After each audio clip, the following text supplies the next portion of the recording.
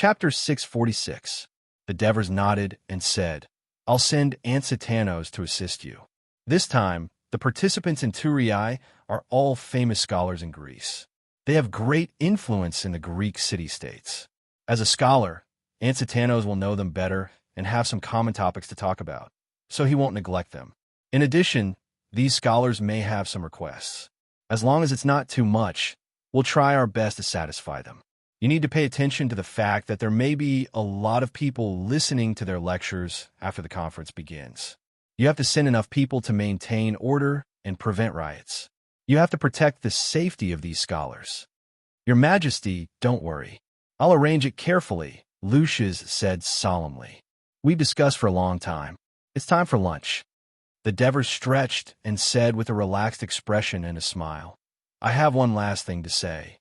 It's a private matter. After Hera's celebration tomorrow, my daughter Cynthia's wedding will be held. I'll hold a celebratory banquet in the palace tomorrow night. I invite all of you to attend." This year's Hera's wedding celebration was livelier than in previous years. More people came to watch because there was a special young couple among the newlyweds attending the celebration.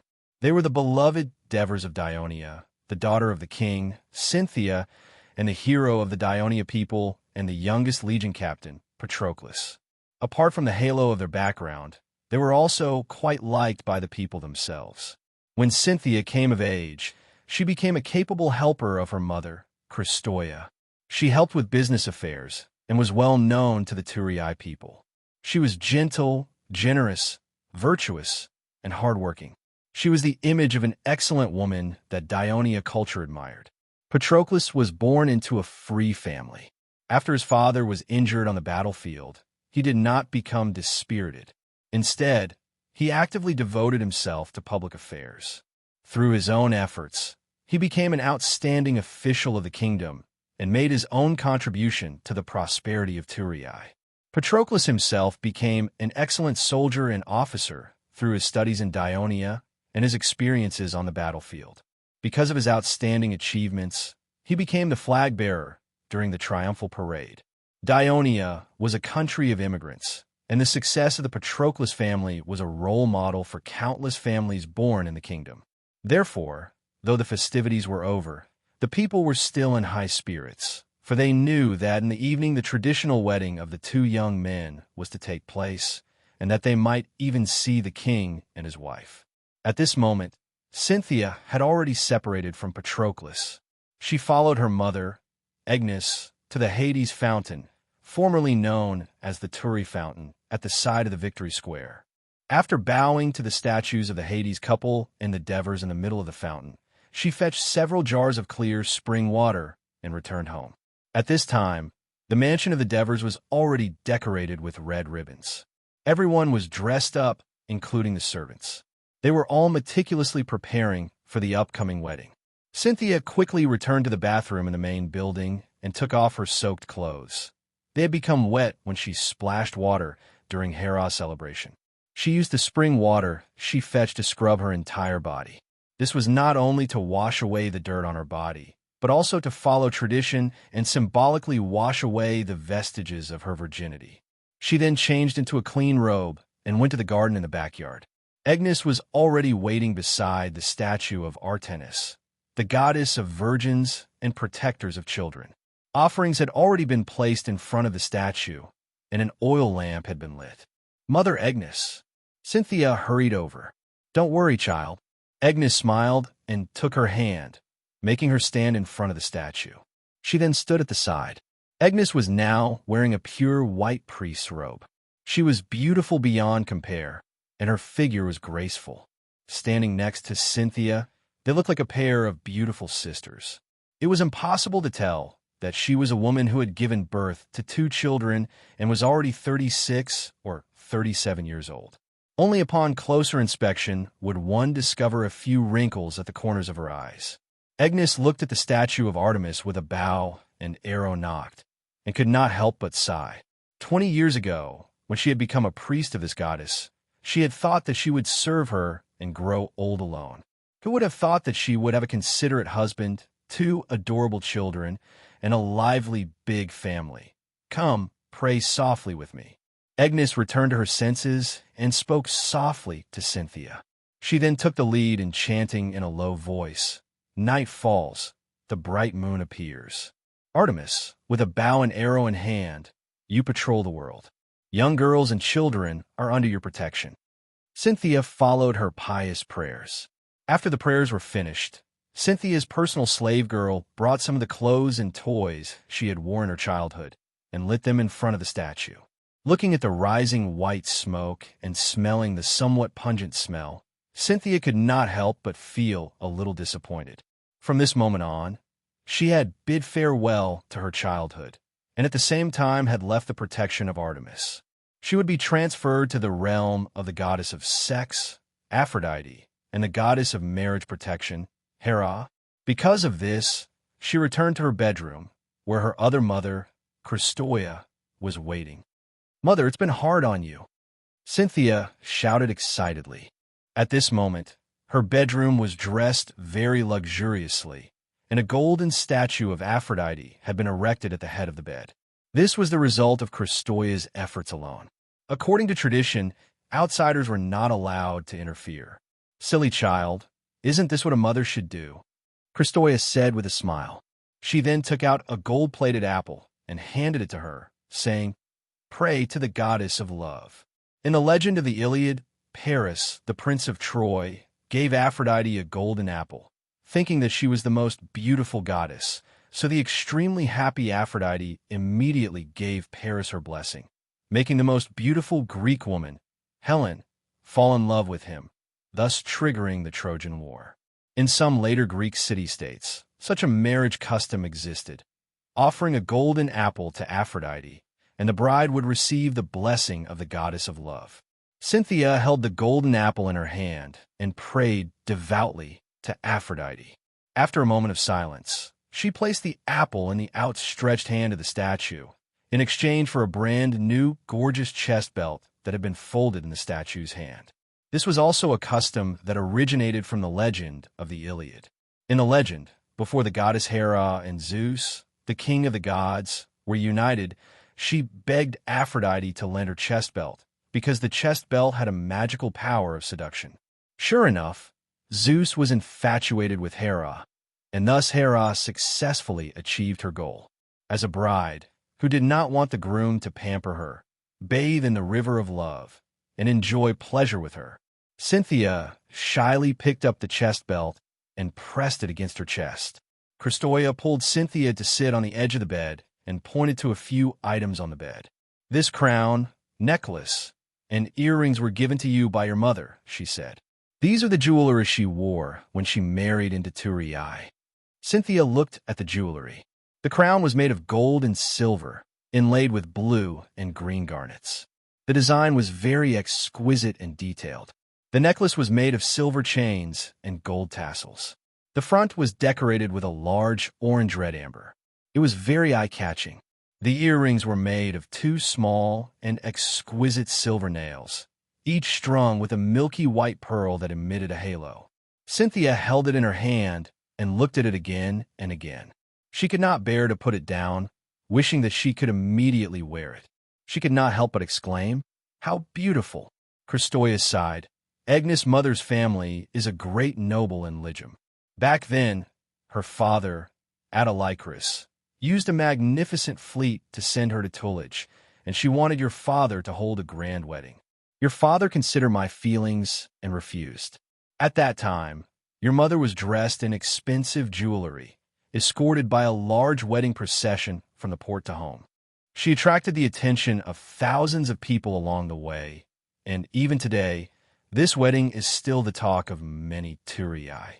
Only then did Cynthia remember that when Christoia and Devers got married, it was precisely when Amendalar was retaken from the Lacanians. Everyone's thoughts were on how to establish a foothold in Amendalar, recovering from the war and other urgent matters. Their marriage ceremony was very simple. They only attended the newly established Hera celebration. There was neither a grand wedding nor a banquet. Instead, they were accompanied by 2 burdens, Cynthia and her brother Adoris. Thinking of this, Cynthia immediately put down the jewelry and intimately hugged Christoia with both hands. Mother, what is this old thing you gave me? My marriage was simple back then, and I didn't have many things, only this. Kristoya sighed again and picked up a belt from the bed. Cynthia immediately noticed something special about the belt. Although it looked a little old, it felt very good and light to the touch. The embroidery on it was also very exquisite, and the thread used was not ordinary. It was something she had never seen before. The entire belt was colorful, but did not look tacky at all. Instead, it looked very luxurious. Kristoya saw Cynthia staring at the belt, and she felt a little emotional. She stroked the belt and said softly, "This is a belt of the Persia royal family. It once protected me from being captured by the Persia soldiers, and it also protected me from meeting your father. It protected me from escaping Persia, and it protected me from following your father to Greece and eventually marrying him. Now I give it to you." Chapter 6:47. Mother, this belt is too important to you. I can't take it. Cynthia realized the meaning behind the belt and hurriedly handed it back to Kristoya. Take it, I don't need it anymore. And it will continue to protect you, my daughter. Crystal smiled. Now that she was the queen of Dionia, she had endless wealth, a beloved husband, and smart and sensible children. She would cut off all ties with her past. Kristoya handed the belt back to Cynthia, then pointed to the long wedding dress and beautiful gown on the bed and said, "These are from your father. They're the best fabrics from Persia, then embroidered for you by the best weavers in the kingdom." Cynthia's eyes reddened when she saw this. She hugged Crystal tightly and said emotionally, "Mother, There were thousands of words in her heart, but they were all stuck in her throat. Kristoya gently stroked her face and said softly, "Silly girl, your father and I have always regarded you as our own daughter. These things can only express our feelings a little. We are reluctant to marry you off. Because of the marriage custom, adult men are not allowed to enter your bedroom at this time. Your father asked me to tell you something. He hopes that after you marry into the Patroclus family, you won't treat others arrogantly because of your status. Instead, you should try your best to be a good hostess, take care of the house, and be filial to your in-laws." Cynthia nodded vigorously with every word Kristosia said. The two chatted for a while before Kristosia left the room. Cynthia wiped away her tears and stared at the wedding accessories on the bed in a daze. At this time, the door opened a little, and a small head popped in. "Sister, come in." Cynthia quickly waved. Eunice rushed in with Olivia. "Sister, it's boring to stay in the room alone. We'll keep you company." "Thank you, Eunice. You're so sensible." "Sister Cynthia, will we see you often after you get married?" "Of course you can.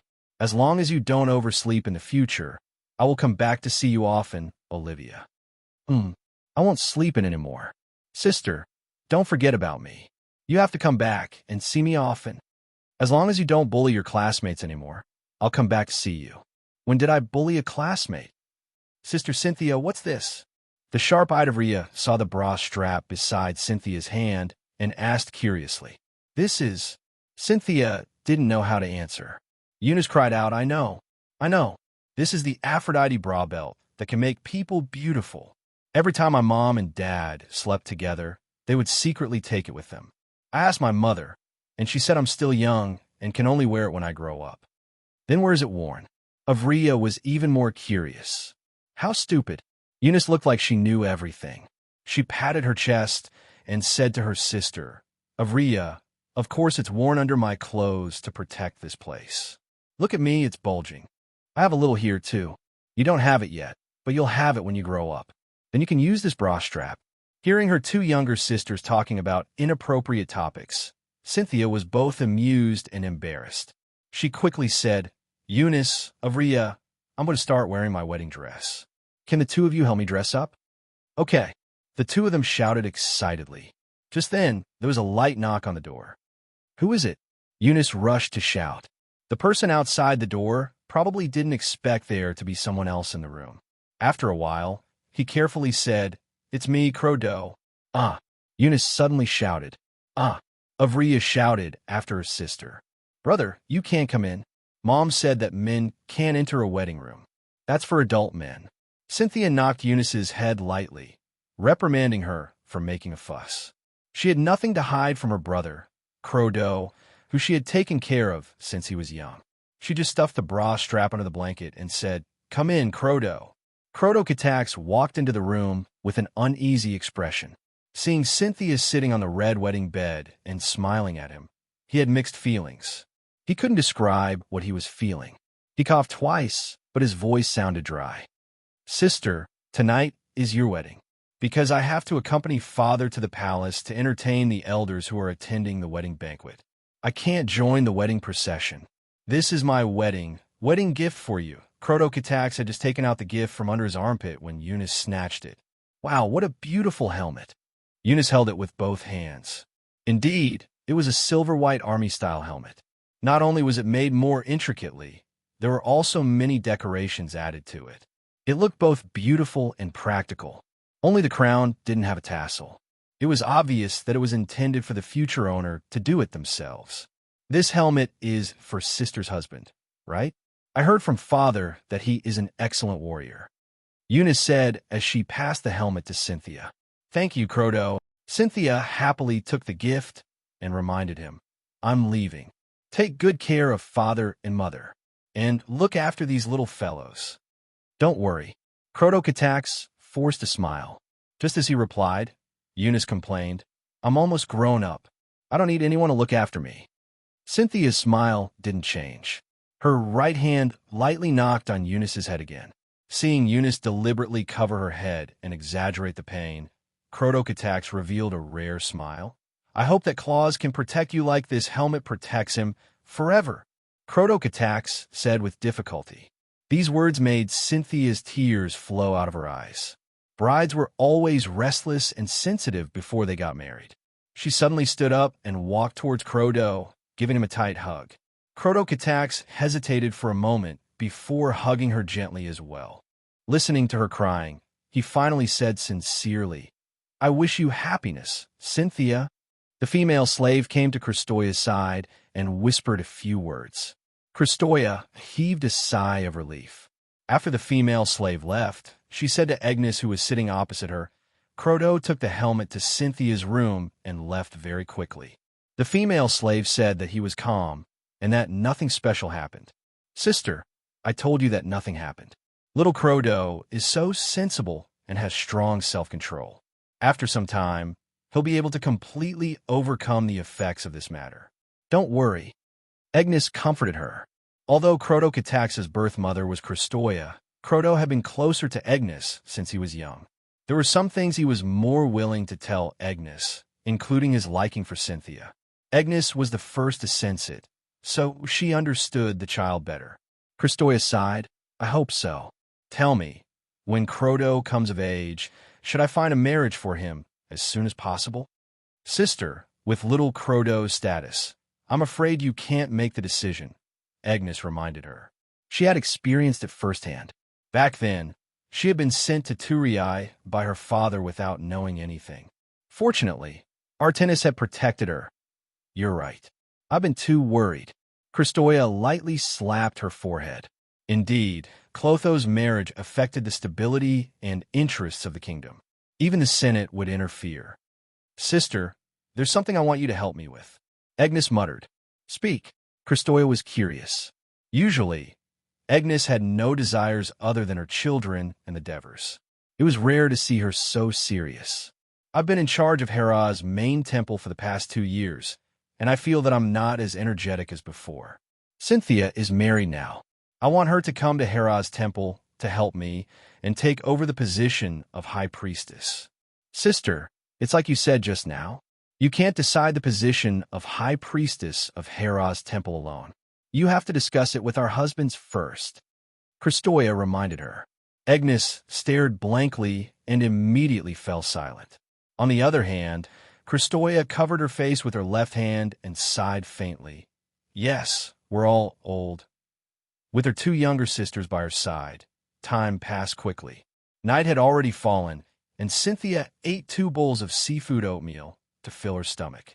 Kristoya came in and took the 2 little ones away. With the help of the female slave, Cynthia put on her wedding dress. She began to feel nervous again as she knew that the wedding procession was about to arrive. Fortunately, many Dionia families had abandoned the civil marriage tradition of the Greek city-states. Before they married, young girls would see their future husbands in advance. Cynthia had been in love with Patroclus for many years and did not need to worry about whether her husband was ugly or not. At this moment, she faintly heard the clamor outside the building. Her personal slave ran in and said excitedly, "Young master, he's here, he's here." And so, Cynthia hurriedly covered her wedding dress. As she waited, she felt that time was very long. Soon, she heard the door open, and a familiar voice sounded in her ear. "Cynthia, I'm here." She could not help but stand up and extend her hand. Chapter 648. According to Greek custom, the groom's relatives and friends should be waiting in the drawing room to welcome the bride. However, for the safety of the Devers and the king's family, it was to prevent the welcoming party from being too large and too mixed. Thus, it was decided in advance that the welcoming party would wait outside the mansion. Thus, Cynthia met servants and employees all the way from the drawing room to the gate. They held torches and stood by the side of the road, illuminating the way for the couple and offering their sincere blessings. Out of the mansion door, Cynthia heard loud cheers immediately ringing in her ears. Through the hazy wedding dress, Cynthia saw that there were figures all around her. They were dancing and competing to say good things like "the bride is beautiful," "the groom is handsome," and so on, brightly lit by candles in the open space in front of the mansion. Amidst the praises, Patroclus held Cynthia's hand and boarded a carriage drawn by 4 horses. After entering the carriage, Cynthia lifted the wedding dress. Patroclus looked at her unusually delicate and beautiful face and could not help but exclaim in admiration, "Cynthia, you're so beautiful, even more beautiful than Aphrodite." "She don't talk nonsense," Cynthia hurriedly reminded him. After all, that goddess was not very broad-minded. Although she said that, Cynthia was very happy in her heart and tightly grasped Patroclus's hand. The welcoming party followed closely behind the carriage, automatically forming into long lines. "Let's go." On the road, Batien, No Yuan Yin, Barium and I Hanren, School, Tadao Baldi Zhuwei, Xiana Si Chong, Thistle ramming that target Xian Shu. At this moment, the musicians in the procession began to play the double-barreled flute and the 7-string zither, and everyone sang the wedding hymn. Among these people who sang, there were 2 special people. They were Crystal and Agnes. As Cynthia's 2 mothers, they had to accompany their daughter for the last part of the journey before the wedding. But as the 2 princesses of the kingdom, their safety must be guaranteed. Thus, they were at the front of the procession, surrounded by palace guards. They were also holding torches in their hands. And the origin of these 2 torches was not simple, because they came from the fireplace in the house, symbolically protecting their daughter from one family and one identity to another, and then changing into another identity. Although the kitchen god, Hesti, was not one of the 12 main gods, he had a very important position in the lives of the people. Patroclus's house was on the outskirts of the southern city of Turis, so the bridal procession had to first go east from the king's mansion in the western inner city, pass through the Plaza of Victory to the eastern inner city, then turn south, cross the great stone bridge of Krati, leave the southern city, and walk along the river for a while. It wasn't a short distance, and Christoia and Agnes had never walked so far in all these years. This time, for Cynthia, they had done their duty as mothers. Such a long line of lights passing through the city was naturally very eye-catching. There was a continuous stream of people who heard the news, and after congratulating the newlyweds in the carriage and bowing to the 2 princesses, they followed behind the procession. By the time they reached the stone bridge, the bridal procession had practically turned into a night parade of the people of the city, which showed that the royal family of Devers was deeply loved by the people. On this night, the king's family and the people of Dionia were intimately one, regardless of their status. When the guards informed them that they were about to reach Patroclus's house, Christoia and Agnes looked at each other and breathed a sigh of relief, using their free left hands to beat their somewhat numb legs in unison. The carriage stopped, but the newlyweds could not get off yet. The two princesses walked forward. Patroclus's residence had long since been decorated with garlands made of pomegranate, olive, and laurel tree branches, as well as all sorts of fresh flowers. There were piles of bonfires lit in front of the house, and it was also brightly lit.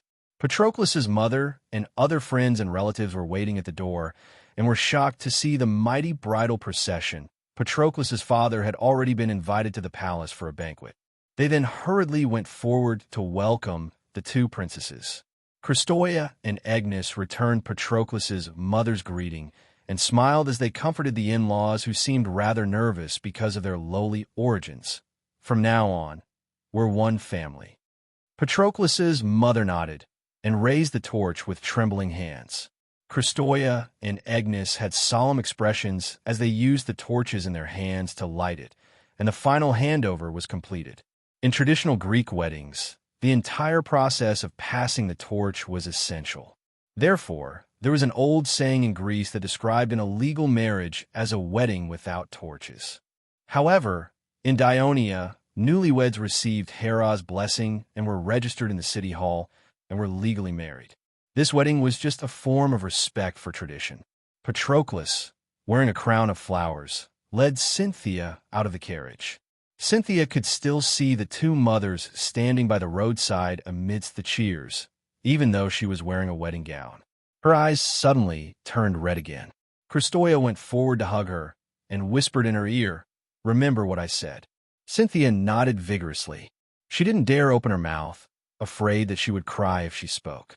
Agnes also went forward to hug her and gave her heartfelt blessings. "Child, live well with Patroclus. Hera will protect you." Cynthia still nodded. Patroclus also went forward and bowed deeply. The two princesses calmly accepted it. Christoia said somewhat sternly, "I'll leave Cynthia to you. Treat her well."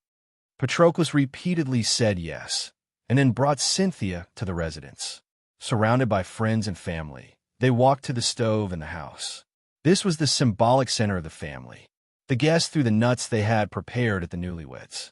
At the same time, Patroclus's mother gave Cynthia a red date and a traditional wedding cake made of sesame and honey. These two things symbolized more fertility. Cynthia lifted her wedding gown slightly and ate them. This meant that Cynthia had become a member of the family. Amid the guests' blessings, Patroclus brought Cynthia into the bridal room. He couldn't wait to pull her to the bed, wanting to help her take off her wedding gown quickly. There's still people outside," Cynthia said shyly. "Don't worry, with Stephos guarding outside, no one will dare to come in." "Stephos? Are he and Gydia going to get married soon?" Cynthia asked curiously. "Today is our wedding. Why care about them?" As Cynthia screamed, Patroclus carried her to the bed outside the door. The relatives and friends sang the wedding hymn at the top of their voices, working together to scare away the evil spirits. Soon, the huge wedding procession outside the residence joined in. The magnificent singing resounded through the tourist night. While almost all the people in the city were sending off Princess Cynthia of Dionia, the senators of the Senate gathered at the Palace of Dionia to attend the banquet held by the king and Devers in the name of the wedding. Except for a few senators who were far away as governors or could not leave due to important matters, the rest were all present. The Devers spent their own money to set up nearly 100 dining tables, filling the entire hall of the palace.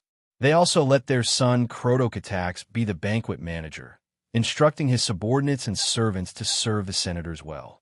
For the past 10 years, the Devers had hosted a banquet for all the senators. This was the first time he used this opportunity to express his gratitude to the Senate for their efforts for the kingdom over the years.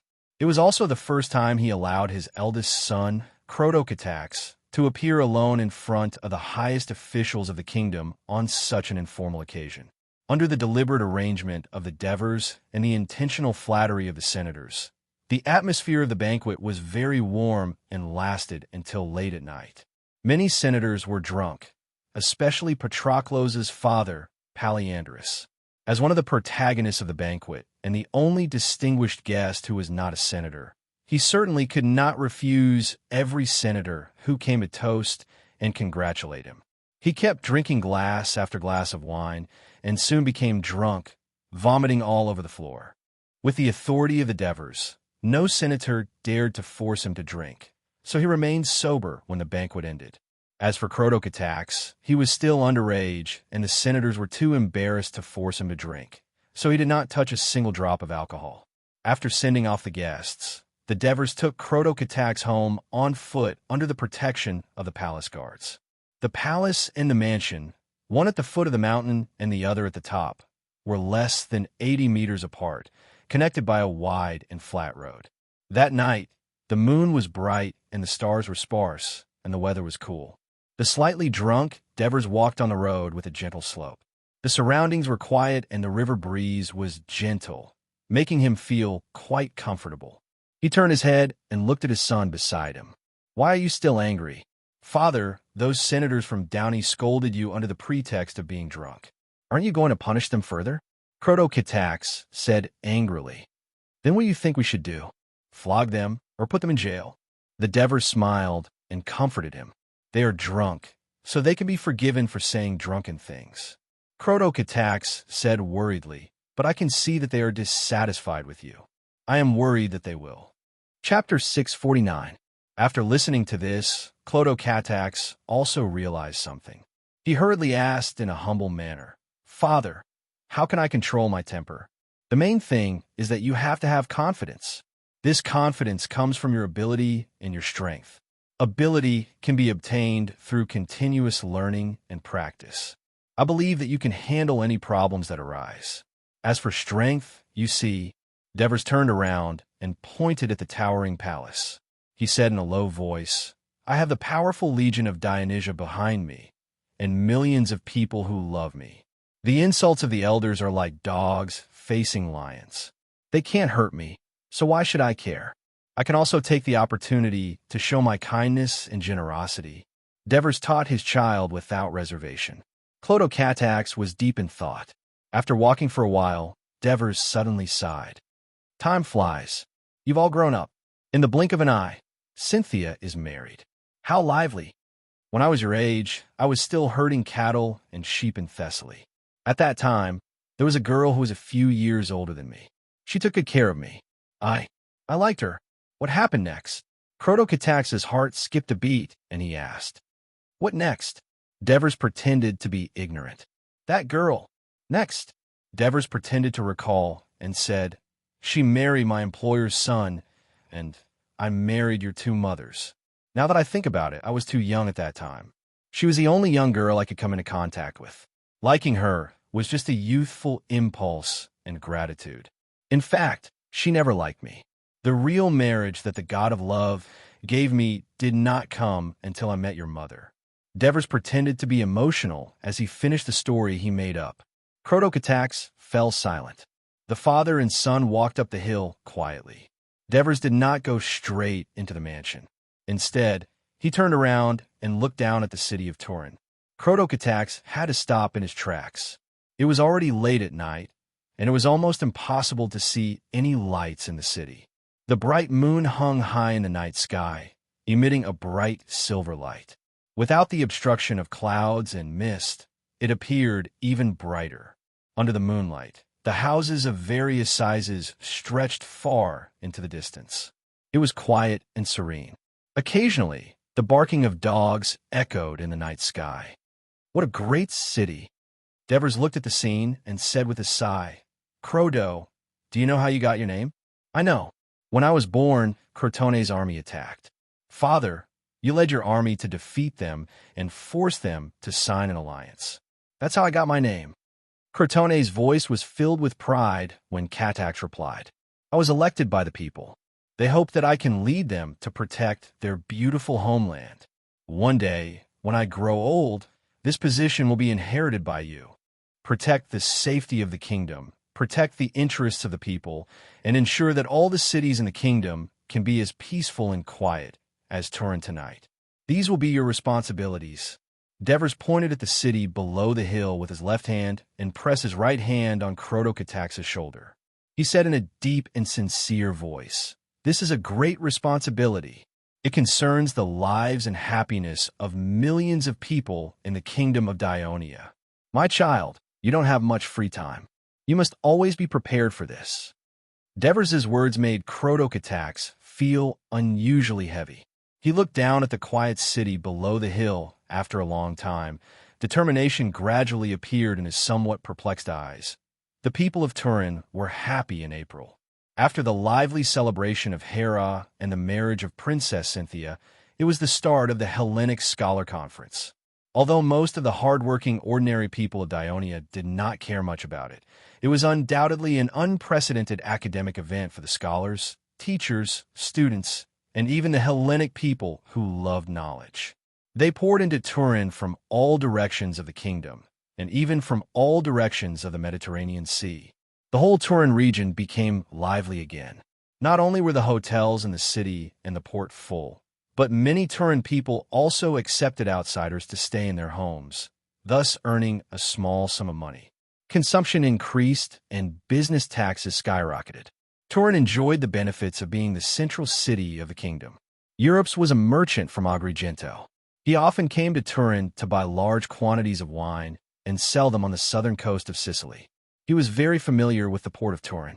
But today, when he arrived at the port, he found the surrounding situation was very different from the past. On the west side of the port, many young people in white robes were looking at the port, holding a wooden sign in their hands that read Dionia Academy.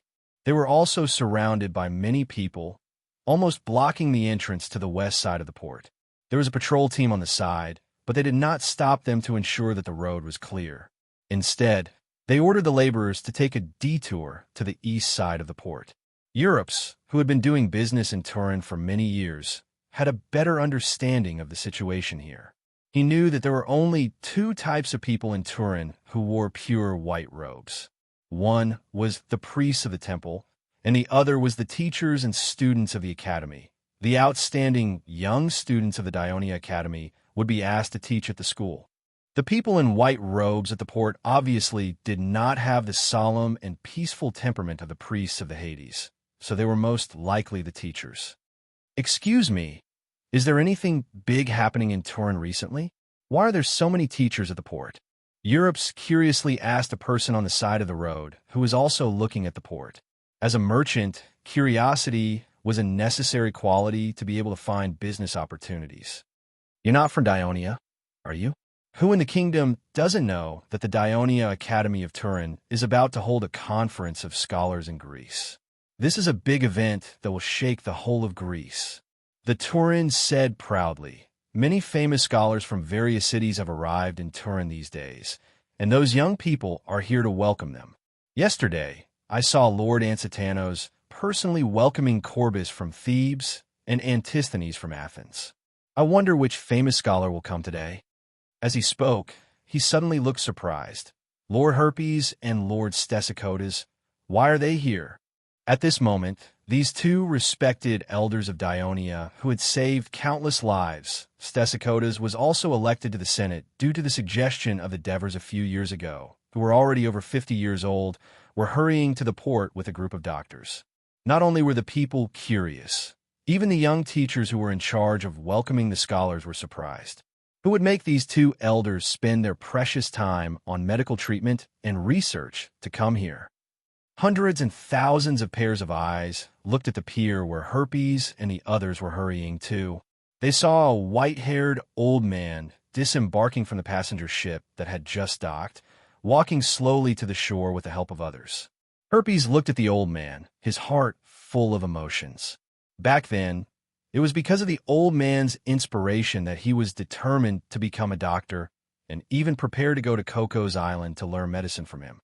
In the end, he met the Devers by chance, and it made him who he was today. But even though he had achieved success today, his heart was still full of respect for the old man. Herpes quickly walked up to him, shouting excitedly, "Teacher Hippocrates!" The old man opened his turbid eyes, looking puzzled at the group of people hurrying to him. "You are? My name is Herpes, and this is Stesicodes, a doctor from Dionia." Herpes introduced loudly. Hippocrates cupped his ear with his right hand, listening carefully, and then revealed a knowing smile. "Oh, you must be the authors of Human Anatomy. You're so great. Please don't call me teacher. You're my teachers." Teacher Hippocrates, please don't say that. In the tradition of Dionia's Academy of Medicine, any doctor with rich medical experience and unique ideas in medicine must be addressed as teacher, not to mention that you're the pioneer who helped us get rid of ignorance and use careful thinking to explore the source of diseases. The doctor's oath you wrote has been engraved in the hearts of all doctors in Dionia. You're our well-deserved teacher. After Herpes finished speaking, the doctors behind him recited in unison, I'll abide by the oath, and I'll never change my mind. I'll respect the teacher who taught me medicine like a parent. I'll carefully impart medical knowledge to my students. I'll do my best to take medical measures that I think are beneficial to the patients, and not to bring pain or harm to the patients. I won't give poison to anyone, and I'll never instruct others to use it. I want to practice medicine and live a clean life. No matter who I enter, I'll only treat patients. I won't do whatever I want. I won't accept bribes. I won't seduce the opposite sex. I won't see or hear anything about my private life that shouldn't be told to others. The loud voices of the doctors rang out at the pier, reaching the ears of the onlookers. One of the teachers shouted excitedly, I know who he is. Hippocrates. He's Hippocrates. Chapter 650. Moreover, the Dionia Academy was also open to the outside world. Every day, there was a fixed quota for the knowledgeable citizens of Dionia to enter the academy. Therefore, many people had listened to the lectures of the Academy of Medicine, especially the brief history of medical development, because the content was vivid and interesting and it did not involve professional medical terminology. Many people could still remember it vividly. This course focused on Hippocrates. Oh, he's the Hippocrates who is known as Dionia Academy of Medicine in the West and Hippocrates in the East. I heard that he went in and out of the plague site many times to seek a cure and save the sick Greek citizens, even at the cost of his own life. This is a good man with noble morals. I also heard that he set up a clinic on Kos Island and did not charge the poor for treatment. He saved many people. The Greek city-states of the Eastern Mediterranean don't have hospitals all over the city like Dionia, nor do they have so many professionally trained doctors. Without Hippocrates, they would live in fear of disease. No, I think it's mainly because the Greeks of the Eastern Mediterranean don't believe in Hades, so they can't get its protection. Well, you're right. The onlookers discussed excitedly while spontaneously applauding. Teacher Hippocrates Helps pointed to the large crowd of applauding audience on the dock and said excitedly, the people of Dionia are warmly welcoming your arrival, and we're also ready to listen to your lecture. Hippocrates hurriedly waved his hand and said humbly, I dare not say that I'm going to lecture. I'm here for exchange and learning. I've long heard that medicine is very prosperous in the kingdom of Dionia, and there's even a king who is well-versed in medicine and strongly supports medical research. I've carefully read the book, Human Anatomy, that you brought when you invited me. You've studied the human bones, muscles, organs, blood vessels to such a profound level. Amazing, amazing. Also, the human blood circulation theory, with only a little more than 100 words, has solved my many years of confusion. Unfortunately, there's only a little bit, and you just begun to study it? Sigh, I should have come earlier. I should have come earlier. Hippocrates couldn't help but sigh. Although he was old, his thoughts were clear and his speech was clear. Stesicotas and Helps looked at each other and said with a smile, the human blood circulation theory is almost complete and is waiting for your criticism. There are also new models of human bodies, various new surgical instruments, tens of thousands of medical cases of various diseases. They're all placed in the Dionia School of Medicine. We're waiting for you to watch, read, and communicate with us. We heard that you've done in-depth research in many aspects such as skull surgery, epilepsy treatment, plague prevention, and so on. We really want to. Stesicota's words made Hippocrates' eyes light up. Before he could finish, the old man grabbed Help's hand with agility no less than a young man's and said excitedly, Where's the Dionia School of Medicine? Take me there. Take me there. As he spoke, he hurriedly walked forward, even forgetting to introduce his two proud acolytes. Helps took the opportunity to support him. A large group of doctors walked through the port area, attracting the curious gazes of countless people. They brushed past Matyrus and Mentodicus, who hurried over. Although the two senators who rushed over were curious as to why everyone from the School of Medicine had come out in full force under the suggestion of Devers a few years ago, they didn't have the mood to ask. They rushed to the exit of the port and asked the students who were waiting, "Is he here?" The students shook their heads. "A fast ship informed us that the passenger ship he took has entered the Taranto Bay." Matyrus scratched his head in annoyance. "Don't worry, wait a little longer." Mentodicus comforted him. The two of them talked, but they didn't know that the people around them were surprised to see them. Though they were not as popular among the populace as Helps and Stesichordas, they were respected by the port laborers, for the pulley boom, which had been perfected many times by Matyrus, was the design of Matyrus, which greatly reduced the amount of work they had to do in loading and unloading cargo and minimized the possibility of injury. Many sailors at the port also knew that Matyrus was also using the buoyancy theory he invented to experiment with a wooden hull covered with a thin sheet of iron to make it float on the water.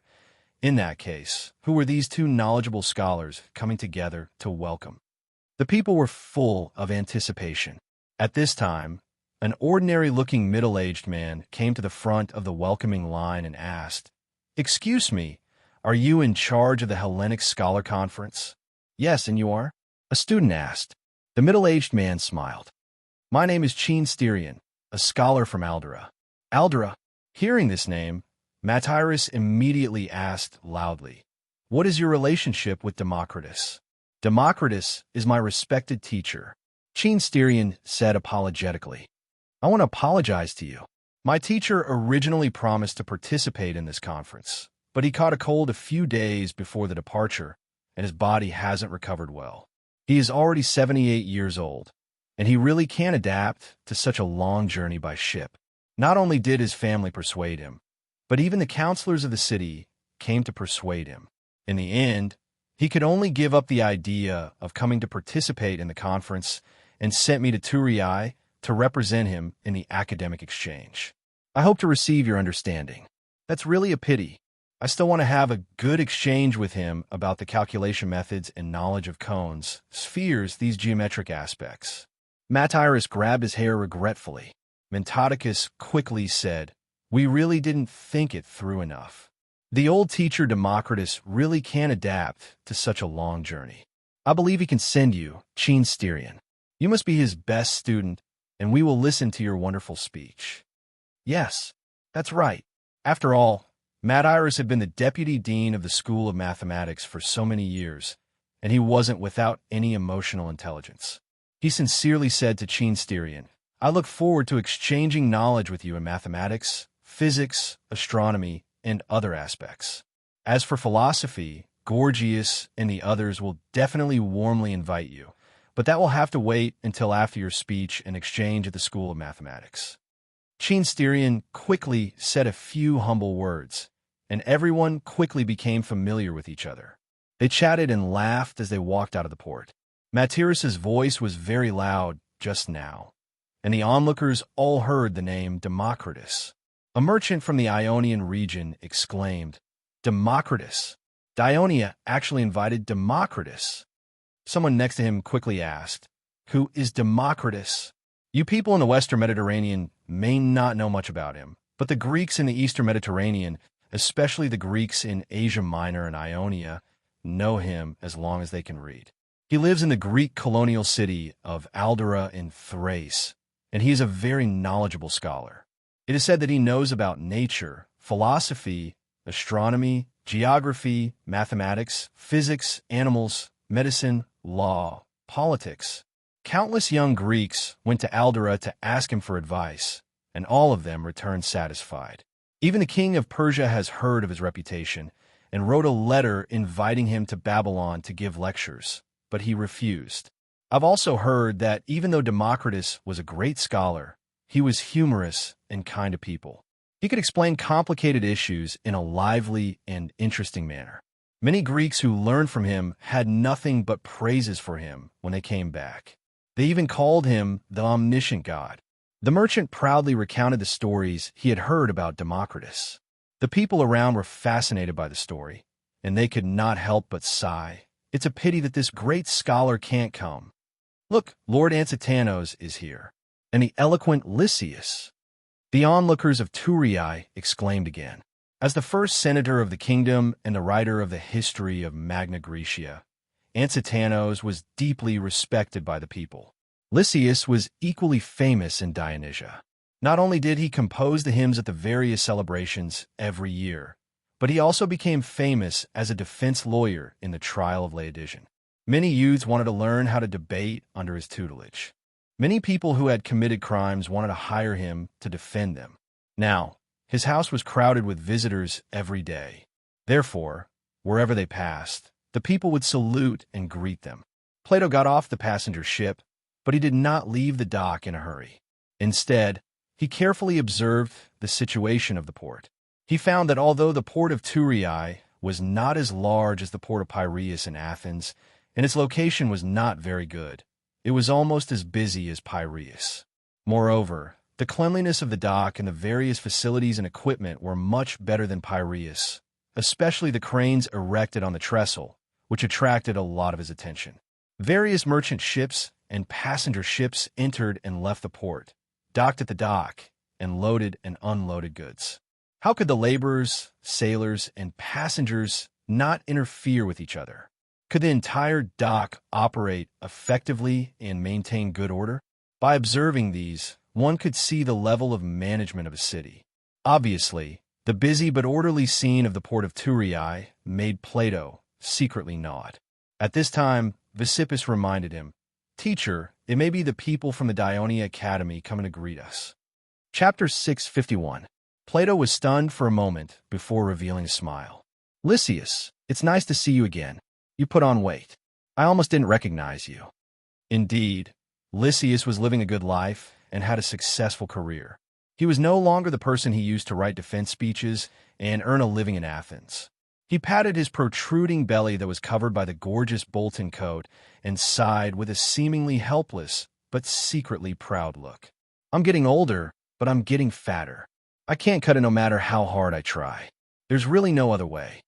Plato replied with a smile. "That's because your experience and knowledge will increase as you age." Lysias laughed after being praised by Plato. He pointed to the person next to him and said enthusiastically, "Let me introduce to you. This is the senator of Dionia and the main organizer of this all-Greek scholars conference, Ansetaros." Could it be Ansetaros who wrote History of Magna Graecia? Plato asked in surprise. "History of Magna Graecia was written by me, but it's barely readable," Ansetaros said modestly. Ansetanos said modestly, "Unlike Plato, your republic shocked all the scholars in Greece. Even our King Devers was full of praise for your book. He said that it was a wonderful political book and praised you as the great Plato." Ansetaros' praise made Plato a little embarrassed. He said frankly, "This book was written by me after traveling in the Mediterranean Sea for 12 years, using the knowledge gained from observation and thinking. There are still many flaws and drawbacks, and I'm constantly improving it. In fact, when this book was written, it caused a lot of controversy and criticism in Athens because Plato criticized the drawbacks of the democratic system in the book." Plato then praised. On the other hand, the history of Magna Graecia written by Lord Ansetaros is plain and rigorous in textual research. It uses time as the vertical line and the events that happened in Greece at the same time as the horizontal line. It clearly describes the history of Greece for hundreds of years. I feel that it's not inferior to Thucydides' history of the War of Peloponnesus. It also allows our native Greek people to understand the difficult history of the Greek colonies in southern Italy for hundreds of years. I've already collected 3 copies in my library in the school. You two can stop praising each other. Let's leave this place quickly. Ansetaros, don't forget that the King of Devers is still waiting to meet Plato." Ansetaros urged. "Your king wants to meet me?" Plato was surprised. "Didn't I just say that King Divers admires you very much? The reason why he wants to meet you now is that the conference hasn't started yet, so it won't attract too much attention," Ansetanos explained. Plato thought about it and immediately understood. He smiled and said, "That's great. I was just about to meet the amazing king who created the miracle of Dionysia." Compared to the two scholars who came, there were more bystanders who recognized Plato. It was not because he was more famous at this time, but because it had only been a few years since he completed his tour of the major countries and city-states in the Mediterranean. Hippocrates and Democritus were already in their old age and rarely traveled far. For example, the merchant Euphrates of Agrigento had met Plato when he was doing business in Syracuse and Leontini when he was traveling to Sicily. At this moment, he looked at Plato's receding back and his imagination ran wild. The famous Greek doctor, Hippocrates, the omniscient scholar, Democritus' student, the famous scholar of Athens, Plato. In just half a day, Dionia had invited 3 famous scholars of the Greek world. The Greek Scholars' Conference held by Dionia would definitely be a gathering of scholars. It would probably be quite attractive.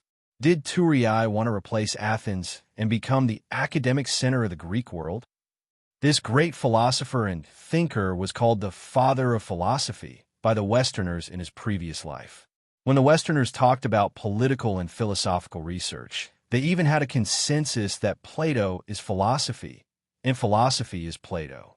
Therefore, divers had long been eager to meet him. Plato also hoped to meet the young king who made a small city-state quickly rise to become the most powerful Greek power in the western Mediterranean Sea. He believed that it would be very helpful for him to perfect his political philosophy theory if he could consult him face-to-face about the political mystery of making a country strong quickly. Both of them were eager to meet each other. Thus, they met in the king's office in the palace of Dionia. Plato was not tall and had a strong physique. He was very different from the traditional China image of a talented scholar. As the young king who single-handedly created the powerful kingdom of Dionia, the Devers did not have much to do with the word handsome. But neither of them were ordinary people. They would not judge each other by their appearance. After looking at each other, Plato first said, "Your Majesty, I came here from the port. On the way, I found that there's a big difference between the citizens of Dionia and the citizens of other Greek city-states." He paused. Seeing the curious look on the Devers' face, he continued, "You don't have a beard. Is it intentional?" The Devers did not expect that Plato would ask such a question. He subconsciously touched his smooth chin and said with a smile, "This is because the people of Dionia have realized that having a long beard is not a good thing in these years of life. Our militia found that if their beards are too long, they can easily be caught by the enemy and get injured or even lose their lives. After research by the doctors of the Dionia School of Medicine, they found that if their beards are too long, some small things that we can't see will grow in them and cause us diseases if we don't wash them frequently. But frequent washing will consume a lot of energy and time, so it's better to shave them completely." After listening to the Devers' words, Plato also subconsciously stroked the thick beard on his chin. He muttered, "So, the people of Dionia advocate practicality? For this reason, they're not even willing to follow the ancient Greek tradition?" The Dever smiled and said seriously, "We Greeks' understanding of the environment and nature has gradually become clearer and richer with the passage of time. The scholars of the ancient times certainly can't be compared with us now. So many of their views and understandings are simple and even wrong. So, of course, we must inherit the good Greek tradition, but why should we keep the bad tradition?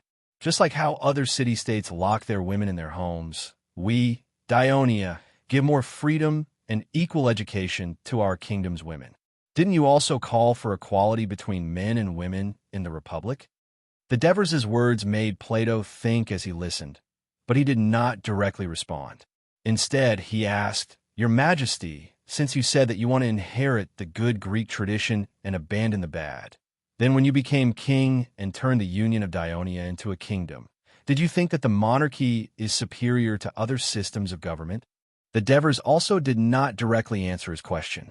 Instead, he looked at him and said seriously, "I've read your Republic, and I don't agree with your view that only philosophers are the best rulers of a city-state.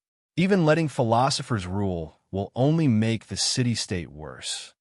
Plato's eyes widened when he heard this, but he quickly calmed down and asked in a serious tone, "Why does your majesty think so?" The Devers said unhurriedly, "We Greeks call philosophy the love of wisdom.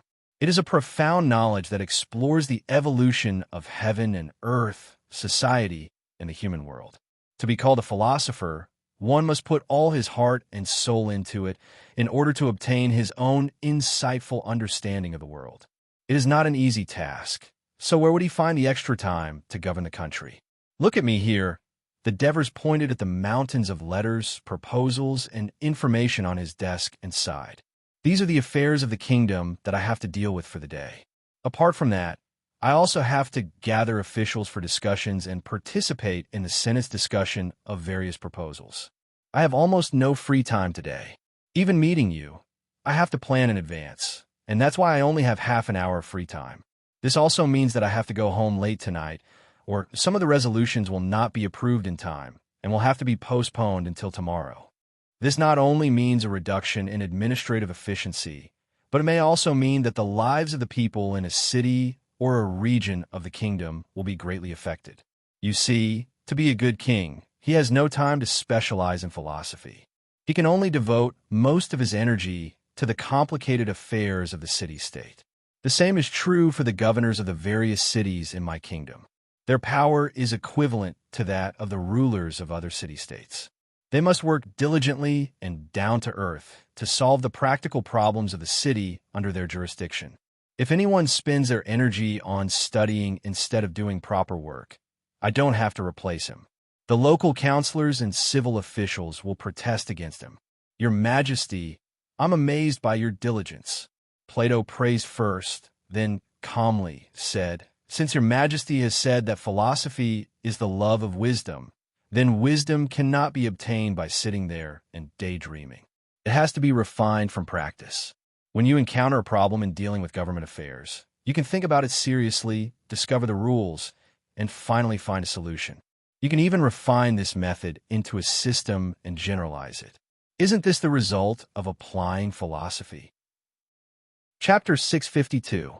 If the rulers of the city-states could learn through constant practice, instead of indulging in the pleasures of the flesh, they would be able to treat the people of the city with kindness.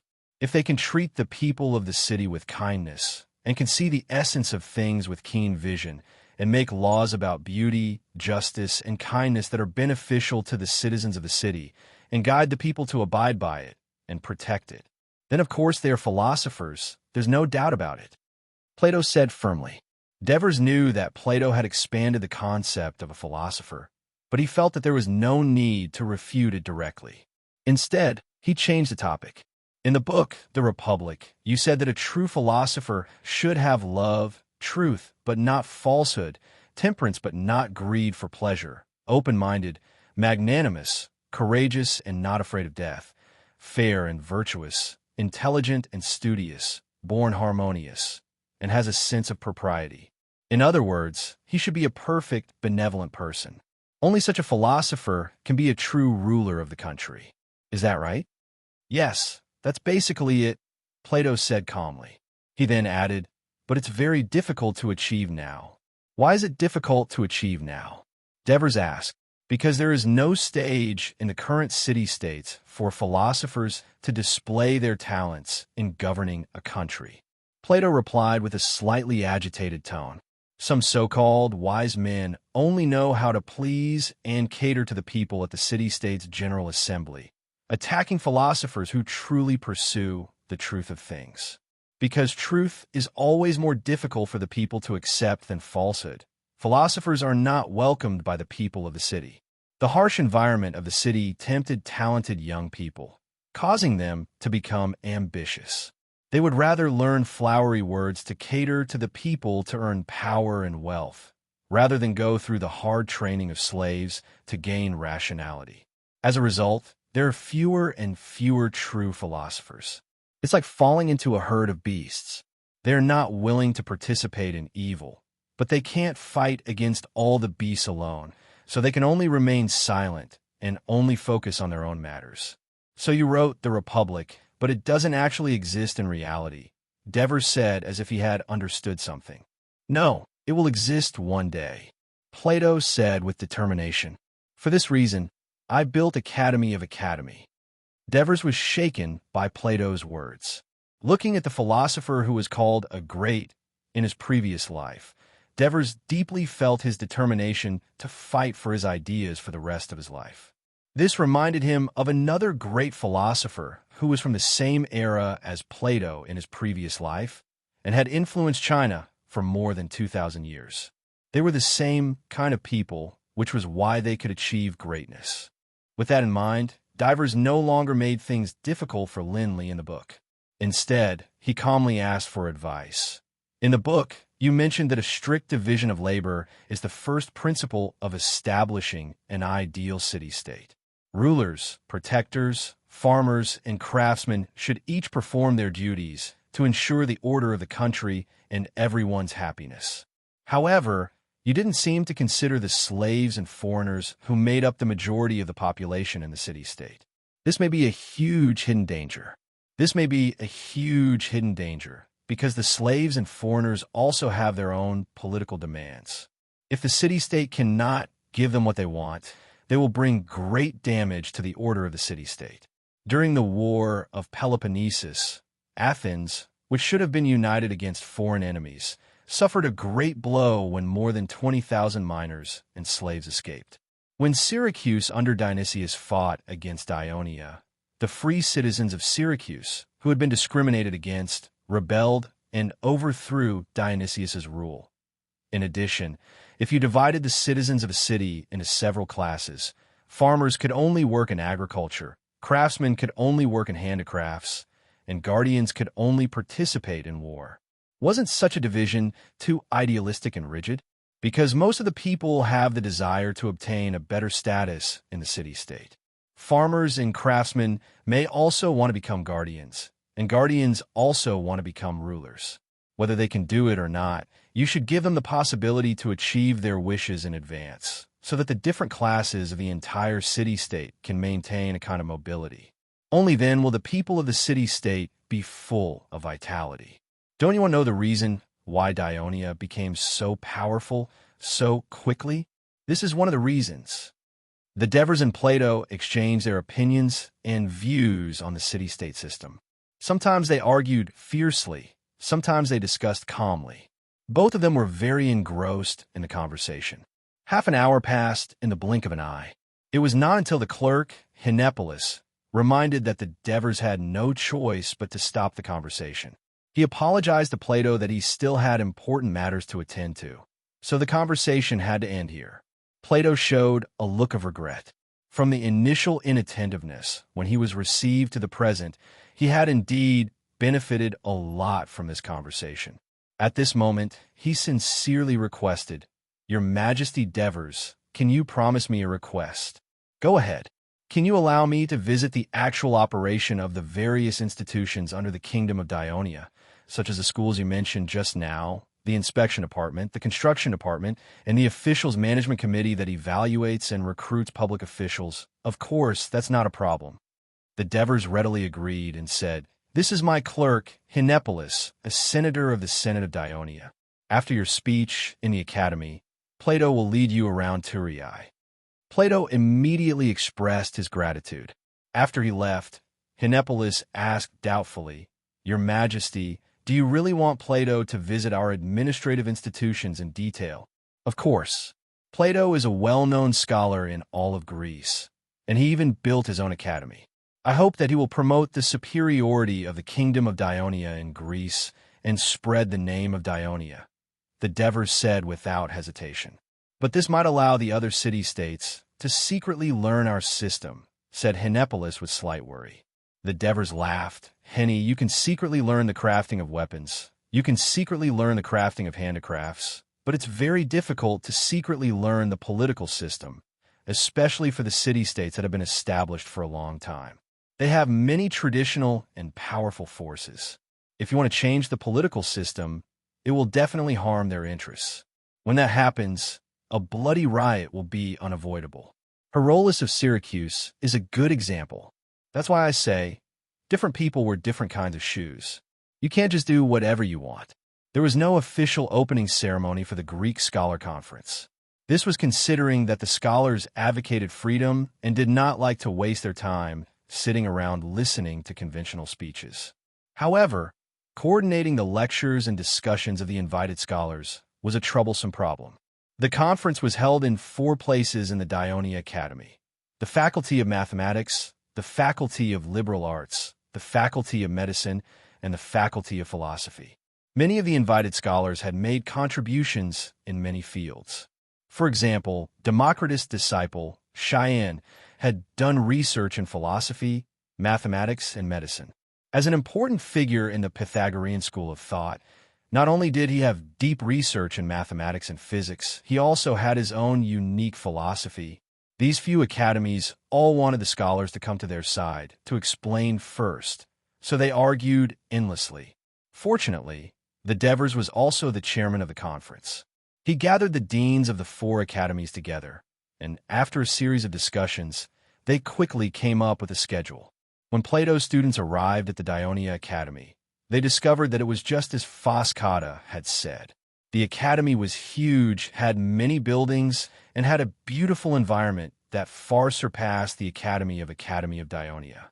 They were slightly disappointed, but they were soon immersed in the profound knowledge. They frequently traveled between academies to listen to the lectures of the scholars.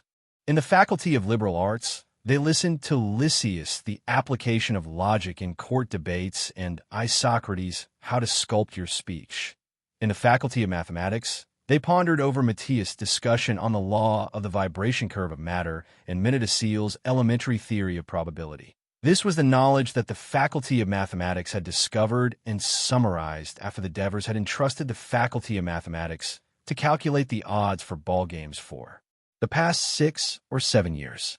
In the Faculty of Philosophy, they carefully distinguished the philosophy of Lysias, everything is number, Androsthenes, on the existence of things. He was a student of the Parmenides of Elea and was also the vice dean of the Faculty of Philosophy of the Dionia Academy, and the philosophy taught by Plato in the Faculty of Medicine. They stared wide-eyed at Help's presentation and demonstration of the function of the heart, Stesichordas, a preliminary study of the pathogenesis of the common disease of mankind, and Hippocrates' medical view of obeying nature. The human body itself is the best medicine against disease, and the main responsibility of the doctor is to stand on the side of nature and promote the physical and mental recovery of the patient. While learning and absorbing knowledge, Visippus and the others also met many young talents. Most of them were students of the Dionia Academy. They were confident, generous, and diligent. When listening to the lectures of the scholars, they not only recorded the main points on papyrus, but also actively asked questions. Many times, they even stumped the speakers because of the depth of the questions. Chapter 653. Although this made Visippus and the others a little frustrated, it also motivated them to study harder. In addition, what made Visippus and the others curious was that since the beginning of the Scholars' Conference, there had been an endless stream of Dionia citizens coming to the academy to listen to the lectures. The entire academy was filled with people, and even Turiae had to send soldiers into the academy to maintain order. In the end, the academy imposed a rule that only a fixed number of people would be allowed to enter the academy every day. Even so, there were still many people wandering outside the academy every day. Aurelius had talked to them before. Among these people were public officials, farmers, merchants, craftsmen, Turiae, Campania, Magna Graecia, Apulia, Sicily. Not only Greeks, but also Lucanians, Bruttii, Messapians. Most of them had studied in schools in various cities of Dionia. Even though they were busy with their daily lives, they were still eager for knowledge. From the questions they asked in the meeting, it was evident that their level of knowledge was not low, which surprised Visippus, Aurelius, and the others, because speeches and exchanges of this level were usually done by a few people, and knowledge was not widespread in many Greek city-states, even in a prosperous city like Athens. Every year, when the Athens citizens' assembly elected generals or expelled politicians, it was common for illiterate citizens to ask others to write on pottery for them. The people of Dionia were so enthusiastic in their pursuit of knowledge that it made them feel ashamed. In the afternoon, Aurelius, and the others hurried from the Faculty of Philosophy to the Faculty of Mathematics because there was a speech by Forskata. The Scholars' Conference held in Dionia also provided a stage for young scholars. As long as their application was approved, they could also give a speech on the stage, interspersed with the speeches of well-known scholars. Of course, most of the young people on the stage were students of Dionia. After all, they were more well-prepared, so naturally, more of them passed the assessment. Fostercata was the first student of Dionysia Academy that Spesippus and Aurelius knew and had a good relationship with. He had invited them to Christoia's restaurant in the city last night, so Spesippus and Aurelius naturally wanted to show their support. At the same time, Spesippus and Aurelius were curious about what Fostercata would say, because he had been very tight-lipped during their conversation last night. When they entered the venue, Foster's speech had already begun. What they saw was a surprising scene. Some of the audience shouted and wanted to rush onto the stage, but they were stopped by the soldiers. Some people even threw stones at the stage. Surrounded by his classmates, Fostercata fearlessly explained his point in a louder voice while writing his argument on the black wall with a white pen made of limestone. "What's the title of Fostercata's speech?" Olaus quickly asked the audience beside him. The listener said impatiently, "On the existence of numbers other than whole numbers and integer ratios." Then, he continued to listen attentively. Aurelius felt that this question was somewhat familiar. Hipparchos, Vesippus reminded him from the side. Realization dawned on old Ajax. The reason why he found it familiar was that the topic was related to an academic tragedy that happened in Greece decades ago. Hippasus was a native of Metapontum, a disciple of the Pythagorean school. When he was studying a regular pentagon, he found that its diagonals and side lengths could not be expressed by whole numbers or integer ratios. Then, he found that the same thing was true for the side lengths and diagonals of a square. Therefore, with a spirit of exploration, he confirmed one thing after repeated verification. Other than whole numbers and integer ratios, there was another kind of number that could not be divided evenly. It could not be divided to get an accurate number, and it could not be divided inexhaustibly, and it could not be repeated. Then, he put forward his point of view in a discussion among the members of the school. The members of the Pythagorean school panicked because if Hippasus' discovery was confirmed and popularized, it would overturn the philosophical idea put forward by the founder of the school, Pythagoras. All things are numbers. One is the generator of all numbers, and everything in the universe is reduced to integer ratios. As a result, the other members of the Pythagorean school imprisoned Hippasus and eventually threw him into the sea, where he drowned. However, this incident eventually spread after the complaint of Hippasus' family. Aurelius knew that there was such an incident, but he did not know the details of it. However, when he saw the angry and protesting audience, he knew that they must be members of the Pythagorean school. He could not help but feel nervous for Forskator. However, Forskator did not pay any attention to these people's arrogance.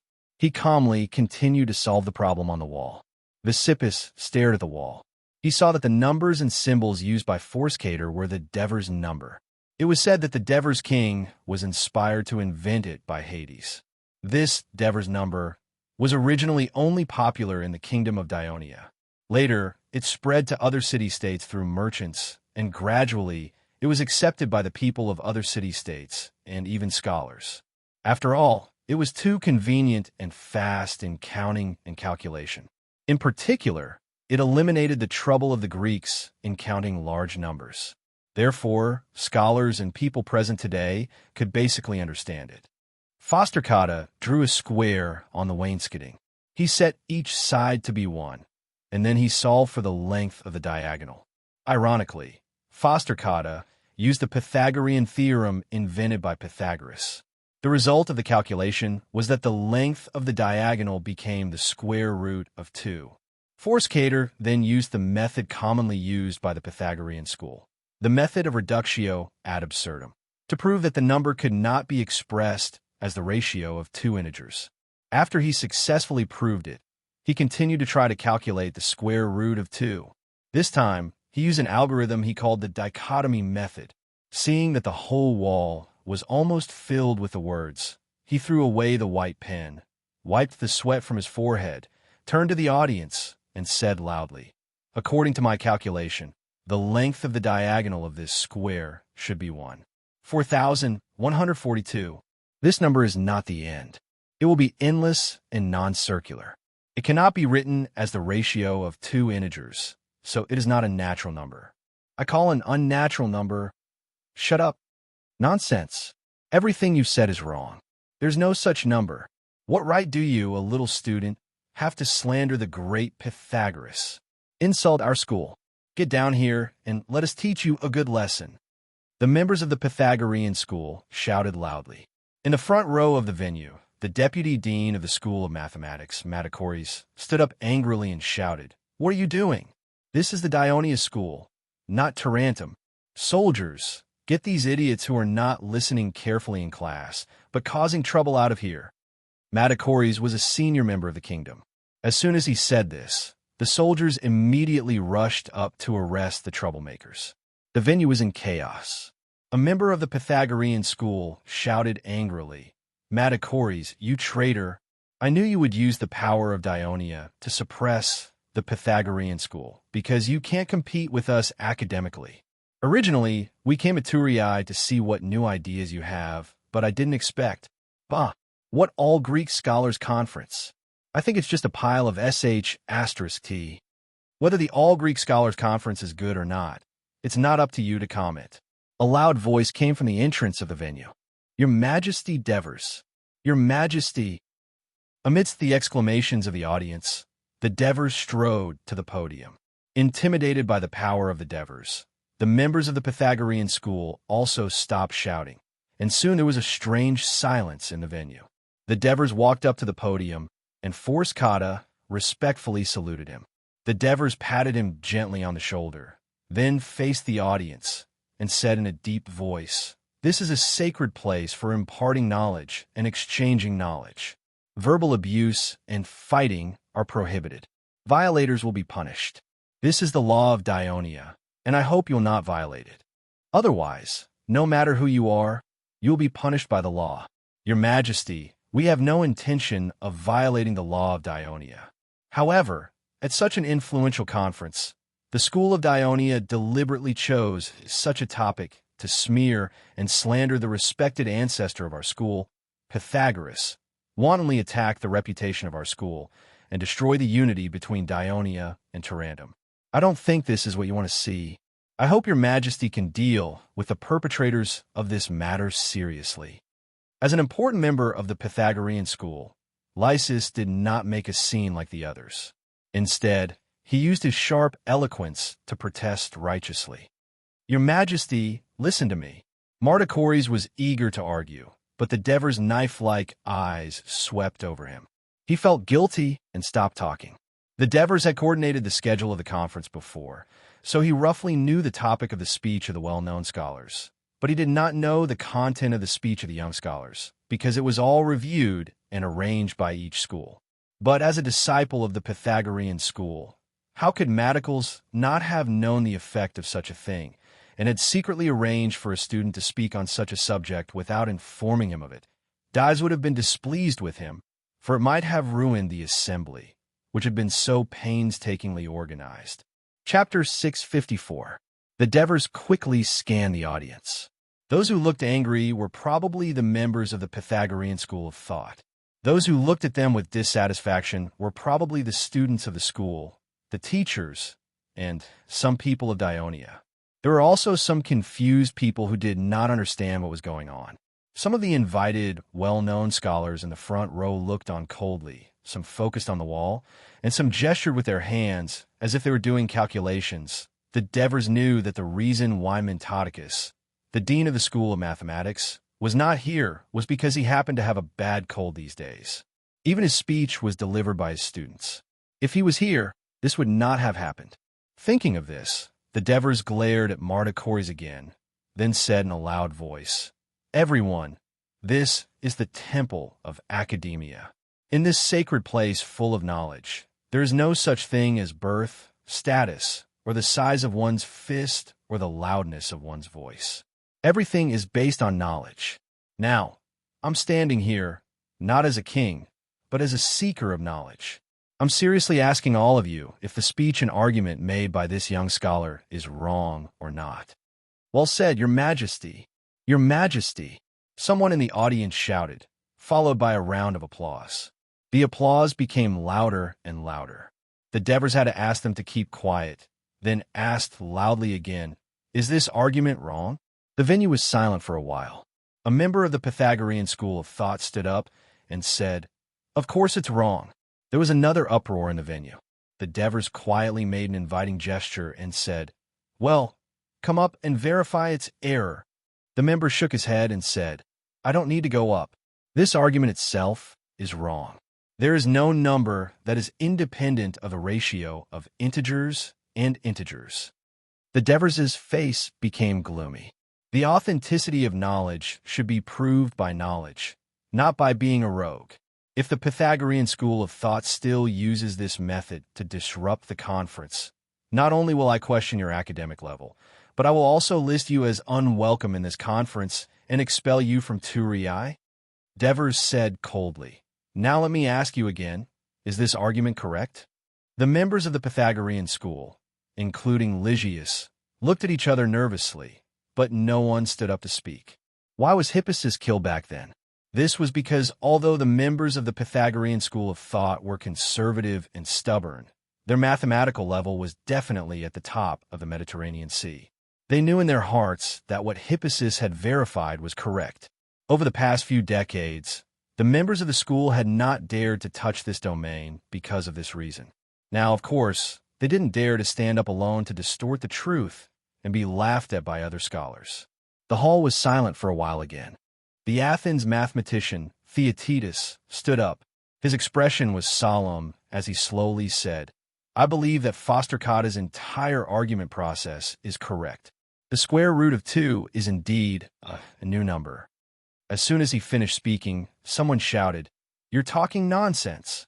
Devers raised his eyebrows, pointed at him, and shouted, Get him out of here. The soldiers immediately rushed over, grabbed the man's arm, and dragged him out of the hall. Devers slammed the table hard and said sternly, I said if anyone is dissatisfied, they can come up and prove it. If anyone causes trouble down there, don't blame me for being rude. After Devers finished speaking, the noise in the hall quieted down. Then, several mathematicians from Cullen stood up one after another and believed that Foster-Cotta's argument was correct. Good job, Foster-Cotta. Some people in the audience shouted, some applauded, and some congratulated Foster-Cotta. The hall began to become lively. The members of the Pythagorean school of thought stood up angrily and prepared to leave. Seeing this, Devers said loudly, Scholars of the Pythagorean school, please listen to me before you decide whether to leave or not. Devers' words made Lysias and the others temporarily stop in their tracks. Devers said loudly with a solemn expression, We humans have developed from the ignorance of ancient times to the present day, and we have some understanding of the mysteries of nature. It is precisely because of the diligent efforts of our predecessors that we have made one after another. Today, you will definitely have more knowledge and a deeper understanding of the world than great scholars like Thales, Anaximander, and Pythagoras of 100 years ago.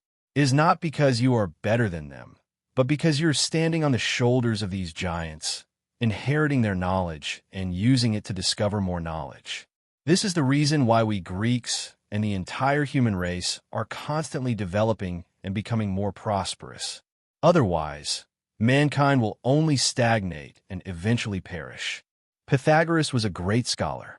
He expanded the field of mathematics and enriched the application of mathematics in society. However, he was not omniscient or omniscient. In fact, there was no such thing as an omniscient or omniscient person in this world. Even the powerful god Zeus had to consult others before he knew who would replace his position in the future. Many of the creative ideas of the Pythagorean school were discovered by later members. I believe you all know this very well in your hearts. Therefore, of course, he may have made some mistakes due to his lack of understanding of the world at that time. It doesn't matter if there are mistakes, as long as you can discover them and have the courage to correct them. Therefore, an outstanding member of your school, Hippasus, discover the problem of this unnatural number. Devers patted the wall with his hand and said excitedly, he bravely said it because of his true love for mathematics. However, the truth is often in the hands of a few. If you want to defend the truth, you have to pay the price in blood. Hippasus died. He died in the fear, conservatism, and ignorance of the other members of the Pythagorean school. You clung to a wrong understanding of Pythagoras, shackling your thinking and sealing your wisdom. You are like ostriches buried in the sand, thinking that you can't see anything. Do you think that this number, independent of the ratio of integers and integers, doesn't exist? At this point, Devers turned to Forskator and asked, "Tell me, how many numbers like this are there?" Forskator immediately said loudly, "There are many, but I haven't counted specifically. For example, the square root of 3, the square root of 5. These numbers mainly exist in the calculation of geometry." "Very good." Devers nodded and said loudly with more confidence, "I believe that you people of the Pythagorean school of thought rarely study geometry, because as long as you do, you will encounter this problem. I believe that there are people who have doubts about this problem, but once they think of the tragic experience of Hippasus, they will choose to retreat. Geometry should be the most important field of mathematics, closely related to our practical lives. But it is sad, because of a wrong understanding, it has become a sore point in your research of mathematics for 100 years. It has become a stumbling block in your improvement and expansion of the field of mathematics. Here, I want to give you an everyone here sentence. I love my teacher, but I love the truth even more. Because only the true truth is the source that sustains the world. It is there, and only the brave who keep learning and working hard, who are not afraid of authority, and who are not afraid of sacrifice, can continue to discover it. I look forward to Dionia Academy, the Pythagorean school, and all the scholars here to study the world with this spirit. Then, you will definitely make more discoveries, which will make our civilization more prosperous. That's all I have to say." As soon as Devers's voice trailed off, the whole audience stood up, and there was a warm cheer in the hall. Even well-known scholars, such as C. Titus, applauded. Marta Corys applauded and said excitedly, "Well said. You've touched my heart. What your Majesty said is exactly why I agreed to let Forskator give a speech." The students next to him were not in the mood to criticize this teacher who was good at research but bad at words. They were all applauding with all their might. Some of the members of the Pythagorean school of thought left the hall angrily, while some of the members led by L.V. Shisher chose to stay. Devers turned to Forskator and praised him. "With your fearless academic spirit, you made such a bold speech. I think all the scholars in the Mediterranean world will be grateful to you, because you have swept away a major obstacle in their research of mathematics. I hope you can always maintain this spirit and make greater achievements in your academic research. Make more discoveries." Forskator replied excitedly, "I will, Your Majesty." Devers patted him on the shoulder with relief, then faced the audience, bowed respectfully, and left the hall. L.V. Shisher and the others looked at his back with complicated expressions. C. Titus and the others watched him leave with respect. More of the audience applauded him even more enthusiastically. The big event that happened in the hall of the School of Mathematics quickly spread throughout the Dionia Academy. Countless scholars and students were surprised by this new mathematical discovery. While they felt sad for the death of Hippasus, they were also shocked by the thought-provoking speech of the king of Dionia at the hall, especially when Devers said, "I love my teacher, but I love the truth more." It made countless people repeat it over and over again, and it was very touching. It also gave the young students more motivation. Chapter 655. What the Devers advocated at the conference. Let's have an academic debate, not unreasonable abuse. This made the scholars even more vigilant. In the subsequent speeches and seminars, although there were fierce debates, everyone controlled their emotions well. Among them, the debate between Plato and Democritus' disciple, Thanstrian, was the most eye-catching. This was because Thanstrian inherited Democritus' ideology. He believed that democracy was the most ideal form of government, and that other forms of government were undesirable. Living in a democracy, even in poverty, was better than enjoying wealth under an autocratic system. But he also emphasized that for a democratic country to function well, the role of the legal system must be emphasized. A well-governed city-state could not be without perfect laws, because human nature was always seeking benefits and avoiding harm, and always trying to seek benefits outside the law. Making the people obey the law was to protect the safety and lives of the citizens. And persuading the people to obey the law was the long-term task of a city-state. His philosophy was exactly the opposite of Plato's political philosophy. Plato advocated the rule of the world by the wise and admired the rule of kings. He hoped to use the concept of good to guide the people, and cultivating the virtues of the citizens was the foundation of a country. He was especially opposed to democracy, believing that democracy indulged people's desires, degenerated the youth of the city-state, and cultivated ambitious and ignorant, arrogant people. The result of this debate was Plato's victory. Plato was knowledgeable and quick-witted, and he had lived in the city of Athens for decades, where everyone was known to be good at debating. He had long developed a superb debating ability, and how could Thanstrian, who came from the remote town of Aldera, be compared to him? Moreover, Plato used his mother state, the best democratic city-state in the Mediterranean, Athens, as an example, listing all kinds of shortcomings and foolishness, which made the audience feel the same. So it was reasonable for Thanstrian to lose. However, the Dionia audience, who had the concept of law-abiding, deeply agreed with Thanstrian's emphasis on the law is to ensure the good functioning of the city-state, because it was precisely the strict laws that Dionia used to ensure the stability and unity of the entire kingdom. The Greek Scholar Conference, which had lasted for nearly a month, finally came to an end.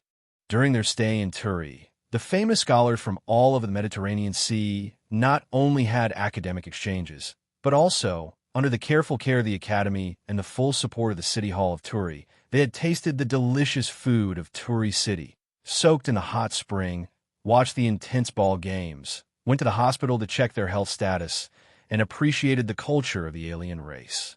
It could be said that they had gained a lot. In addition, the Dionia Academy also collected the speeches of the scholars and compiled them into a book named The Selected Works of the Hellenic Scholars Conference. Several hundred copies were made and distributed throughout Greece. The scholars, who had gained both fame and fortune, returned with satisfaction. In the days that followed, whenever they talked to someone about the matter, they would always praise the academic atmosphere in the kingdom of Dionia and the enthusiasm and richness of the people. As a result, more scholars from the city-states began to inquire if Dionia would hold another scholars' conference. When will it be held? Only when the members of the Pythagorean school of thought returned to Tarentum. They quarreled over Phosticata's speech, which led to conflict and eventually division. Some of them left Tarentum and went to the eastern Mediterranean. The other group, led by Luces, stayed in Tarentum, thinking about how to perfect the philosophy of the Pythagorean school of thought and integrate these unnatural numbers into it. But that was for later. Among the well-known scholars, there were two who did not leave. One of them was Hippocrates. Although he was already an old man, the rich creative ideas and advanced theories in medicine at the School of Medicine of Dionia surprised him. A short month was not enough for him to understand, let alone learn, so he was willing to stay and guard this treasure mountain until he fully understood and mastered it, completely solving the many puzzles he had about medicine in his life. Of course, the Devers supported this. They gladly allowed him to stay in the academy and hang the title of a teacher. They even gave him the title of honorary citizen of Dionia in recognition of his outstanding contribution to the cause of medicine in his life. The other scholar was Plato. He asked the Devers to fulfill their promise and sent someone to bring him to understand the political system of the kingdom of Dionia. On this day, the court clerk Hinepolis led Plato and the two students, Visippus and Aurelius, to the examination center for the kingdom's reserve officials in the outer city south of Turin. This center was originally near the Victory Square, but with the expansion of the kingdom's territory, the number of people who needed to be assessed increased, and the examination venue could no longer accommodate them. Since the land in the inner city of Turin was limited, it could not be further expanded, so it was moved to the outer city. Hinepolis explained as he walked in front. Plato listened carefully, and at the same time, he looked at the building that did not exist in other Greek cities. It occupied a large area and was surrounded by thick stone walls that were more than 3 meters high. It was impossible to see what was going on inside from the outside. The few of them walked around the periphery of the building for a long time before they saw the main entrance in the distance. Plato noticed that the bustling crowd and bustling noise that were common in other urban areas of Turin could hardly be seen in this place. Even if there were many pedestrians passing by, they tried to keep quiet and whisper. This might have something to do with the special patrol team that patrol the area, but it might also have something to do with the quality of the Turin people. They tried not to disturb the citizens who might be participating in the examination in the center. There's a temple there. Aurelius pointed to the distance and said in surprise, "That's the temple of Hades." Hinepolis explained with a smile, "There's an advantage to having the examination center next to it. Hades is very observant and abhors evil. Any citizen who wants to cheat in the examination has to think about it carefully. In the end, they can't escape his fair punishment." Plato fell into deep thought. In the process of visiting various departments of Turin for the past few days, he could find traces of Hades's direct and indirect presence. This god who was in charge of the underworld had become a watchdog that was engraved in the hearts of the people, forcing them to restrain their actions at all times. This made him fall into deep thought. When they arrived at the entrance of the examination center, there was a towering statue standing 5 meters in front of the entrance. The statue was of a tall and strong man. He had a determined expression on his face, holding a flame in his hand and stepping on an auspicious cloud as he rushed down. "Why is there a statue of Prometheus here?" Aurelius asked curiously. Hinepolis pointed to both sides of the entrance and gestured for him to look. There were 2 lines of words carved on both sides. "Those who are willing to be the people's servants and sacrifice for the people, please enter this door. Those who want to use their power to earn wealth and oppress the people, get lost." It was signed by Devers. When they thought of the story of Prometheus risking the great danger of being punished by Zeus to steal the heavenly fire to benefit mankind, the 3 of them immediately understood the king's intention. Plato could not help but exclaim, "This is moral education. Don't be fooled by the fact that Dionia emphasizes on restraining the people by law. But in fact, this city is always subtly teaching the people to do good." As soon as Plato's voice fell, the guard came up and warned them, "This is an important place of the kingdom. Please do not make any noise." Plato expressed his apology. Hinepolis showed his waist token and the warrant written by Devers, then led Plato and the others into the courtyard. There were no ponds, fountains, gardens, pavilions, or any other pleasing buildings or sceneries in the vast examination center. There were only a dozen buildings that looked like storage warehouses in the port, as well as pieces of flat and compacted land. Some of the empty land had some equipment placed on it. There was only a building that looked like a temple standing 100 meters in front of them. It was quite imposing, and it added a little bit of color to the entire examination center. Every year, Dionia selects civil servants through an examination. The examination will be held in October because it is the slack season and the citizens have enough time to prepare. At the beginning of the year, the chief officials of each city and department will report the number of civil servants needed and the number of vacancies to the kingdom's Civil Servant Management Committee based on the situation under their jurisdiction. His Majesty and several lords of the committee will discuss and determine the number of civil servants to be selected for the examination this year, as well as the specific examination time. After that, the list will be distributed to each department, and the City Hall will notify the citizens of the kingdom in the form of an announcement. Those who are willing to participate will pay attention to this news and be prepared in advance. Before coming to Turin for the examination, they must first obtain a certificate from the City Hall of their residence to confirm their citizenship, and that they must be a law-abiding citizen with good behavior. Hinepolis explained as he walked. What if someone from the local City Hall accepted a bribe and hid his criminal record? Aurelius asked. Even in Athens, There would be wealthy citizens in the suburbs who bribed the officials of Demo every year to report less of their property in order to pay less tax. Moreover, for a country as vast as the Kingdom of Dionia, they were very interested in how to strengthen the supervision of the officials in the remote areas. Chapter 656.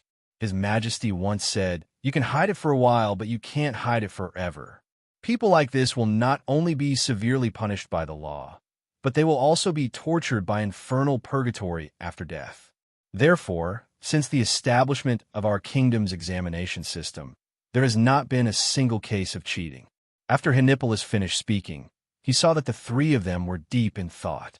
A mischievous feeling rose in his heart, and he could not help but ask. The official examinations of the Kingdom of Dionysia are usually held in October, but they are occasionally held at other times.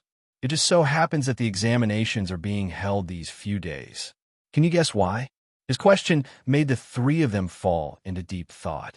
The youngest, Aurelius, asked tentatively, "Is it because of us?" Henipolis looked at him as if he was looking an idiot. Plato scolded him sternly. "Don't talk nonsense, Aurelius. The examination for citizens and the selection of officials are important matters of the Kingdom of Dionia. How can it be as casual as playing a game? I think the reason why the Kingdom of Dionia is holding the examination at the last minute must be because there's a shortage of officials, right?" "That's right." Henipolis nodded and said, "We conquered Downey last year. In order to govern there, a large number of officials were transferred from other regions, causing the other departments and cities to be in urgent need of civil servants. Therefore, the examination has been going on since the beginning of the year." "But you just said it will only be held in the next few days," Aurelius said, unconvinced. Henipolis blinked his eyes and said, "Of course, the next few days are included in this period of time." The few of them chatted and laughed as they arrived in front of the building. The official in charge of the examination center, Clintus, who was notified by the guard at the door, quickly came out to welcome them. "Sir Henipolis, welcome to the inspection." Clintus bowed respectfully. As a senator of the Senate, Henipolis did not hold a high official position. However, the king of Devers stood behind him, so no one dared to slight him. "Which departments are conducting the examination today?" Henipolis did not bother with small talk and asked directly. "Court and construction. Should we go in and rest for a while, or should we go and take a look now?" Henipolis turned around and asked Plato. "We're not tired now. We don't need to rest," Plato said.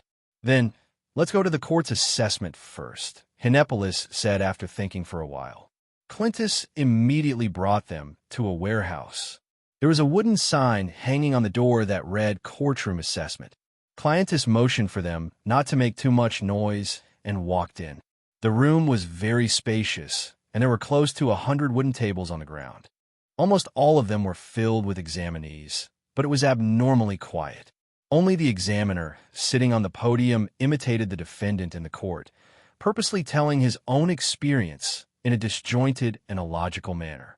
The examinees had to write a fluent court record according to what he said. Thus, no one raised their heads to look at Plato and the others who came in. They were all listening attentively, at the same time using an iron pen to record on a wax tablet. There were also 3 examiners patrolling the examination hall to prevent cheating. Plato and the others stood by the door and watched for a moment, then left the examination room, just based on the level of their written records to determine who will be admitted and who will be eliminated. Plato asked. Obviously, he felt that the examination was a little too simple. Of course not. Next, we will have to examine their familiarity with the law. The sum of these 2 scores will be their final score. This time, they're in luck. The court of the entire Kingdom of Dionia is short of 20 positions, so more than 15 of them will be admitted. Clintus seemed to have read Plato's mind and continued, "Don't think that as long as they pass this examination, they can become judges. Isn't that so?" Aurelius asked curiously. "Of course not." Henipolis took over the conversation and said, "Even if they pass, they will have to start from the court recorder, orderly, and other low-level positions. After 2 or 3 years, they will be assessed according to their performance. At that time, not only will they be tested on all the legal provisions, but they will also have to simulate real court debates to test their thinking ability and debating skills, as well as the application of the legal provisions and control of the court. After all these are passed, they can then serve as trainee judges or trainee prosecutors, and then as judge to MO, city judge, and senior judge. This process will take about 20 years. If there's a major mistake during the process, they may be kicked out of the court. Aurelius could not help but exclaim, "It seems that it's too difficult to be a judge in Dionia." It's indeed difficult. Hinepolis said, "The assessment for a judge is the most difficult of all the assessments for a public servant. This is because Dionia emphasizes the rule of law. The judge is the representative of the law. If he is incompetent, it will affect the correct implementation of our laws." Upon hearing this, the three of them were touched. After all, in Athens, there were no judges in all the courts. Instead, it was up to the citizens to decide the case. This determined the outcome of a case, and it depended on the debating skills of the plaintiff and the defendant, as well as the emotional guidance of the jury. I saw in the room just now that there seemed to be a lot of foreigners participating in the assessment. Spicippus suddenly said, "You're talking about the Lacanians, the Brudi, and the Messapi, right?" Hinepolis replied disapprovingly, "There's nothing strange about that. They are all citizens of Dionia, so of course they have the right to participate in the assessment and become judges. In fact, in that room, there are not only foreigners, but also a liberated slave who is participating in the assessment," Clintus interjected. "A liberated slave?" Plato and the other two were shocked. As the person in charge of the assessment center, Clintus was clear about the identity and origin of each candidate. At this time, he explained, his name is Plica, and he came from Libya under the rule of Cyrenaica. He was a slave of the army of Syracuse that invaded Greece. After the surrender of the army of Syracuse, he became a slave of our kingdom. He has always performed well. In the war to conquer Messapi, he was a member of the supply team. He also made great contributions and thus obtained his freedom. Last year, he obtained the citizenship of Dionia. According to the certificate issued by the Thurii City Hall, all these years he has worked as a laborer in the court of Thurii, a cleaner in the library. He has always performed well, and the money he earned is either to study in the adult classes at school or to read books in the library. After listening to this, Hinepolis could not help but be moved. He sighed and said, "It is because of this citizen's hard work that he dares to participate in the judge's assessment. In the kingdom, citizens who were born as emancipated slaves have positions in the finance department, the commerce department, the city hall, and other departments. Only the court hasn't. If he can become a judge, he will set an example for others. Any official position in the kingdom is open to any citizen, as long as they work hard enough." "Sir Hinepolis, you said it so well." Clintus praised. Aurelius and Visippus were a little confused. It was completely beyond their understanding that non-Greek people and slaves could hold important public positions in the city. Plato remembered the tactful criticism made by the Devers when they first met him. They said that his writing of the Republic excludes slaves and foreigners, and his thinking is too narrow. He should give all people equal opportunities and let the whole society have a kind of upward mobility. Plato could not help but look back at the examination room. He was thinking and sighing in his heart, "Is this the bearing of a strong kingdom?" After that, they went to watch the assessment of the construction department. The assessment of the cultural level of the candidates here was a little lower. The candidates were only required to be able to read and do simple writing. The most important assessment was in an open space.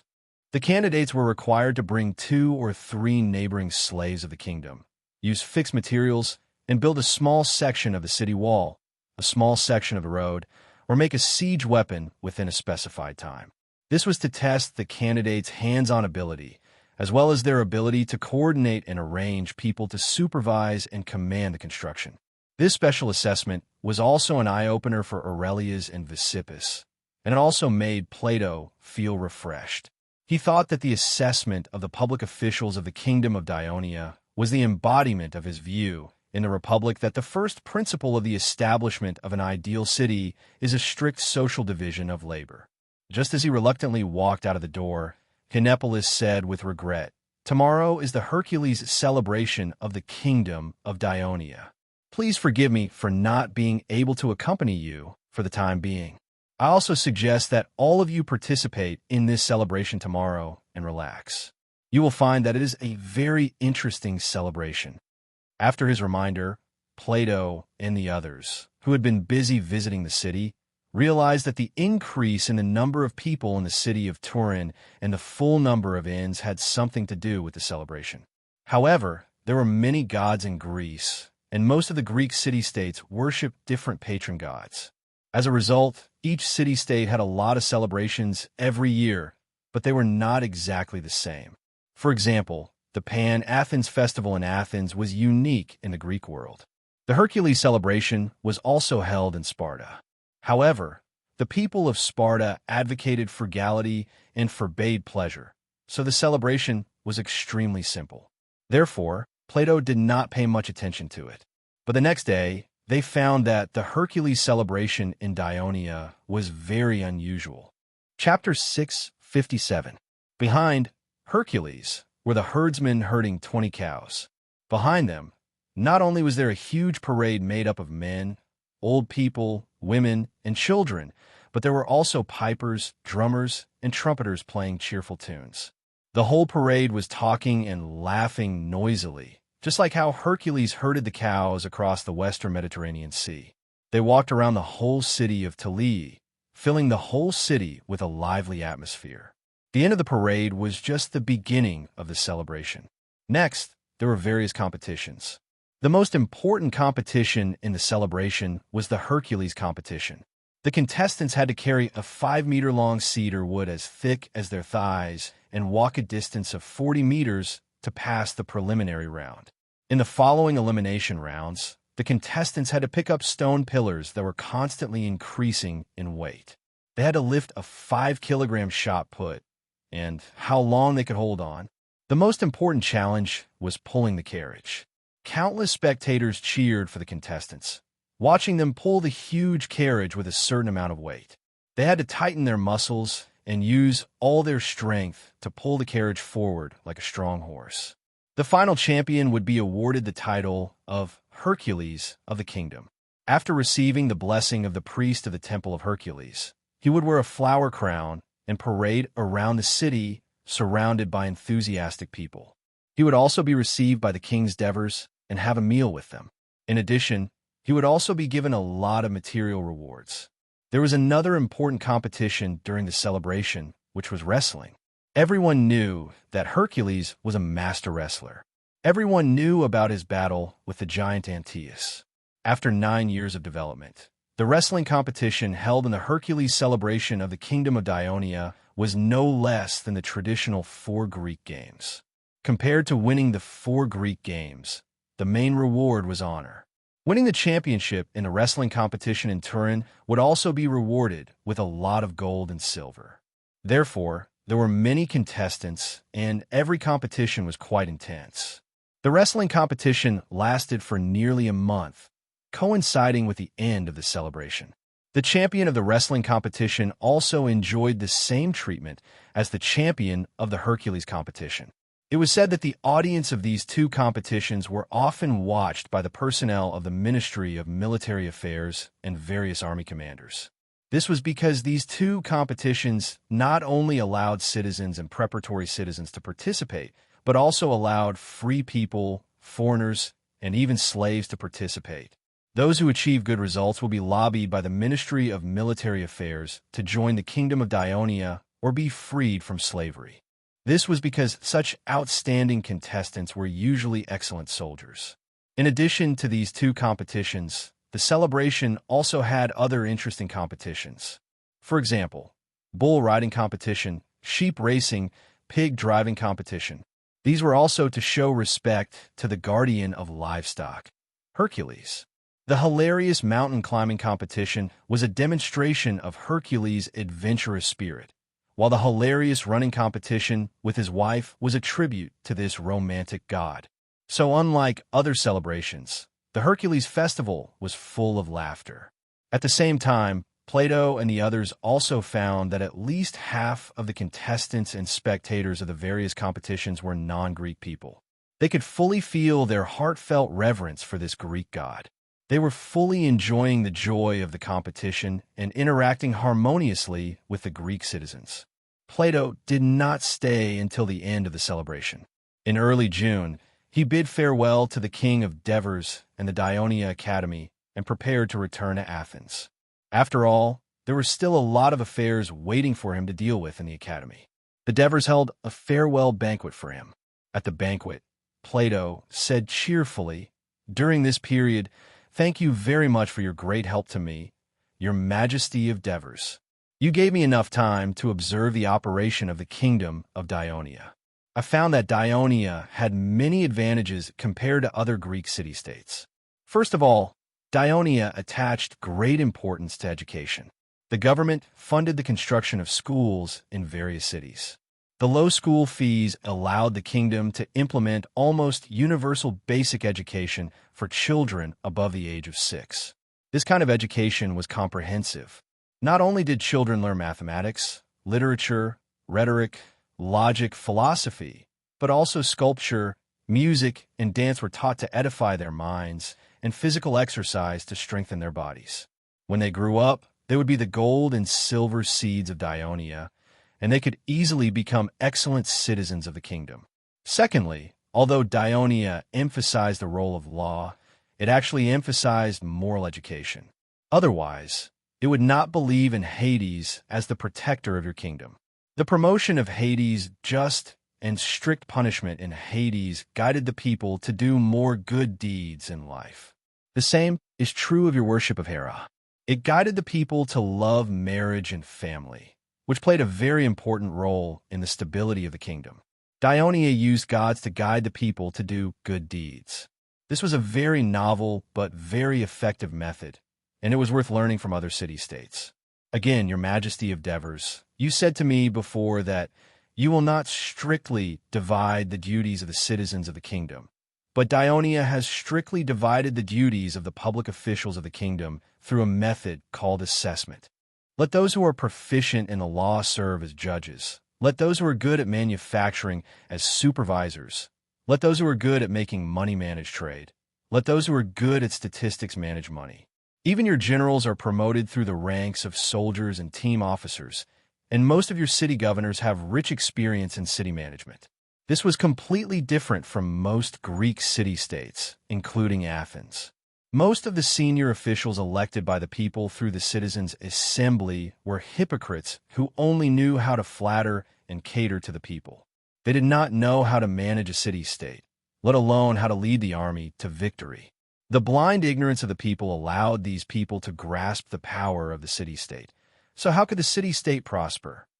Also, your Majesty of Devers, you allowed girls and boys to receive the same education and physical training from a young age, and granted them more property and freedom of life when they reach adulthood. Although you have yet to allow women to take up some public positions in the kingdom, compared to other Greek city-states, you have done a very good job on the issue of gender equality. Also, Dionia has also made the distribution of property fair. Every citizen of the kingdom will be given 5 acres of land, and according to the citizens' contributions to the kingdom, they will also be given land and other property rewards, instead of letting most of the public property of the kingdom be earned by the nobles and the rich. Hearing these words, Divers was in a good mood. He half jokingly and half seriously said to the other senators who came to the banquet, "Did you hear that? We, the party members, have so many good points. You should have more confidence in the kingdom and work harder." The others laughed in response. Plato, however, did not laugh. He stared at the Devers and said seriously, "I realize that the greatest merit of Dionia is you, your Majesty of Devers." "Me? Yes." Plato began to get emotional and said loudly, "As a king of a kingdom, you are not above the law, but act according to the law. You do not spend lavishly and pursue a luxurious life, but keep a low profile and moderate. As far as I know, the regime of the kingdom of Dionia and these amazing laws are mostly due to your suggestions. Without profound knowledge, deep observation, and good judgment, it is difficult to achieve. And only philosophers can do all this. Philosophers do not have to write treatises and be widely known. My teacher, Socrates, has always been all talk and no action. On the other hand, your Majesty of Devers, you are all action and no action. You are the real king of philosophy. At this point, Plato looked excited, and his eyes were shining. My previous judgment was wrong.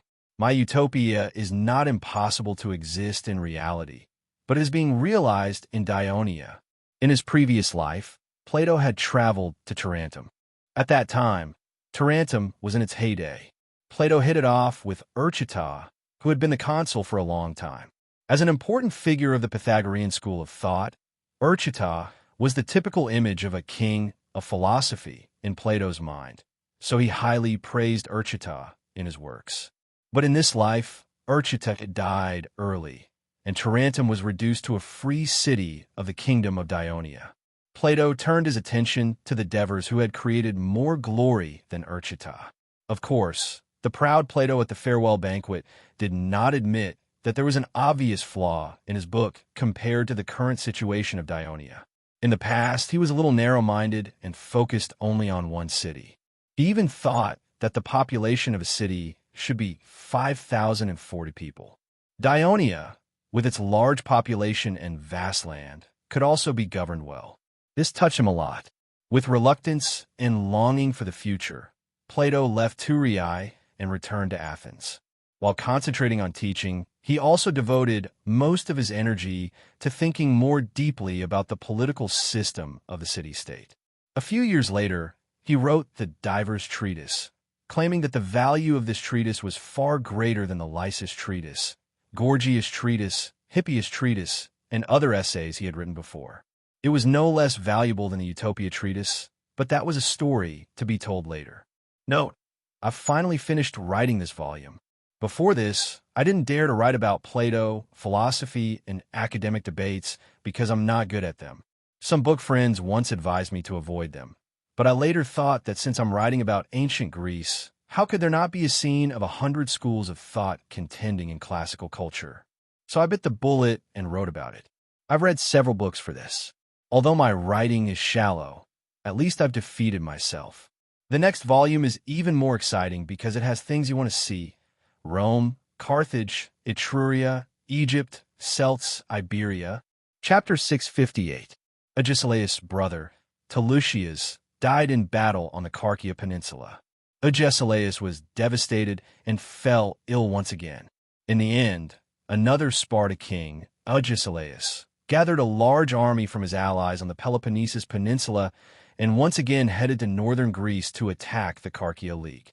When Agesilaus arrived in northern Greece, it was the height of summer. Unfortunately, he caught a fever from the intense heat and died before he could engage the enemy in battle. After the Sparta Council of Elders hastily held the king's funeral, they once again sent out an expedition against the successor of the Carkia League. After a series of bitter battles, in the spring of the third year, that is, the 13th year of Dionia, 380 BC, Olympus was forced to surrender and disband the league.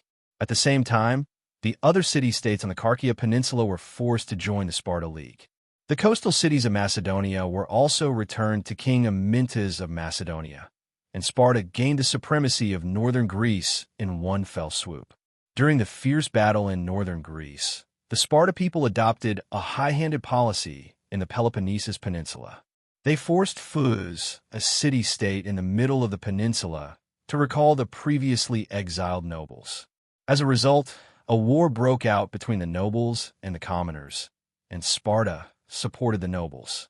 After half a year of siege, Phus was forced to surrender.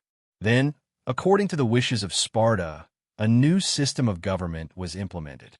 In central Greece, after Sparta controlled the Thebes and supported Plataea, it gained the support of the other city-states in Boeotia. Sparta's power began to expand from the Boeotia region in central Greece to the Attica region in the east and the Phocis region in the west. After the rainy spring came the hot summer. The commander of Sparta's northern expedition, Polybiades, led his army back from northern Greece in victory. Before entering the flat and fertile Boeotia region, they first had to pass through Thessaly, Maris, Doris, Phocis, and other regions. There were many places here that were worthy of being worshipped by the victorious Sparta generals. The first was Ida. Legend had it that the ancestor of the Sparta royal family, Hercules, sacrificed himself on a pyre on this mountain and ascended to heaven in the flames to join the family of the Olympian gods. Secondly, when crossing the narrow pass, the narrowest passage could only accommodate 2 four-wheel carriages side by side. This passage was called the Hot Spring Pass. Its name resonated strongly with the Sparta soldiers. 100 years ago, Leonidas, the Sparta king, led his 300 guards to fight against the Persia army here. All of them died in battle, winning eternal glory for the Sparta warriors.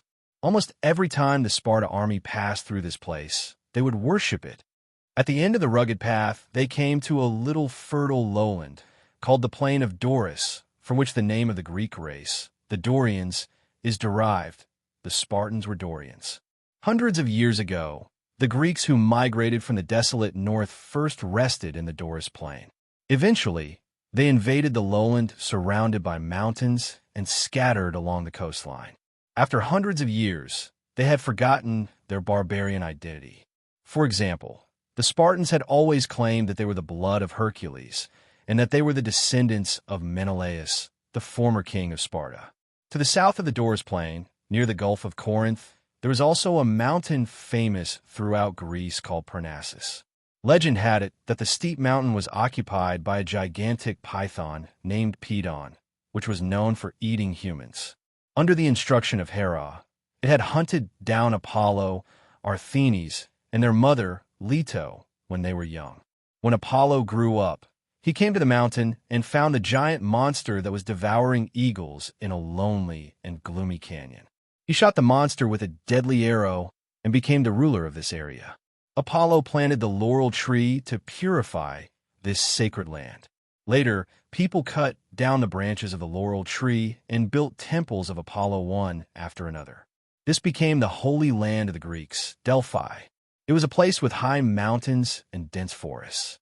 The soil was barren, making it difficult for the local people to make a living. Apollo said to them, "Guard my temple and receive the people who come to visit with hospitality." So the people of Delphi became priests of Apollo. They built huge temples of Apollo and fairly charged everyone who came to seek oracle and worship the same fee. Because of the justice of the Delphic priests, more and more Greeks believed in the oracle of Delphi and believed that Apollo would live on Mount Parnassus for 9 months every year, where the air was pure. It was also rumored that when Zeus first ascended the throne to rule the world, he wanted to measure the land he inherited.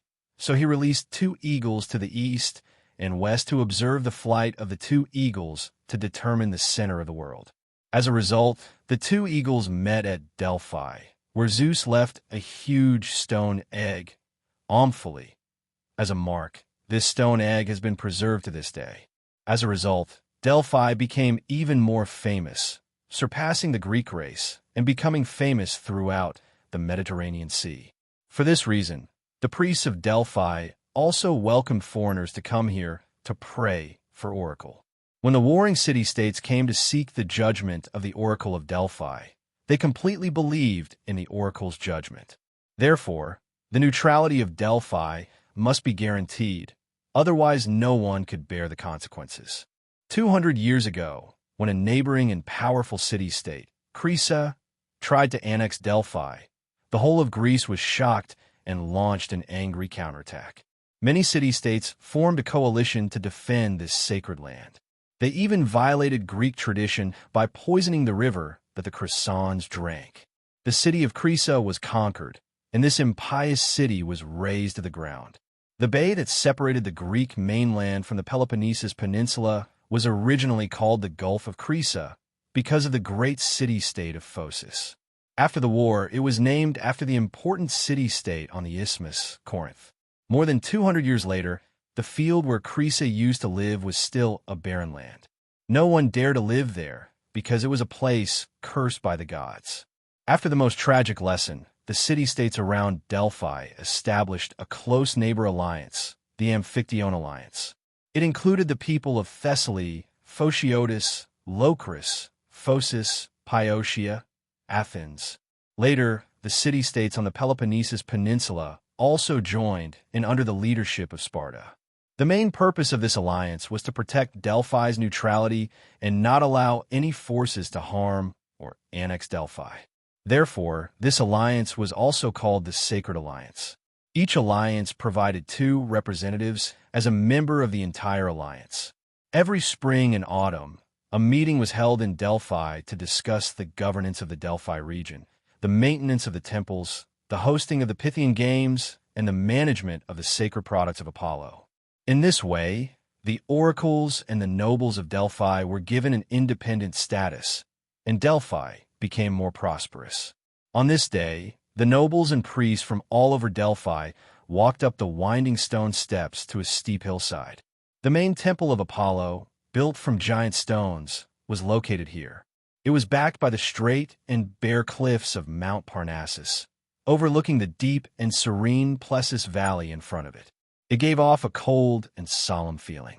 The 9 powerful priests of Apollo were the representatives of the 9 Greek tribes that had lived in Delphi for hundreds of years. There was also a woman sitting in the temple with the 9 priests. She was a shriveled old woman with sagging skin and a face full of wrinkles. She did not have a striking appearance, but she had great prestige among the Greeks. She was the one who walked into the oracle office and delivered the oracles of Apollo to the people in the sulphurous smell of smoke. She did not have a name of her own. She was called the Pythia. Every oracle issued by Apollo was called the Pythia.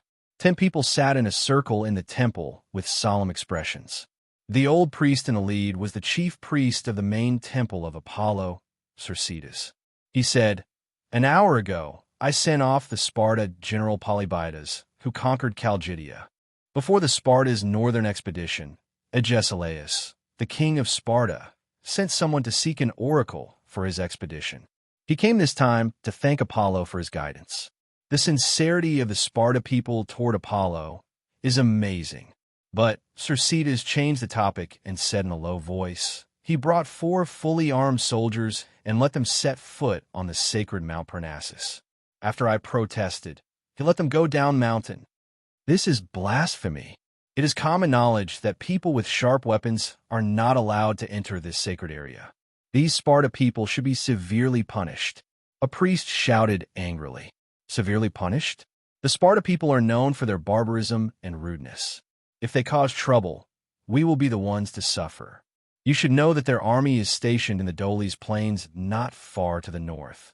Another priest said helplessly, "Do you think the Sparta people dare to lead their army into Delphi?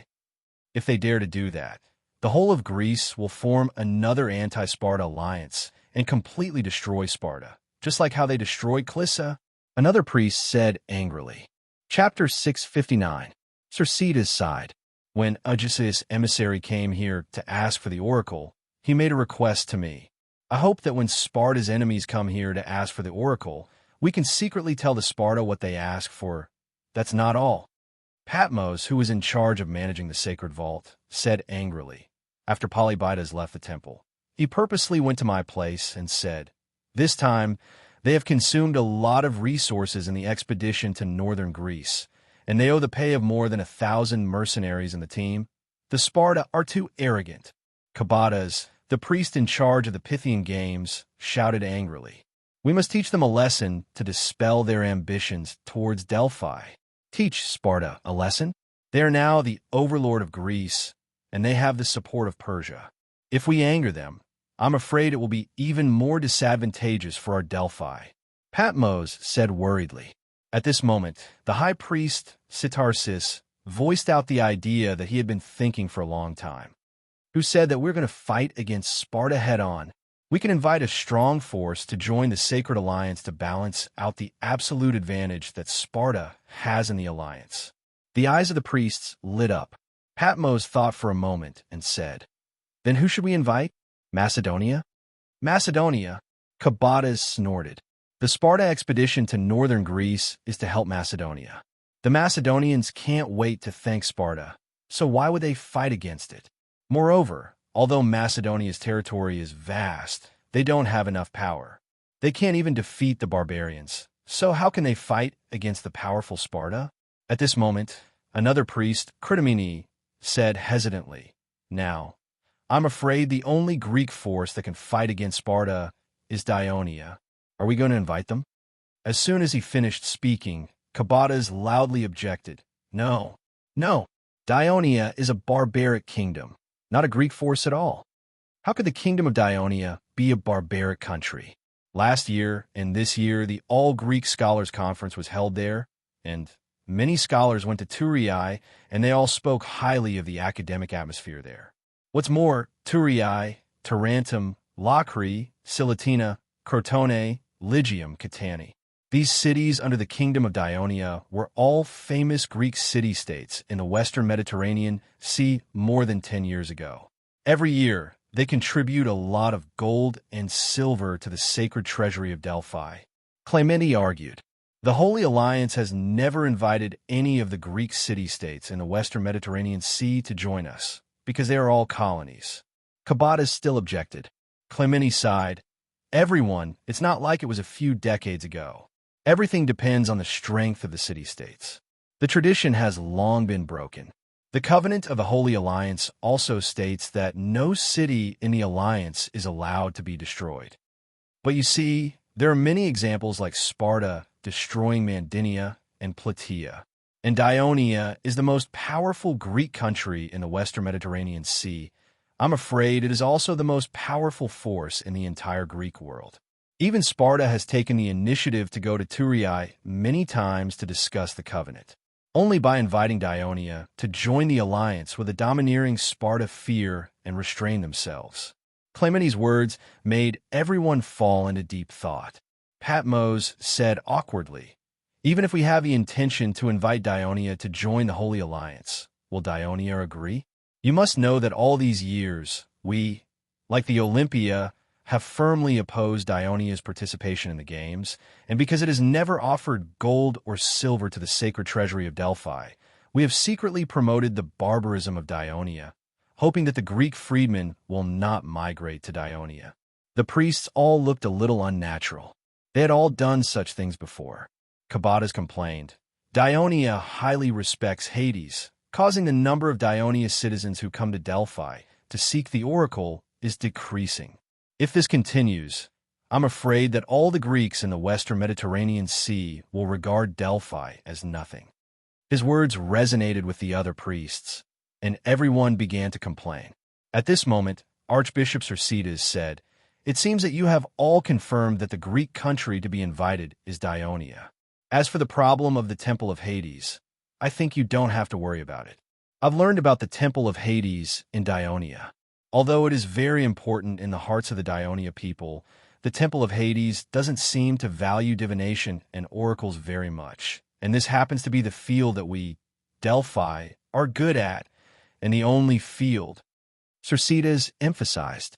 He knew very well that the reason why Hades could develop so quickly in Dionia must be because of the powerful king who claimed to be a descendant of Hades, and Delphi should not be so stupid as to stroke the tiger's whiskers. Delphi and the Temple of Hades do not conflict with each other. I think the hundreds of years of tradition of oracles in Dionia will make the people of Dionia who encounter difficulties hope to seek guidance from Apollo. And we can also guide the Greek freedmen who are living in difficulties to the Italian peninsula to find a new life. Even if Dionia is willing to join the Sacred Alliance, I'm afraid that Sparta will not agree to it. After all, we only have the right to suggest, but not the right to decide." Patmos reminded. Cercidas sighed. "This is the problem that worries me the most. I heard that in the treaty signed between Dionia and Sparta, there is a treaty that states that Dionia shall not interfere in the affairs of the eastern Mediterranean. Although this shows that Sparta is afraid of Dionia, it also proves that Sparta is wary of Dionia. Sparta will definitely oppose Dionia joining the Sacred Alliance. But the Sacred Alliance does not have the right to interfere in the affairs of other city-states. It is only an organization that protects Delphi. I believe that Sparta will not react that violently," many of Crotone consoled. At this moment, Cercidas brought up the idea that he had already thought of. My suggestion is, can we send someone to Turiai secretly to discuss with the king of Dionia and have them take the initiative to make a request to the Sacred Alliance? Meanwhile, we can privately contact Athens, Corinth, Argos, Mecca, and other city-states that are at odds with Sparta. With this kind of pressure, I believe that Sparta will have no choice but to consider it carefully. After hearing this, all the priests felt that this was a good idea. None of them objected. What if Dionia is unwilling to join the Sacred Alliance? In their opinion, Dionia would definitely be overjoyed to be invited to Delphi, the holy land of the Greeks. Patmos looked at the Pythia, who had been resting with her eyes closed, and asked respectfully, "About this matter, what did Apollo's oracle say?" For something as important as this, Apollo's oracle must have been consulted beforehand. If there was absolutely no hope of success, it would not have been brought up in a meeting of the priests. Everyone's eyes were focused on the Pythia, the old woman who was dressed like a young girl. This was a requirement of the temple of Apollo, a symbol of chastity. Opened her murky eyes and chanted in a low, raspy voice, "O scorching sun, exhausting its radiance, falling beneath the mountains, the pitch-black curtain of night had already descended. Clusters of blazing bonfires illuminating it as bright as day." Just as the priests were pondering the profound meaning of the oracle, Cercidas continued, "Since Dionia worships Hades as the kingdom's protector, this god is only the lord of darkness. So I think Apollo's oracle is saying the sun represented by Sparta is about to fall, and Dionia will take its place. As for those bonfires, I haven't figured it out yet. Perhaps it's referring to another rising power. Oracles were always cryptic, just like the gods themselves. Although the priests could not understand it at the moment, it did not affect their execution of the matter, because at least the general direction seemed to be in the right. Last year's scorching summer had killed the king of Sparta, Aegisaporus. This year's summer was a huge test for Dionia. In the royal palace of Dionia, the king's Devers, Minister of Commerce Marigi, Minister of Finance Mursus, and the 5 presidents of the Senate were listening to the report of the Minister of Agriculture, Buccos, with solemn expressions. In fact, last year, there was less rain in the spring and summer than in the past. But this year, from February to July, there has been no rain for more than 5 months in southern Italy. Areas such as Lucania, Apulia, this area includes Messapi, Pacetti, and Downey, Magna Graecia, and Briti are all facing a serious water shortage. Small rivers, such as the Cisno River and the Saraceno River, have basically exposed their riverbeds and turned into small streams. Large rivers such as the Crati River, the Ramato River, and the Neto River have narrowed, and their water levels have dropped. If it were not for the widespread use of water wheels, a large area of wheat seedlings may have withered in the Sabari Plain, the Croton Plain, the Orphemia Plain, and the Cosenza Plateau. But if such a drought continues for another month, I'm afraid the entire southern Italy will suffer a serious crop failure during the autumn harvest in September. Judging from the current situation, the possibility of such a bad situation happening is very high. It's not just a problem of grain failure. Such dry weather has lasted for so long. The pasture in the mountains has withered, and many of the livestock raised by the herdsmen have died. Vespa lamented. Chapter 660. All right. Buccos reminded them again, the Ministry of Agriculture has specifically investigated the grain storage of the people in Turiai, Crotone, Gramintum, Cosenza, Lacri, and other cities. They can only last until November at most. How's the situation in Sicily? Antares asked. There's plenty of rain in Sicily this year. The cities of Catanoi and Naxos should have a good harvest, Buccos replied. What about Campania? The farmland in that area is in good condition. After Antares' reminder, Buccos continued. There's no drought in Carthage and Africana either. Only central Greece and Peloponnesus are experiencing the same situation as us, but their situation is slightly less severe. After listening to his subordinate's report, the Devers could not help but tap his fingers on the table. His expression was also a little ugly, but very quickly, he relaxed his brows and said slowly, "The heavens are unpredictable, and people have their ups and downs. The gods can't take care of our Dionia forever. This upcoming drought is a test for our kingdom. But what do we have to be afraid of? We've already prepared for it, haven't we? In the past, during Senate meetings, there were always people who said, the granaries that we built, aside from the occasional supply for the army to fight, have been left empty most of the time. It's a complete waste. But this time, these seemingly wasted granaries will save the lives of millions of our Dionia citizens. The Devers' words made Lucius, Merce's, and the others feel ashamed. After a small knock on the table, the Devers continued to ask, Buckos, have you done any statistics on how long the grain in our kingdom's granaries can last the people of southern Italy? Buckos was already prepared for this. He said in a deep voice, Your Majesty, our kingdom has a total of 9 granaries. They are located in Grimentum, Turii, Cosenza, Crotone, Trine, Locri, Catanoi, Urdii, and Silvium. They correspond to the garrisons of the 10 major armies. There are about 100,000 tons of grain in total. The population of southern Italy is about 1.5 million. If everyone has 2 meals a day, just enough to keep them warm, we can guarantee a food supply for about 6 months. Only 6 months. This food can't last until next year's autumn harvest. Vespa sighed. The other chairman glanced at him. To prevent him from feeling awkward, Marigi immediately explained, In the past few years, the citizens have made a lot of money from selling grain because of the successive harvests. There are very few citizens who are poor. The grains in our granary are not being supplied to them for free, but are being sold at a lower price in the market so that they can afford it. This will help them tide over this crisis and prevent the grain merchants from raising the price crazily, thus causing panic among the people. The Devers said in a deep voice, 100,000 tons of grain is still not enough. We must have sufficient grain reserves to deal with the upcoming drought. Also, we need to store enough wheat seeds for next year's sowing. Merces, before the news spreads, use the national treasury to send people to Carthage, Cyrenaica, and even Egypt to buy a large amount of grain. Yes, Your Majesty, I will do it immediately. Merces answered without any hesitation or evasion.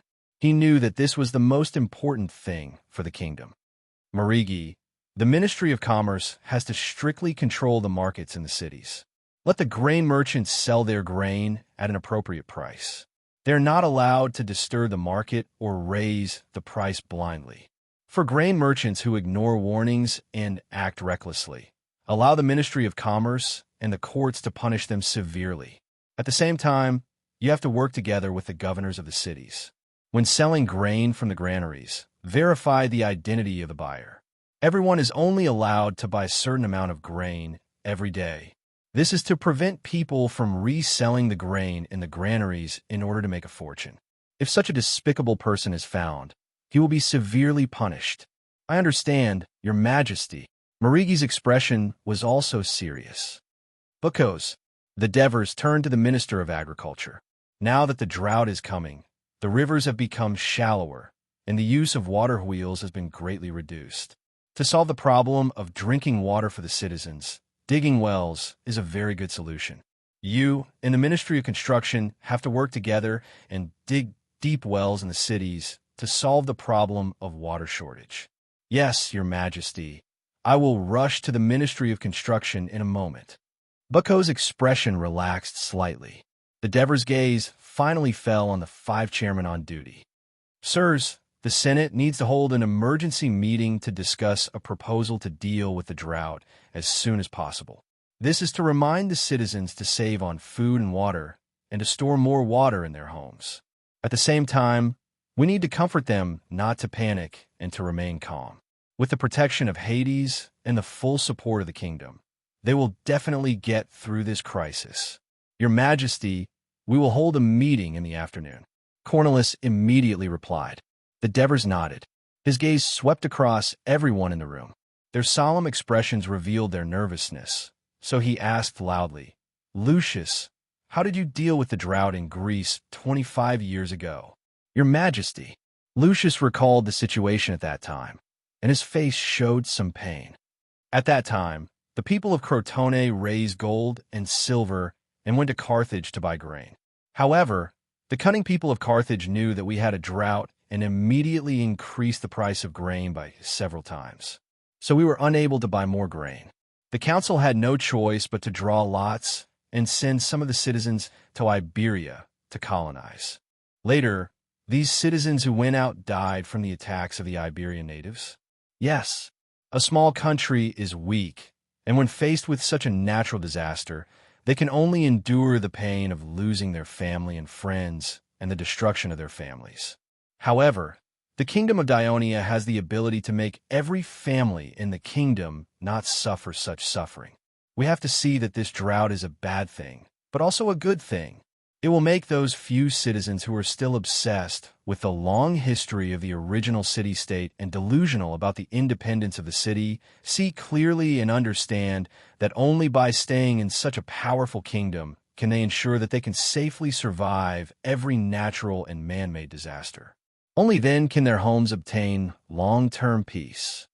The words of the Devers inspired the spirits of the senators present and aroused their resonance. After working hard for more than 10 years in this kingdom with a unique regime, even Lucius, who joined the latest, was becoming more and more aware of this powerful country. After the Devers sent Cornelius and the others away, Aristyrus came in before he could catch his breath. "Your Majesty, the Ministry of Intelligence has sent news about Rome from the north." As soon as he heard Rome, the Devers immediately perked up and asked, "What's the situation?" The Wolski in the south of Rome joined forces with the Equi in the east of Rome and the Hernic in the southeast. They were invited by the rebellious Latin alliance of Rome, Praenest, to invade the territory of Rome. It is reported that they have about 20,000 troops. Praenest? The Devers thought for a moment, but he did not have any impression in his mind. He immediately turned to the clerk, Hennepolis. "Henny, go and get the map of central Italy." The map was placed on the desk. The Devers looked down and finally found the location of the Latin city-state. Praenest was a large Latin city-state located more than 60 miles southeast of Rome, near the mountains. It happened to be at the entrance of the lowlands between the mountains, blocking the way into the Equi and the Hernic. In other words, its rebellion would allow the Equi and the Hernic to easily invade the Latin alliance of Rome and threaten the city of Rome itself. Has Rome's troops that went to the north to attack Etruria returned? The Devers asked again. "Not yet," Aristyrus replied. The Devers rubbed his chin and fell in a deep thought. In the 3rd year of Dionia, 390 BC, the Celtic king Brennus, who was entrenched in the upper reaches of the Po River in the north of Italy, united most of the Celtic tribes and invaded the Etrurians in the south. They were unstoppable, defeating many Etruscan forces and capturing many towns. Just as they began to besiege the city of Clusium, Rome, as an ally, sent troops to rescue them. As a result, the Celts and the Roman army fought near the Aria River, and Rome was defeated. What the Devers did not know was that, because in this life there was no emissary sent by Dionysius. Dionysius died in the hands of Phoebidas 2 years ago. The Celts did not abandon the Etrurian towns along the way to attack. Instead, they quickly advanced to the city of Rome. Instead, they continued to kill and plunder along the way, and it was not until more than 2 months later that they crossed the Tiber River. At this time, the walls of Rome were dilapidated and did not even completely surround the entire urban area of Rome. In addition, half of the young and middle-aged people in the city were killed or wounded in battle, and most of the civilians finally left the city of Rome due to the conflict between the nobles and the civilians a few years ago, and settled down in the city of Venus. Therefore, the city of Rome no longer had enough troops to defend itself. Except for a few old and weak people who were unwilling to leave their homeland, and a few who were willing to stay outside the Capitoline citadel, most of the civilians had to evacuate the city of Rome. Some of them went to Venus, and a few went to a Latin city called Ardea, south of Rome. The famous Roman general Camillus, who once conquered Venus but was expelled because he was framed, lived here in seclusion. Chapter 661. When Camillus learned of the fall of Rome, he was devastated. He gathered the people of Rome who had fled to Ardea and formed an army. At the same time, he convinced the people of Ardea to join him. Then, he found an opportunity to launch a night attack on the careless Celtic tribes who had come to collect grain. He won a great victory. The news of his victory quickly spread throughout Latin, and Camillus became famous. The people of Latin, who hated the Celts for their invasion, came to join him, and the people of Rome and Veii also asked to be under his command. After taking a risk and receiving the appointment of a Rome senator who was still defending the Capitoline citadel, he became the military dictator. Camillus organized an army that grew larger and larger. At the same time, attacked the Celts who were collecting grain in various Latin towns. As time passed, the situation of the Celts became more and more difficult. Because of the lack of grain and the fear of Camillus's army, they did not dare to loot everywhere. Large numbers of corpses were piled up in Rome. No one took care of them and buried them, causing an epidemic. Coupled with the fact that they were not acclimatized to the climate, the Celts fell sick and died in battle. Their morale was extremely low. King Brennus, who had stayed in Rome for half a year, could not resist the persuasion of many tribal leaders and decided to negotiate peace with the people of Rome.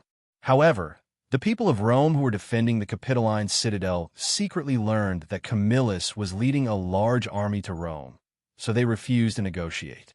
Although Brennus was angry, he could not do anything. However, he was not willing to leave empty-handed. Just as he was hesitating, he heard that Camillus was leading a large army to rescue them. Seeing that the morale of the Celts was low, Brennus did not dare to fight them and was forced to retreat. However, less than 10 miles away from Rome, the Latin allied army, led by Camillus, caught up, and the two sides engaged in a fierce battle. In the end, the Celts suffered a crushing defeat. Most of them were surrounded and killed by their pursuers. A small number of them scattered and fled in different directions. As a result, the people of the neighboring towns and villages all came out to search for them. Almost all of them were slaughtered, and only Brennus and a few dozen of his trusted aides managed to escape. This battle dealt a heavy blow to the Celts in the upper reaches of the Po River, and their strength was greatly reduced. Although the people of Rome suffered losses in the war against the Celts, it alleviated the conflict between the nobles and the commoners. The people who had migrated to Veii returned to Rome and worked together to rebuild the city of Rome. The Senate also enacted laws to reconcile the nobles and commoners. At the same time, they took the time to accept the refugees who had lost their homes in the Latin Alliance and rebuilt the Latin Alliance. Camillus learned his lesson from the defeat at the Allia River and combined it with his own battle experience. After obtaining the support of the Senate, he reformed the Roman army. At the same time, Rome unexpectedly received the support of a powerful country in the Western Mediterranean. Therefore, in the second year after the war with the Celts, Rome began to recover its vitality. It began to attack the surrounding Latin city-states that had left the Latin Alliance and abandoned Rome. After a few years of hard fighting, most of the Latin cities were under its control and the Latin Alliance was rebuilt. During this period, the Etruscans from the north took advantage of the fact that the Roman army was pinned down in the Latin region and sent out a large army to surround the important Etruscan city-state that Rome had spent many years to conquer. It was now a colonial city of Rome, Veii, and they tried to force it to surrender. The people of Rome defended the city and refused to surrender. They repelled the enemy's attacks many times and even crossed the river to ask for help. As soon as the Latin War ended, Camillus led the Roman army to attack the Etruscan army that had surrounded Veii on the north bank of the Tiber River. The Etruscans had yet to recover their strength after being ravaged by the Celts. On the other hand, the morale of the Roman army was high after Camillus reformed the military system. The two sides clashed several times, and the Roman army was victorious. After repelling the Etruscan army, the people of Rome did not give up. After learning about the weakness of the Etruscans through the war, they seized the opportunity and continued to attack the Etruscan territory that had been a threat to Rome for hundreds of years. In just a few years, as the important Etruscan city-states such as Tarquina, Velch, Novae, and Volsii were conquered one after another, Rome had also brought most of the southern part of Etruscan territory under its control. During this period, The Volsci and Hernici in the southern part of Rome were afraid that the rise of a powerful Rome would threaten the safety of their territory. From time to time, they would gather other forces around Rome to attack the territories of Rome and its allies. This time, the scale of the attack should be the largest in the past decade.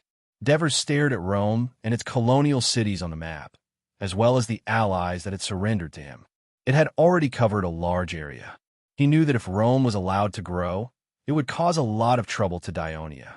However, for the past 10 years, Daionia had been concentrating a lot of manpower and resources to integrate and unify southern Italy and eastern Sicily. It really did not have the extra power to interfere with Rome in the middle of Italy. To the people of Daionia, that was an unfamiliar area. It would be too much for Daionia to send a large force, and sending a small force would be easy to destroy. He hoped that this attack from the Volsci could pose a threat to Rome. Unfortunately, his understanding of the history of Rome in his previous life was more from the beginning of the Punic War. He knew very little about the history of the early rise of Rome. The only person he knew was Camillus. After reading the information collected by the intelligence department and combining it with the little knowledge he had learned in his previous life, he realized that Camillus, who was very famous in the Latin region at this time, was the Camillus who was known as the father of Rome in his previous life. Where is Camillus now? He asked immediately. Aristides was stunned for a moment and immediately understood that Devers was talking about the person he had asked them to pay attention to. Previously, Camillus did not serve as the commander of the expedition to Etruria, citing his old age and weak health. He has been staying in the city of Rome, and there is no new news so far. It seems at this time, the people of Rome will let him serve as the commander of the coalition against the Volsci. Devers sighed softly. Observe the war closely and report to me at any time. Yes, your majesty, Aristides replied. Devers pondered for a moment and remembered something. He hurriedly said to his clerk, Hinepolis, Henri, immediately write a letter to the governors of Catanae, Naxos, Sicily, Herbida, Hera, these cities in Sicily. Ask them to try to persuade the people to sell their surplus food to the city hall at an appropriate price after the autumn harvest for the people in the southern region. Yes, your majesty. I will write the letter immediately and give it to you for review. Hinepolis finished speaking and immediately prepared to write the letter. Devers looked down at the icon of Rome on the map again and sighed inwardly. This drought really came at the wrong time. 2 days later, Devers received the Delphic priest, Clementine, who had hurried over to the palace. Devers did not show any joy at Delphi's invitation.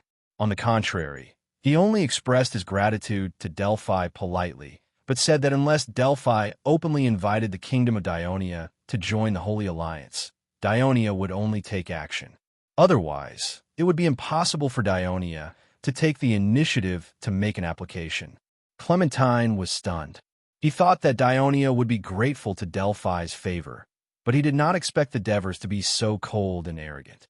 In fact, if Clementine had a deeper understanding of the national conditions of Daionia, he would definitely understand why Devers did this. Because Devers was not only the king of the kingdom of Daionia, but also the high priest of the temple of Hades and the descendant of Pluto. How could he proactively worship another god? Even if the two gods controlled different territories, it would still make him feel that he could not explain to the priests and believers of Hades. But if Delphi took the initiative to invite him, Devers would find it easier to accept.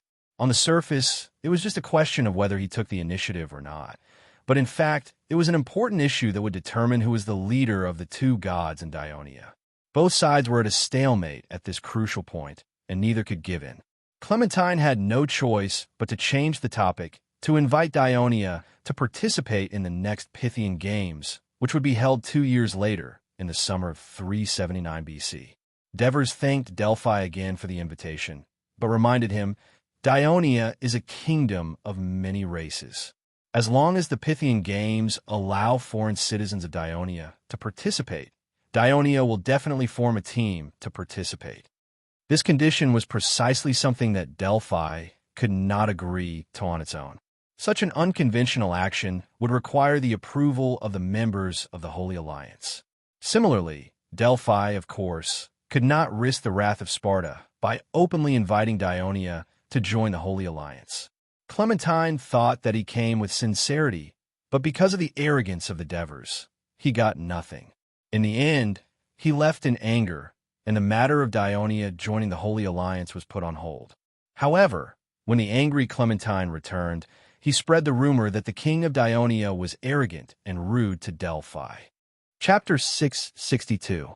In the Latin region of central Italy, Camillus, whom the Devers were concerned about, received an order from the Senate of Rome to lead the troops stationed in Rome to repel the Volsci's coalition army. Although he repeatedly declined, saying that he was old and weak and that he was not suited to lead troops, hoping that the task would be given to a more suitable candidate, the people of Rome strongly urged him to take up the position. In reality, they did not expect him to lead the troops and charge into the enemy's ranks. Instead, they strongly believed in his combat experience and ability to command troops. They believed that he would bring a glorious victory to Rome. Camillus had no choice but to accept. Considering that Camillus was unable to go into battle, the Senate also assigned him a young military governor named Lucius Florius to be his partner. The two of them led the remaining 2 legions in the city, a total of 12,000 soldiers from the Roman duchy, and joined up with a few thousand soldiers from their allies. They then led the army to the southeast and quickly arrived at the borders of Praenestor.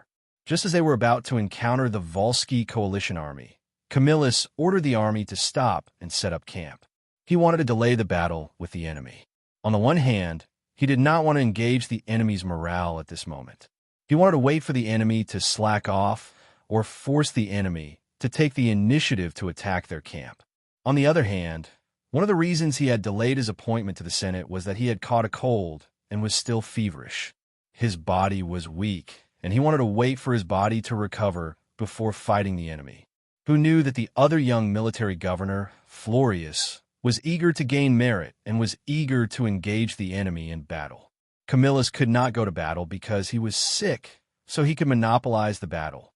Thus, he privately encouraged the officers in the army to unanimously request for battle from Camillus. Seeing that it was difficult to go against the will of the people, Camillus did not want others to think that he was being jealous and did not want to let the young people win merit and glory. Thus, he reluctantly agreed to let Lucius Florius lead the army into battle, while he led a small number of soldiers to guard the camp. Out of concern for the battle, he sent people to monitor the progress of the battle and report back to him. Lying on the sickbed, he tossed and turned, unable to sleep. When Frias learned that the Roman army's formation wasn't complete yet, he had rashly launched an attack. As a result, they were defeated by the enemy, and the routed soldiers were fleeing to the camp. He forgot about his illness and leaped out of bed to organize the remaining soldiers to quickly prepare for defense. He personally ran to the gate of the camp and loudly urged the soldiers who had retreated from the battlefield to pick up their weapons and fight back the enemies who had followed them.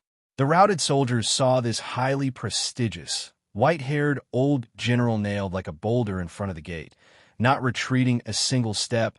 They couldn't help but feel ashamed. One after another, they turned around to fight, cooperating with the defending troops in the camp, and finally driving away the enemy. After this ordeal, Camillus broke out in a cold sweat, and his cold was more than half healed. He couldn't help but thank Minerva for her protection. The dejected and guilt-ridden military official, Frias, came to Camillus to ask for forgiveness. Camillus didn't harshly criticize this young general who fought recklessly. Instead, he patiently asked him about the whole process of the battle. After some thought, he said to Frias, "Tomorrow, we will lead the army out of the camp and fight the enemy." Frias thought he heard wrong. "We just experienced a defeat in the battle. It is because of this defeat that the honorable citizens of Rome urgently need a victory to wash away this shame," Camillus said firmly. Motivated, Frias nodded in agreement. Soon, the news of the battle tomorrow morning spread throughout the camp. The soldiers heard that the highly respected general, Camillus, would lead them out of the camp for a decisive battle to wash away the shame of this defeat. Immediately, all of them were no longer dejected. Instead, they rubbed their palms together and swore to God that they would take revenge. The next day, after Camillus led the army out of the camp for a mile, they stopped and quickly began to get into formation. When the Volsci coalition heard that the defeated Rome had walked out of the camp, they were overjoyed and hurried over with their troops. Before they could fully get into formation, Camillus ordered the whole army to attack. The Roman soldiers, eager for revenge, launched a fierce attack on the Volsci coalition, and Camillus focused the attack on the weaker Helnici. After a fierce battle, the disorganized Volsci coalition was at a complete disadvantage. The Helnici were the first to be defeated, and then the whole army was routed.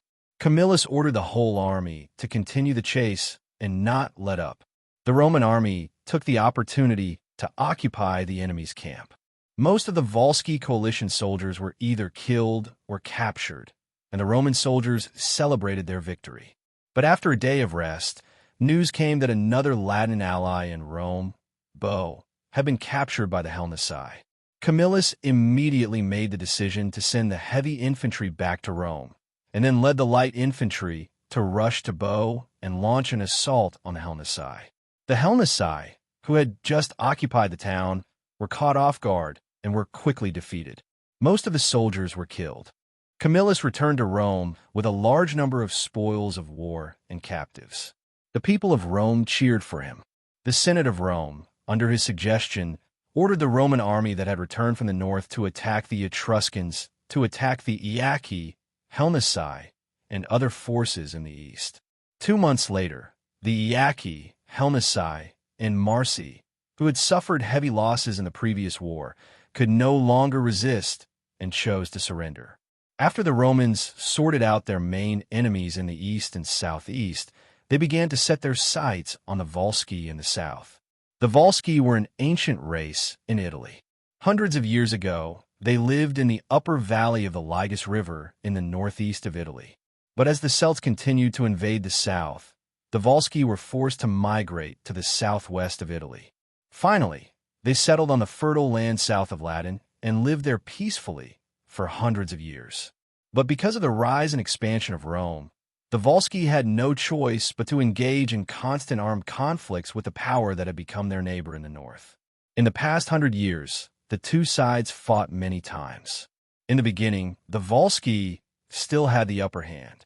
But as Rome conquered the surrounding Latin city-states and established the Latin alliance, its power increased greatly, and the Volsci gradually found it difficult to attack Rome.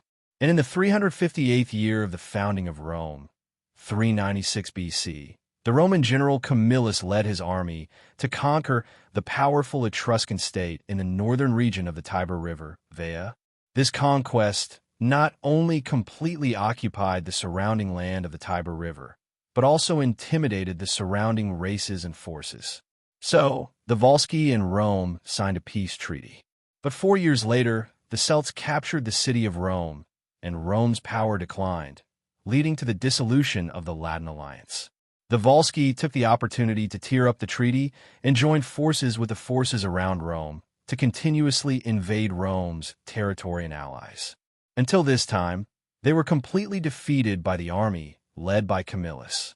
The Volsci had suffered heavy losses, but before they could catch their breath, the army of Rome invaded Volsci's territory and surrounded the powerful state in the northwest of Volsci, Velitri. While the Volsci gathered their troops to help, they also considered asking for reinforcements from other forces. In the past few years, after the military reform of Rome, they became more and more powerful. Volsci had lost several wars with Rome, so they were afraid of the people of Rome. In fact, the Samni were the closest and more powerful force to Volsci. Unfortunately, this powerful mountain race had always been very aggressive toward the forces around them. In the past, Volsci and the Samni had fought many times. Several Volsci towns near the Samni Mountains, such as Sora and Cieti, were still occupied by the Samni. How could the Volsci dare to ask for help from this violent hostile force? Therefore, after some discussion, the Volsci alliance agreed that the strongest kingdom in the south, Daionia, was the most suitable place to ask for help. However, Volsci did not have any formal diplomatic contact with Daionia, and they were afraid that they would be rejected. So, the Volsci came up with a solution. The Volsci alliance sent an emissary south to the Campania region. In the Campania region, there was a Campania alliance that the Volsci thought was relatively powerful. It had a good relationship with Volsci, and they often traded with each other. At first, the Campania alliance was just an alliance formed by the Greek colonial city-states in the area. Its purpose was to protect the city-states and defend against foreign enemies. The main enemy was the Samni in the mountains to the east. Later, some Etruscan city-states in the eastern part of the Campania plain that were also invaded by the Samni joined the alliance. The Etruscans used to be the most powerful force in Italy, occupying the northern and most of the central part of Italy. Later, due to the invasion of the Celts, their power was greatly weakened. Many of their territories were occupied by other races, and their power began to retreat to the north. However, in the eastern part of the Campania plain, there were still a few Etruscan city-states, led by Caua and Caesarea. After joining the Campania alliance, Capua had once fought with Naples for the leadership of the alliance. However, 20 years ago, after the Simonians captured Capua, the alliance had always been dominated by Naples. Chapter 663. The Neapolitans knew a little about the people from Rome mentioned by the Wolsey emissary. Over the past decade, this resilient people who lived in the northern part of the Campania region had won every battle they fought and expanded rapidly, causing the surrounding forces to feel very uneasy. However, there were still many forces between Naples and Rome, such as the Wolsey, Oronzi, Cyzini, and even the Samnese Chiatini tribe. Therefore, the Neapolitans did not feel uneasy about Rome. After the council members discussed, the chief general, Orosius, apologized to the Wolsey emissary. "We really want to help the Wolsey, but there are more important things for us to worry about in the Campania region, so we dare not split our forces. Therefore, we can only apologize to you." What Orosius said wasn't just for show. In the past decade, the Campania alliance and the Samni had been living in harmony. However, in the past 2 years, the Samni had begun to frequently clash with the surrounding city-states of the Campania alliance. Although it had not escalated into a major war, the Campania alliance was extremely nervous. They were constantly on guard, ready to deal with a war that could break out at any time. The Wolsey emissary looked disappointed and depressed. He was about to continue begging, but Orosius suddenly changed the topic. "Although we can't help you, there is a powerful country in Italy. As long as they are willing to lend a helping hand, they can guarantee the safety of the Wolsey." The Wolsey emissary's heart skipped a beat. A name immediately popped up in his mind. Orosius then said in a serious tone, "Dionia. Only Dionia can stop Rome from attacking the Wolsey." As expected, Mate Bola secretly heaved a sigh of relief. This was exactly what the Wolsey emissary wanted to hear. Of course, they knew that the kingdom of Dionia, which controlled the entire southern part of Italy, was probably the most powerful force in Italy apart from the Celts in the north. Of course, it would not be a problem for them to intimidate Rome. However, he pretended to be troubled and said, "But the Wolsey has never had any dealings with Dionia." Orosius said sincerely, "Naples and Dionia are allies. We are willing to recommend the Wolsey to the king of Dionia." The Wolsey emissary was overjoyed and immediately expressed his gratitude to the Neapolitan council. After resting for a day in the city, he followed the Neapolitan emissary, Mithides, south by boat. It was the end of September, and a drought was raging in southern Italy.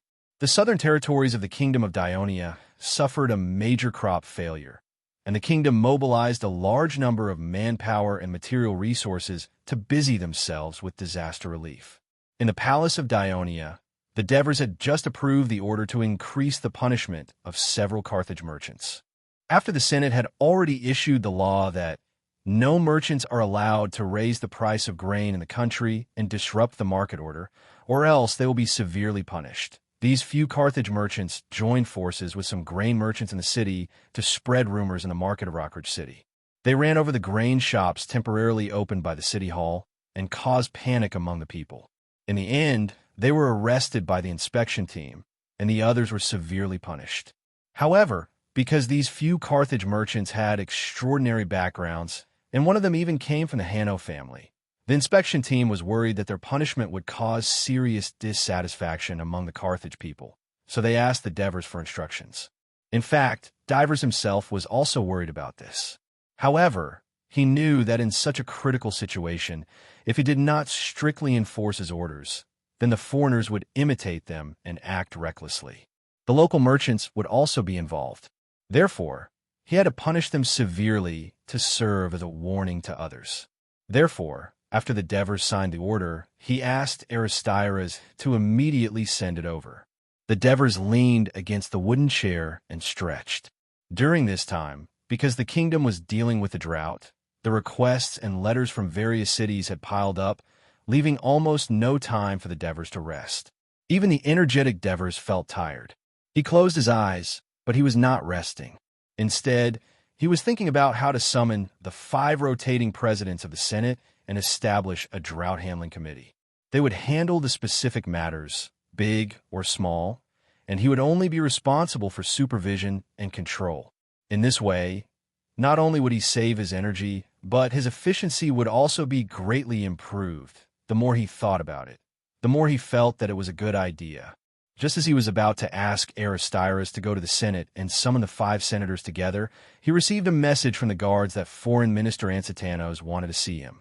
Since the Senate passed the Devers' proposal to pay the senators a high salary and prohibit them from accepting gifts, the Devers also proposed to establish the kingdom's Ministry of Foreign Affairs, so that foreign envoys could be directly received by this department, reducing the number of blind contacts they had with other senators, and also ensuring their safety to prevent the senators from making mistakes again. At the same time, with the Ministry of Foreign Affairs, more professional and experienced diplomats could be trained, creating a more favorable external environment for Dionia. The Devers appointed Ansitanos as the first foreign minister. Ansitanos had been in office for more than a year, and he had completed the administrative structure and personnel arrangements for the Ministry of Foreign Affairs. Why did he come to the palace today? The Devers wondered in his heart. He did not expect Ansitanos to give him a surprise. Are you saying that the Wolsey have asked us for help? Yes, your majesty, Ansitanos explained seriously. The Romans are invading Wolsey's territory, and they can't stop them. They have no choice but to ask us for help under the guidance of the Neapolitans. Then arrange a meeting, the Devers answered without hesitation. When he received the news that the Wolsey allied forces were defeated by the Roman army, led by Camillus, he already knew that the Wolsey were in big trouble. Your majesty, there's another good news. Oh, although it was a good news, Ansitanos did not look happy. Instead, he said seriously, the Neapolitan messenger who accompanied the Wolsey said, knowing that Dionia is suffering from a drought, the Campania Alliance, as an ally, is willing to donate a large amount of grain for free to help us tide over the difficulties. However, he hopes that we can restrain the Samni and stop harassing their people. Restrain the Samni? The Devers looked a little angry. The Neapolitans make it sound easy, but the Samni are not that easy to restrain. Ever since we firmly supported the Abenelum, these Samni tribes have become more and more disobedient. Fortunately, they are afraid of our strength and dare not do anything rash. Ansitanos looked at the Devers and asked softly, then reject the request of the Neapolitans? No, the Samni now think that they have recovered their strength. The Devers shook his head and sneered. It's just that we have been busy stabilizing the situation in the Downey area for the past 2 years and can't spare any time to help. Now that the situation in Downey is stable, Ansitanos agreed to the request of the Neapolitan messenger and sent someone to question the Samni. Why did they repeatedly violate the covenant and invade the allies of Dionia? If they still refuse to repent, I don't mind letting them have a taste of the power of the Legion of Dionysia. In addition, didn't Quinduk, the leader of Nuceria and Chiatini, hint that he was willing to send a team to participate in this year's rugby competition? Let Inonis strengthen the relationship between the tribes in the southwest of Chiatini and make them completely fall to our side. Your Majesty, this is likely to lead to a war between the Samni and us. Ansetanos said worriedly. Divers said firmly. As our ally, Samiet ignored our warnings many times and repeatedly invaded the people and land of our other ally. They have violated the covenant, which means they have long had the intention to betray us. If we don't stop their bad behavior, it will not only affect the prestige of the Kingdom of Dionia, but also reduce the trust the ally has in us. We must fight back forcefully. Your Majesty, we are facing a famine now. I'm afraid we don't have enough food to support the army. Ansetanos reminded. The Dever smiled. We don't, but the Campanian Alliance does. If we help the Campanian Alliance solve the problem of the Salmoni, they will not be stingy with their food. This will also help us reduce the pressure on the domestic food supply. Besides, I heard that the central and southern parts of Ilpini are also suffering from the disaster. We can take this opportunity to completely weaken them. All right, Your Majesty, I understand. I will discuss this matter with the Neapolitan messenger. Ansetanos replied helplessly. Wolsey's messenger, Mate Bulla, followed the Neapolitans ashore at the port of Laos and trekked for 3 days to reach Turiai. He was immediately shocked by the prosperity and size of the city. He began to believe that only such a powerful country could help them drive away the ferocious people of Rome. When he received the notice from the Ministry of Foreign Affairs that the King of Devers was ready to meet him, Mate Bulla had been thinking about how to persuade the king of this powerful kingdom to lend a helping hand to Wolsey. The next day, Mate Bulla walked into the palace of Dionia. The important officials of the kingdom were already standing on both sides of the spacious hall of the palace. The King of Devers was wearing a garnet crown made of pure gold and a luxurious black robe with red patterns. He was sitting steadily on a leather chair that was 2 steps above the stairs. Therefore, he was much taller than the people around him, displaying the majesty of a king. Chapter 664. His words successfully attracted the attention of the people around him. The ministers of the kingdom, who did not know much about Wolsey and did not care much about him, now focused their attention on him. The envoy from the north was wearing a short white shirt with a belt, revealing his arms and calves. His outfit was similar to the Simonians, except that they had shoes. Thank you, Wolsey, for your generous donation, the Devers said calmly. I have long heard that the Wolsey alliance in central Italy is brave and good at fighting. Unfortunately, because Dionia is too far away from you, we rarely have any contact.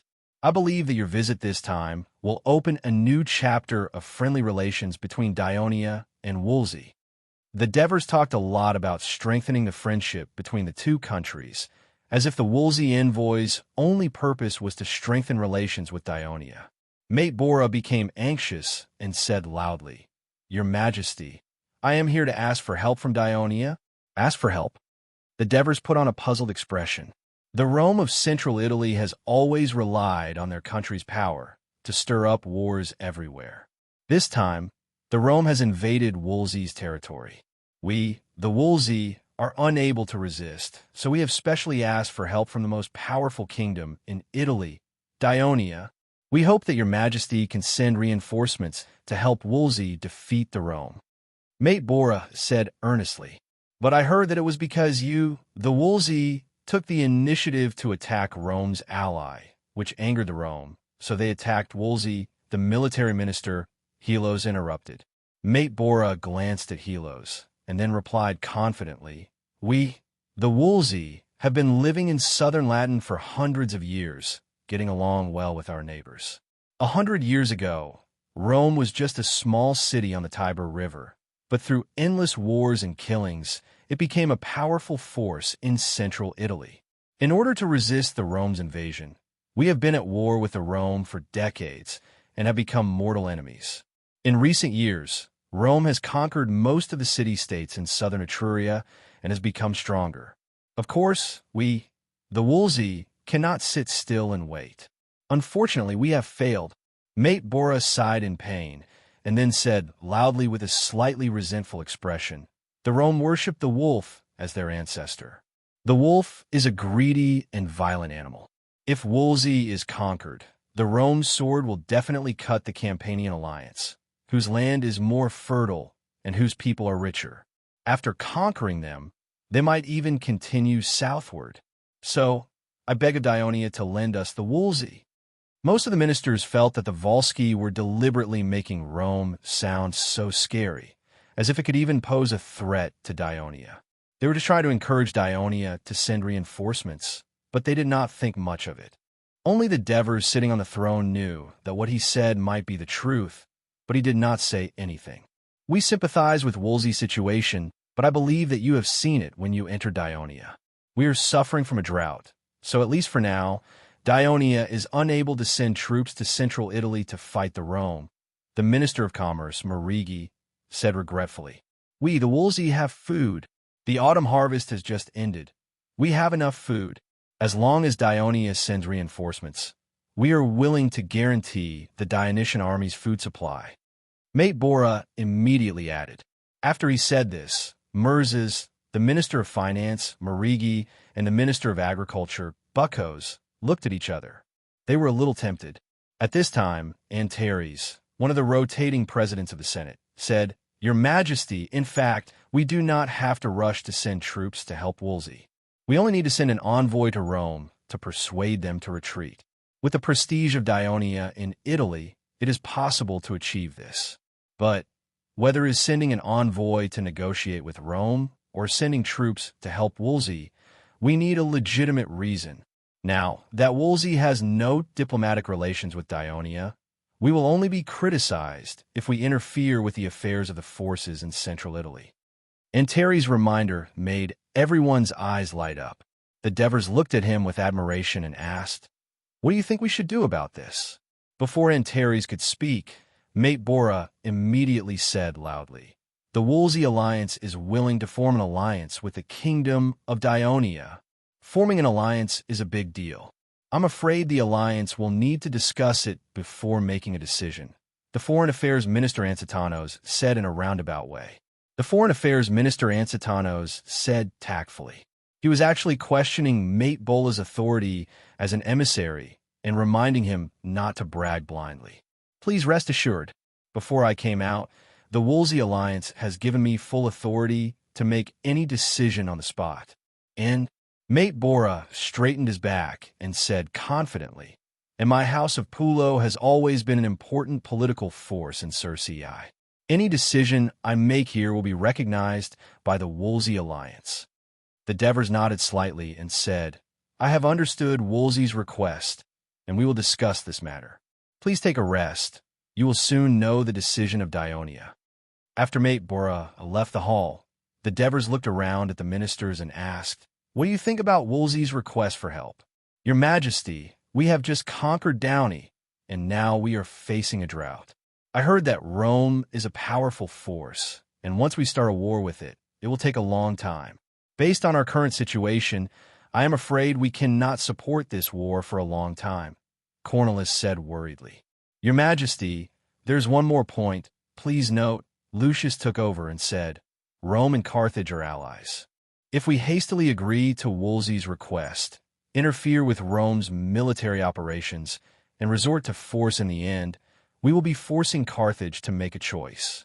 Given that our relationship with Carthage is not very good in the past 2 years, Carthage is likely to choose to support Rome, and this will make the conflict bigger.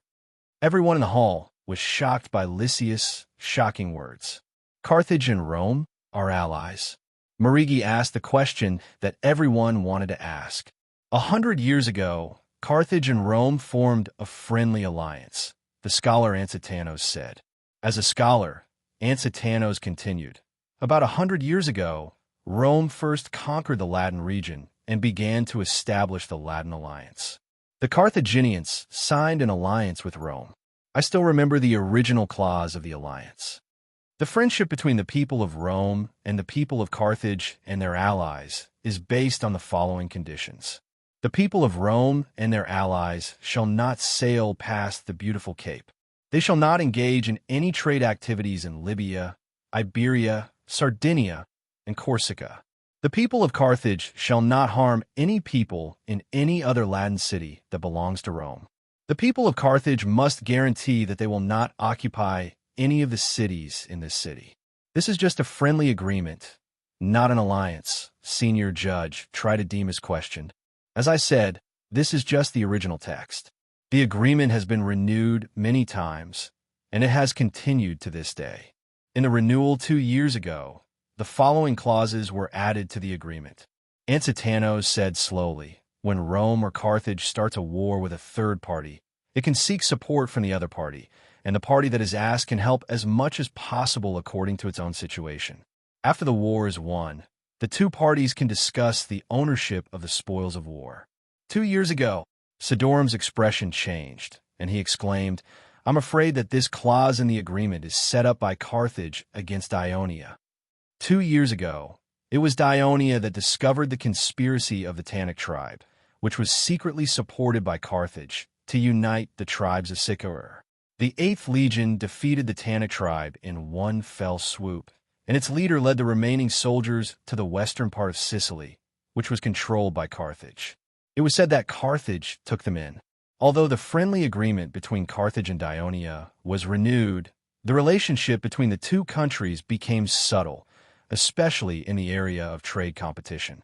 Tannic had fallen, and now there was a new Rome in the north of Ionia. Everyone's expression became a little complicated. Helos said solemnly, Your Majesty, although Carthage has maintained peace with us for the past 10 years, it is because it needs to recover from the war with Syracuse. Even so, Carthage is still secretly causing trouble for us. After all, the Western Mediterranean can only accommodate one hegemon. It was like that between Carthage and Syracuse, and now it will be the same between us and Carthage. Therefore, the alliance between Carthage and Rome shouldn't be a reason for us to be afraid of helping Wolsey. On the contrary, we should increase our efforts to form a strong alliance with Wolsey. Otherwise, Rome will conquer Wolsey and become even more powerful. It and Carthage are in the south and north, sandwiching the kingdom of Ionia in the middle. We will be in even more trouble in the future. Why don't we take advantage of the fact that Carthage is still unwilling to go to war and that Rome isn't strong enough? We should unite with the other forces in central Italy to besiege Rome. We will completely destroy it and weaken it so that it will no longer be a threat to Ionia and our allies. As the military minister, Helo's words were filled with murderous intent. His words represented the military's intentions. The meeting hall suddenly fell into silence. Chapter 665. Cornelius hesitated for a moment and said, Your Majesty, I'm not opposed to forming an alliance with Wolsey and letting the Rome conquer Wolsey. I just feel that with the current situation of Ionia this year, this is not a good time.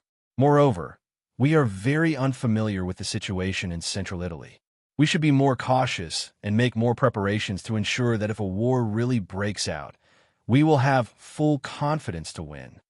Cornelius's mature and prudent words made the ministers, led by Lucius, nod repeatedly. I also hope to wait until the kingdom has enough soldiers and food, and when there are no external threats around us, then intervene with Rome. However, a good opportunity never comes easily, and the enemy will not be so stupid as to always stay in the same place and let us interfere. The Devers sighed and said, Do you still remember the war with Syracuse? Our original idea was to attack Rockley first and lure the army of Syracuse to Great Greece. However, Dionysius lured the Simonians into a sudden invasion. We hoped to station our troops in the Caronia Trine line of defense, stall the army of Syracuse, and deal with the Simonians first. Then, we will wait for the main force to come back for a decisive battle. However, Dionysius led the army to easily break through our southern line of defense. These lessons have deeply taught me that a good opportunity does not come easily, but it is won by our bold actions. Moreover, the people of Carthage are also no less intelligent than Dionysius. They have long known that Ionia will be their future enemy, so not only have they long supported the Tannic tribe, but they have also been supporting the people of Rome since 7 or 8 years ago. Cornelius and the others were shocked. Lucius hurriedly asked, Your Majesty, is this true? Of course it is true. Because of the incident with the Tannic tribe, I became vigilant against Carthage, so I increased my attention to the forces around the kingdom. As a result, The people I sent quickly collected some information about the relationship between Carthage and Rome. There is evidence that Carthage has been supporting Rome over the years, providing food, weapons. As the Dever spoke, he nodded to the clerk Hinepolis, who was taking notes next to him. Hinepolis immediately left the council hall and quickly found a few documents in the forbidden area of the palace, the information room. He brought them to the Devers, and the Devers handed them to Cornelis. Cornelis, Lucius, Sidorum, and the other ministers looked at each other, and their expressions became more and more serious. Previously, I didn't talk about Carthage and Rome because we were busy governing the Downey area that was newly incorporated into the kingdom. There was no need to be distracted by Rome's matters for the time being. But the Devers suddenly stood up and said loudly, "Now that Wolsey has come to ask for help, this is a good opportunity. Helping Wolsey and fighting against Rome will win the support of other forces in central Italy. Destroying Carthage's conspiracy will also be beneficial for us when there is a war with Carthage in the future. In addition, defeating Rome will also be beneficial for us to enter the same fertile land as Rome in central Italy." When the Devers said this, the ministers were surprised. The Devers looked at them and said in a deep voice, "My lords, this drought has covered most of the land in the kingdom of Dionia, making our disaster relief so difficult. I believe that every one of you will remember this. Why? Because our country is not big enough, and our national strength is not strong enough. We need to acquire more land in order to cope with every drought, every earthquake, every tsunami. With Carthage blocking the way in the south, we can only acquire land in the north. So, the arrival of Wolsey's messenger is a good opportunity for us." When the Devers saw the ministers fall into silence, he smiled and said in a gentle tone, "Of course, this is a long-term strategy that I have set for the kingdom. The war with Rome will not necessarily break out immediately. With our help, maybe the people of Rome will back down. So, we have to take it one bite at a time. Let's not rush. Let's take it slow. Let's first let the Senate pass the proposal of forming an alliance with Wolsey, then carefully discuss the alliance with the people of Wolsey. After everything is done, we will send messengers to test the reaction of the people of Rome." Dionia quickly sent its foreign minister, Ansatunnos, to negotiate with Wolsey's messenger, Mapeala, about the alliance between the two countries. The negotiation went smoothly, and it only took more than half a day to draw up a draft of the alliance. The main content is that Dionia and Wolsey will form a friendly and equal military alliance. They will strengthen friendly exchanges, and as long as they do not violate the laws of the alliance, their people will be free to stay in the land of the alliance. They will give each other preferential treatment and convenience in trade. There will be no additional taxes, and they are not allowed to detain or capture the merchants of the alliance without authorization. If there is any dispute, it will be settled by arbitration between the two parties. When one party is invaded by the enemy or has a war with a third party, the alliance should do its best to provide military assistance, and even send troops to participate in the war at the request of the other party. Mapeala took the draft and immediately returned to Wolsey. 10 days later, he hurried over with the Wolsey emissaries. The emissaries included the governors of several city-states in the Wolsey alliance. The Devers and the Wolsey people signed the alliance agreement solemnly. As soon as the agreement was signed, the Wolsey people could not wait to ask Dionia to send troops to Wolsey's aid. It turned out that the Romans had already conquered Valette and repelled Wolsey's reinforcements. They had begun to attack the city of Satricum. The Wolsey alliance had suffered a series of defeats, and there were not enough soldiers to organize a large number of reinforcements to stop the attack of the Roman army. They were faced with an unprecedented crisis. The Devers decided to follow Antali's suggestion and first send an emissary to Rome to mediate. At the same time, they informed the Ministry of Military Affairs to prepare for war. After careful consideration and selection, the emissary sent by the Ministry of Foreign Affairs was Topyrus. More than 10 years ago, Topyrus was still a slave bought by Christoia. Because of his quick thinking and hard work, he was promoted to the manager of a restaurant within a few years and was granted freedom by his master, the Devers. During the war in southern Italy, he participated in the most important battle of Crotone as a probationary citizen. As a spearman, he and his companions resisted the attack of Syracuse's mercenary cavalry and defeated them. At the same time, he helped other troops to defeat the powerful right wing of Syracuse and played a key role in the final victory of the battle. After the war, the surviving spearmen became official citizens of Dionia. A few years later, Topyrus also participated in the war to conquer Messapi and Pacetti. Perhaps the frequent battles had tempered his courage and broadened his horizons. He was no longer satisfied with just being the regional manager of Kristoya's restaurant. Instead, he used his ability to read and count to pass the examination of the finance department and became a tax officer. When a Ministry of Foreign Affairs was established, Antalis recruited civil servants. Topyrus, who had done a good job but was tired of the daily accounting and bookkeeping, applied to come to the Ministry of Foreign Affairs. Antalis knew very well that it was not an easy task to go to Rome. The emissary needed not only to be observant and eloquent, but also to be courageous. Therefore, Topyrus, who had served as a restaurant waiter and participated in many battles, was the best candidate. In the 13th year of Dionia, November 1st, 380 BC, the Dionia emissary, Topyrus, boarded a passenger ship at the port of Laus bound for Rome. It was a sunny day, with no clouds in the blue sky. Topyrus sat in the cabin, still recalling the scene when he was received by the king of Devers before he left Thurii. Although it was a meeting, it was actually an invitation to attend a banquet at the Devers mansion. Since he was a personal slave released by the Devers, according to the popular saying in Dionia, the Devers were his benefactors, a peculiar custom formed due to the national conditions of Dionia, where there was a special familial relationship between the freed slaves and their masters. As long as it did not violate the law, the freed slaves could turn to their former masters for help in finding jobs or financial support if they were in trouble. When the former masters were in trouble, the freed slaves, who had become full citizens, would also lend a helping hand.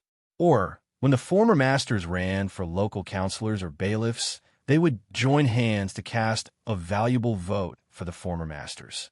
This was recognized by the society. It was for these reasons that the wealthier citizens of Dionia were keen to treat their slaves well and grant them freedom in recent years. That was why a formal meeting was turned into a private banquet.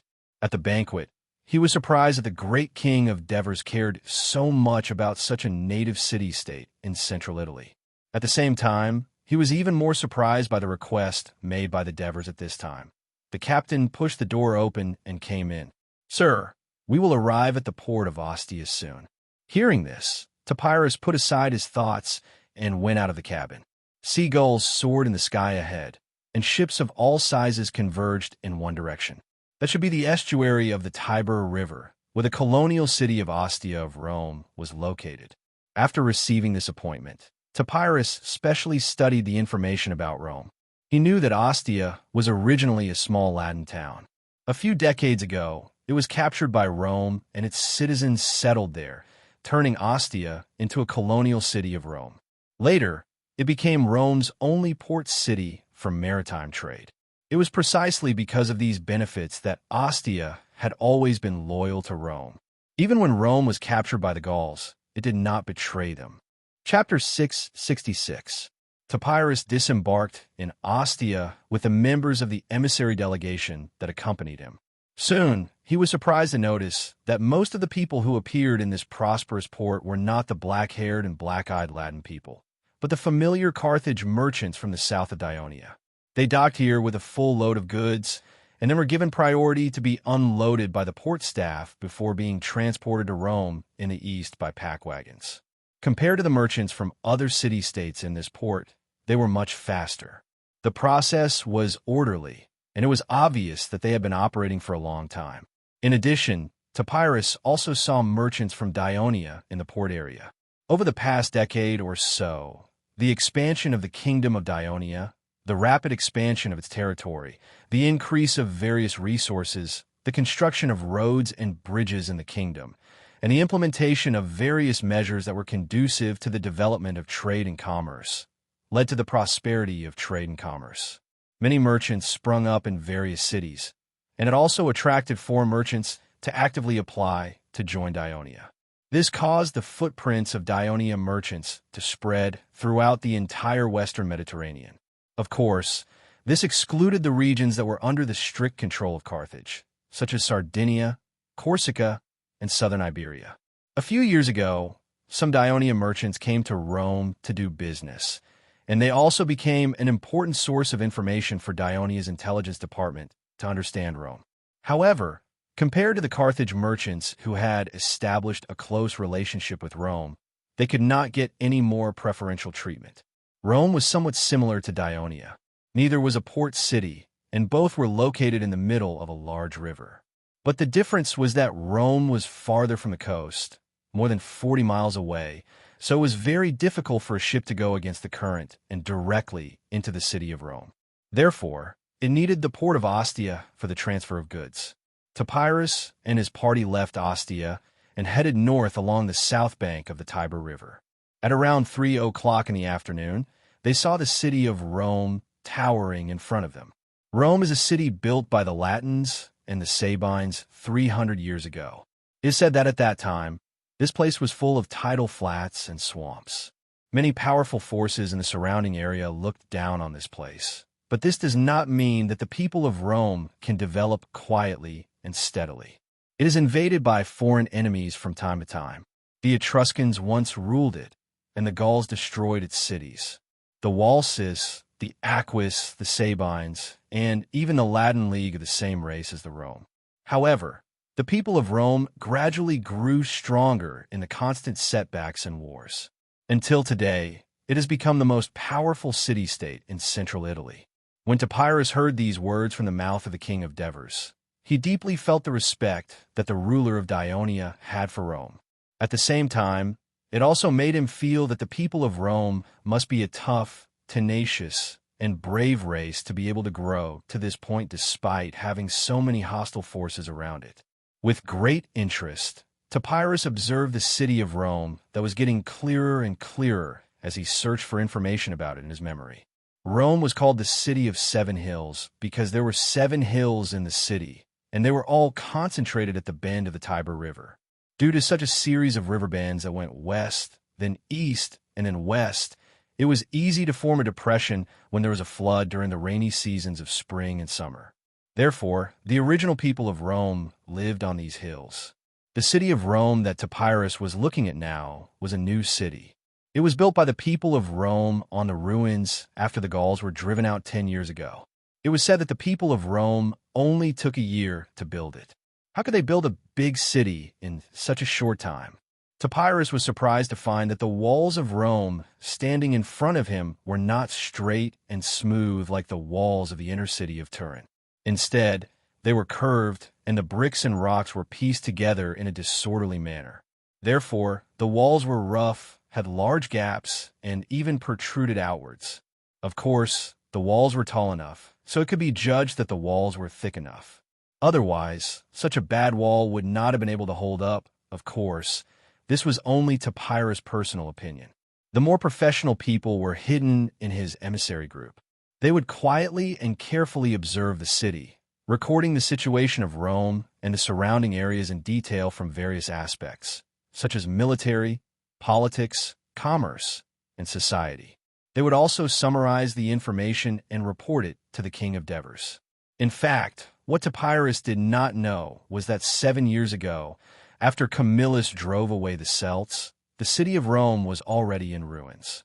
The people of Rome were debating whether to move this city that had suffered misfortune because of the curse of the gods, or to rebuild a new city on the ruins. The questions were debated endlessly, and finally, a citizens' assembly had to be held to decide. Just as the voting was about to begin, a centurion who had become a hero in the previous battle brought the flag bearer to the stage and suddenly shouted, "Stop! Put up the flag. This place is the best place to build a city." His words immediately received the support of many former comrades. Immediately, Camillus and a few other highly respected senators quickly declared in a pious manner that this was a divine omen.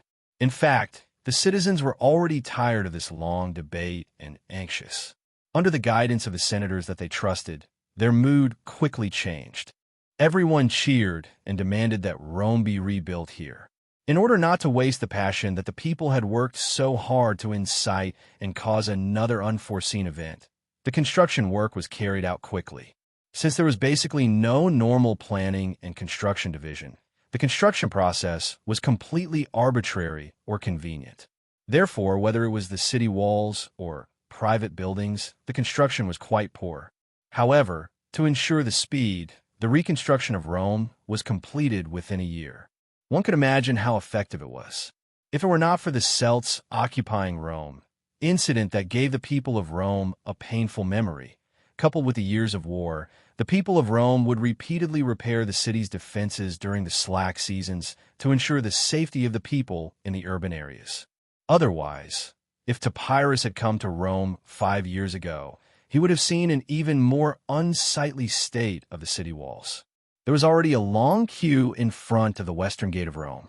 Topyrus and his entourage only stood in front of the city guards at dusk. The city guard of Rome looked at Topyrus and his entourage standing in front of him in surprise. "Are you messengers from Dionia?" After listening to his entourage's translation, Topyrus calmly said in a loud voice, "Yes, I am under the order of the king of Dionia to come to Rome to discuss important matters." The city guard no longer hesitated. He said to another soldier next to him, "Go and get Minucius." After a while, a young man in full military uniform with a red crown on his helmet walked out of the city. After listening to the city guard's description, he was equally surprised. Dionia was a kingdom as powerful as Carthage. Why did its messengers come to Rome? With this doubt in mind, Minucius walked forward and said in fluent Greek, "I am the chief of the city guard of Rome, Minucius. Are you a messenger from the kingdom of Dionia?" "I'm a diplomat from Dionia, Topyrus. I have an important mission for the kingdom to discuss with the Senate of Rome." Topyrus bowed. "Rome welcomes you, noble messengers from the kingdom of Dionia." Minucius smiled and said apologetically, "I am sorry to have kept you waiting."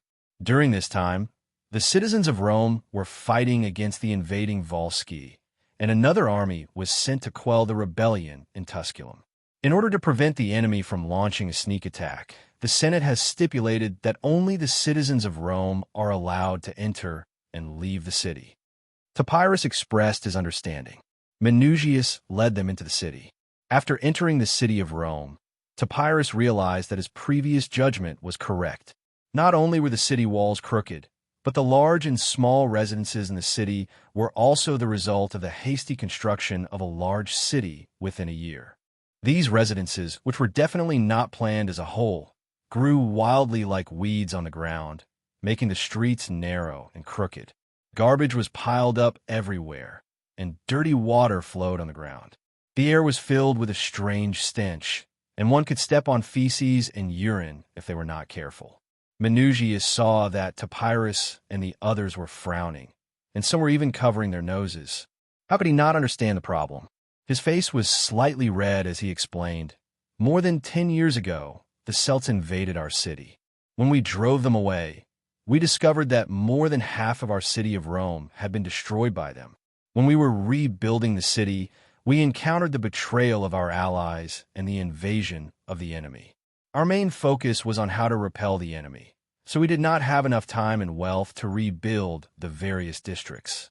We could only let the citizens solve the problems themselves, which is why it has become like this. A few years ago, the Senate made a resolution to widen the roads in each district. However, the war that happened every year made us unable to find the time. During this period, we did not even have enough manpower to transport the garbage in the city." Chapter 667. However, it seemed that the people of Rome had long been accustomed to such a living environment. Pedestrians crowded the narrow streets, and everyone was busy with their own lives. However, the expressions on their faces were somewhat calm. They were neither disgusted by the terrible environment, nor worried about the 2 wars that were going on in Rome. This open-minded state of mind was somewhat similar to that of the Turii of the kingdom of Dionia. Minucius led them around a street, and the field of vision in front of them was much wider. They could see a low hill lying in front of them, which was also densely covered with houses. Many people of Rome, dressed in ordinary clothes, walked between the hills with solemn expressions. That is Mount Raventine, one of the 7 hills in the city of Rome. Minucius saw Topyrus looking at it carefully and hurriedly explained, "It is said that Remus, the younger brother of Romulus, one of the 2 founders of Rome, used to live on this hill with his tribe. Now, in the middle of the hill, there is a temple of Diana built by our former king, Servius. Diana is the Latin goddess of the hunt and the protector of the herdsman. King Servius once made a rule: as long as you fear this goddess, regardless of whether you are a citizen of Rome or not, you can come here to worship. If it weren't for the war during this period, you would see Latin tribesmen from the surrounding areas of Rome coming here every day to worship. Mount Raventine would become very lively, but also very noisy. His face was filled with pride, as if Rome is the center of the Latin people." Topyrus nodded politely and did not speak. The group of people followed the road and turned north. The street here was originally spacious, but both sides of the road were full of people of Rome who had set up stalls. All kinds of noisy hawking and bargaining sounds made Topyrus feel a little annoyed as he squeezed forward. However, during the war, the city of Rome was still filled with a strong atmosphere of life, which surprised them very much. "Is that the arena?" An entourage pointed to the front left and asked. Through the gaps in the crowd, they could see a huge circular building standing in front of the emissary group on the left. The shape of the building was too familiar to the emissary group. "Yes, this is our Rome's Colosseum," Minucius said loudly. "We, the people of Rome, often hold sports competitions here. There is also the most popular gladiatorial competition."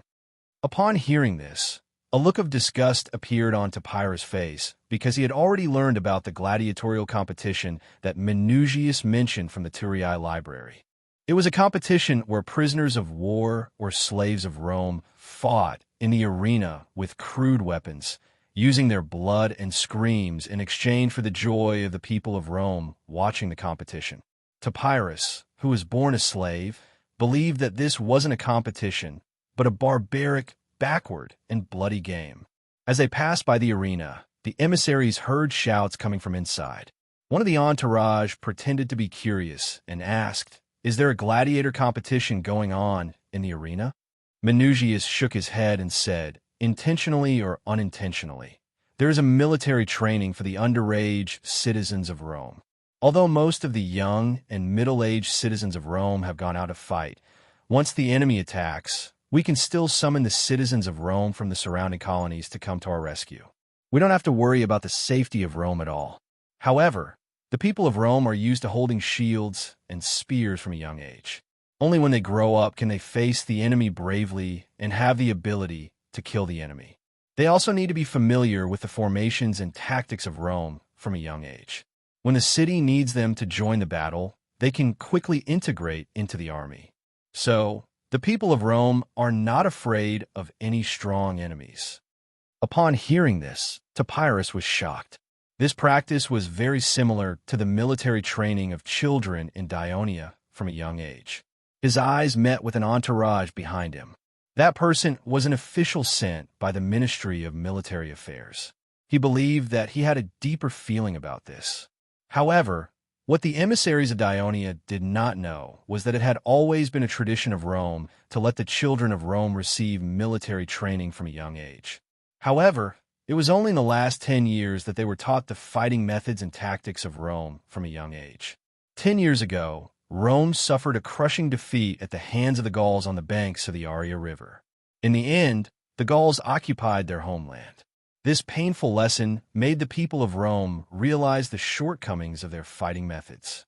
After some investigation and consideration, the dictator Camillus carried out a military reform on the Roman army. He learned the tactics of the Celts. First, he changed the large phalanx formation of the Roman army, which was similar to that of Greece, into multiple small phalanxes, squadrons. Each legion had 50 squadrons, and they could attack separately. This gave the previously bloated and clumsy Roman legion more flexibility and mobility. Secondly, he changed the principle of the allocation of soldiers in the legion. In the past, the military tradition was that the rich and well-equipped citizens were in the front row and the poorer citizens were in the back row. Now, the formation was based on age and level of training. The first row was for the young, the second row was for the strong soldiers, and the third row was for the veterans with rich combat experience. Thirdly, he improved the weapons of the soldiers for offense and defense. Iron helmets replaced leather helmets. Leather shields replaced wooden shields. Iron spearheads replaced bronze spearheads. And leather breastplates were mostly replaced by chainmail. Of course, Carthage's assistance played a big role in this. He allowed many poor soldiers to use the standard equipment distributed by the Senate, thus expanding the source of soldiers. Of course, they had to return the equipment after the war. Fourthly, he emphasized the need to build a strong and comfortable camp when going out to fight. Although the traditional military tactics of Rome had been implemented for hundreds of years, the people of Rome, who had been growing up in battles, soon began to implement this kind of military reform once they found that it was beneficial for them to fight. From adult citizens to children, almost all of them seized all the spare time to train in order to familiarize themselves with the new equipment and tactics as soon as possible. And it had already begun to produce obvious results. Over the years, Rome had almost always maintained a complete victory in the battles against the surrounding forces. Due to the attention paid by the Devers, the Ministry of Military Affairs of Dionia also learned about the current military system in Rome. They were surprised to find that the military reform of Rome was very similar to the military tactics of Dionia's heavy infantry. They all thought that the people of Rome must have secretly learned the tactics of Dionia. This time, one of the purposes of sending officials to the emissary delegation was to see the Roman army with their own eyes. After passing the arena and heading north, the situation in the neighborhood changed again. Not only was the road really wide, but there was also less garbage. Even the houses had become more luxurious. Although there were still simple and crude houses mixed in, the arrangement of the houses was still somewhat disorderly, but the number of large houses with red bricks and white walls was clearly increasing, especially on the two not too tall hills not far from the north and south sides of the road. There were even more of such houses. An official of the emissary delegation from the Ministry of Household Registration of Dionia pretended to be curious and asked, "Is this the rich district?" Minucius understood what he meant.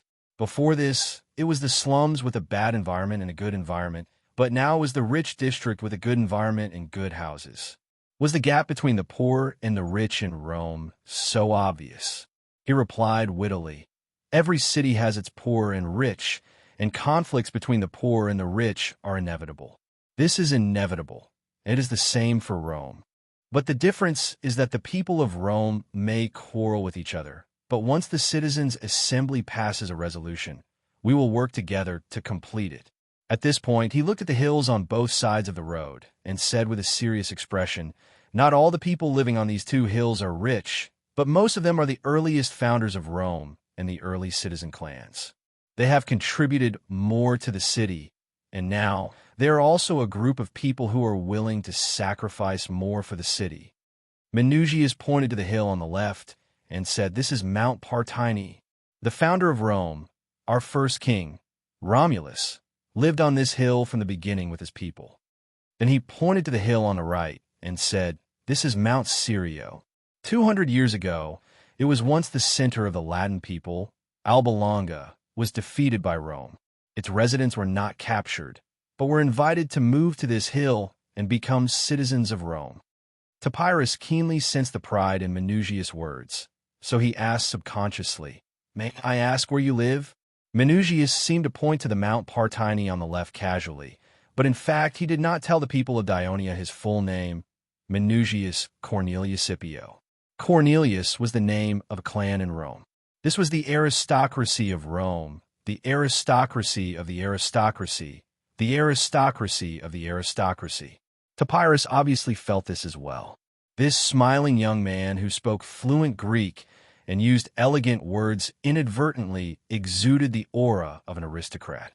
In the kingdom of Dionia, Of course, there were some aristocrats who joined Ionia when it conquered neighboring city-states.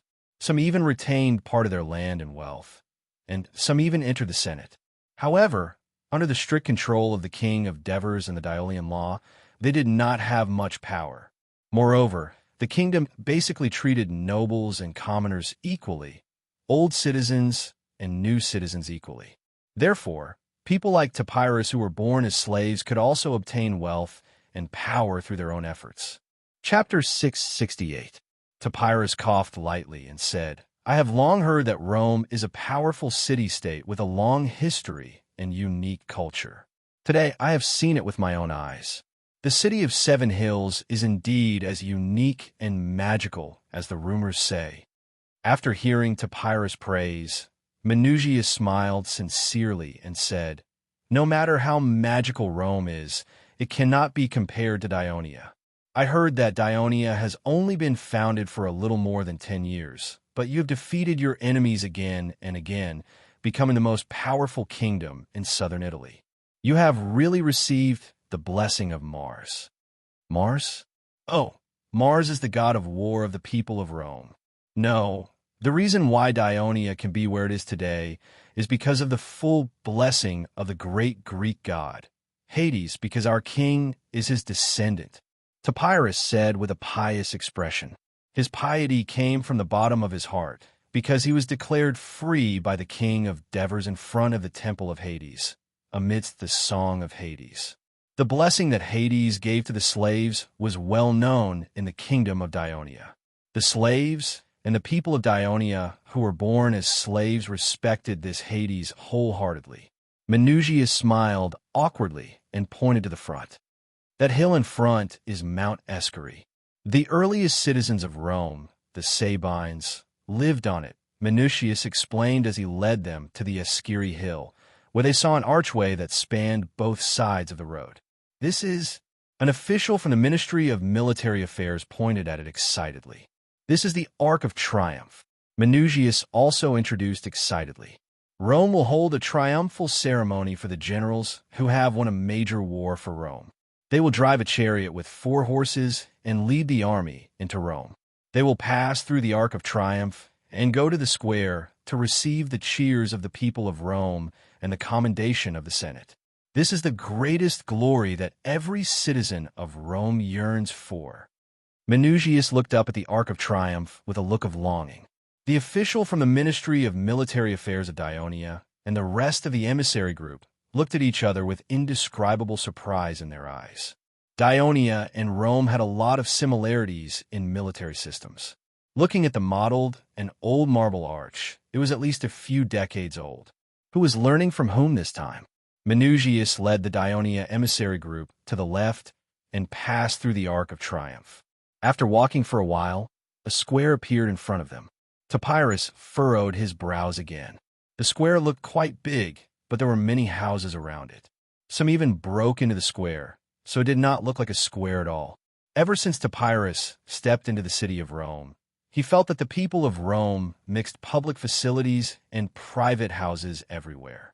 Even the square, which represented the heart of the city, could not be avoided. It was a little hard for him to accept. Minucius obviously saw the unhappy look on Topyrus' face. Not wanting to be looked down upon by the people of Dionia, he said loudly, This square is an old square. It has been around for about 150 years. It is mainly used for leisure and gatherings. There is an even bigger square in Rome. On the west side of this square, it can accommodate 100,000 people. It is used to gather troops. Sometimes, it is also used as a voting place for citizens' meetings. It is called Piazza de Mars. Piazza de Mars? Hearing this name, Topyrus remembered that this young man had said before, Mars is the god of war of the people of Rome. This name was similar to the Victory Square of Thurii. This showed how much the people of Rome respected the military. Minucius led the way through the square. Along the way, people greeted him from time to time. At the same time, they also cast curious glances at Topyrus and his group. The Senate of Rome was located on the west side of the square. It was a tall building that looked like a temple. Minucius asked them to wait at the steps in front of the Senate, then quickly walked into the Senate. other than the fact that other meetings were being held or the celebration of the gods. The Senate of Rome would normally convene at sunrise every day. As for when it would end, it would depend on how many matters there were to be discussed. However, it would usually not end after sunset. It was already dusk, so the senators must have already left. However, as it was a time of war, the Senate had a rule that there must be a military officer on duty at night to prevent emergencies from happening and to prepare in advance. Minucius walked into the guardroom next to the meeting place and found that the military officer on duty was someone he was familiar with. He shouted, "Paulus!" Paulus Valerius Spotitus was letting the slaves light the candles. When he heard the voice, he turned around and asked in surprise, "Minucius, why are you here? What happened?" As the chief of the city guards, Minucius definitely did not come to the Senate at this time to chat with him. There is an important matter. Minucius did not beat around the bush and said directly, "An emissary from the kingdom of Dionia has come to Rome. They said that they have something important to discuss with the Senate." Dionia? Paulus was not a civilian military officer. He knew a lot about Dionia. He immediately said with a serious expression, "Why would the Greek kingdom of southern Italy send an emissary to Rome at this time?" Minucius was no longer smiling. He said solemnly, "On the way here, I tried to ask them why they came, but every time, the emissary avoided my question. Clearly, they are not here to establish a friendly relationship with us." Paulus fell into deep thought. After a while, he raised his eyebrows and said with uncertainty, "A few days ago, Carthage's people warned us that Wolsey's emissary is suspected to have gone to Thurii. Could it be that they are here for Wolsey?" Minucius was shocked. "Dionia wants to protect Wolsey. We can't make a rash judgment. Minucius, bring them to a place to stay first. I will now inform Pantius and the other senators to urgently discuss countermeasures. After all, Dionia is no weaker than Carthage.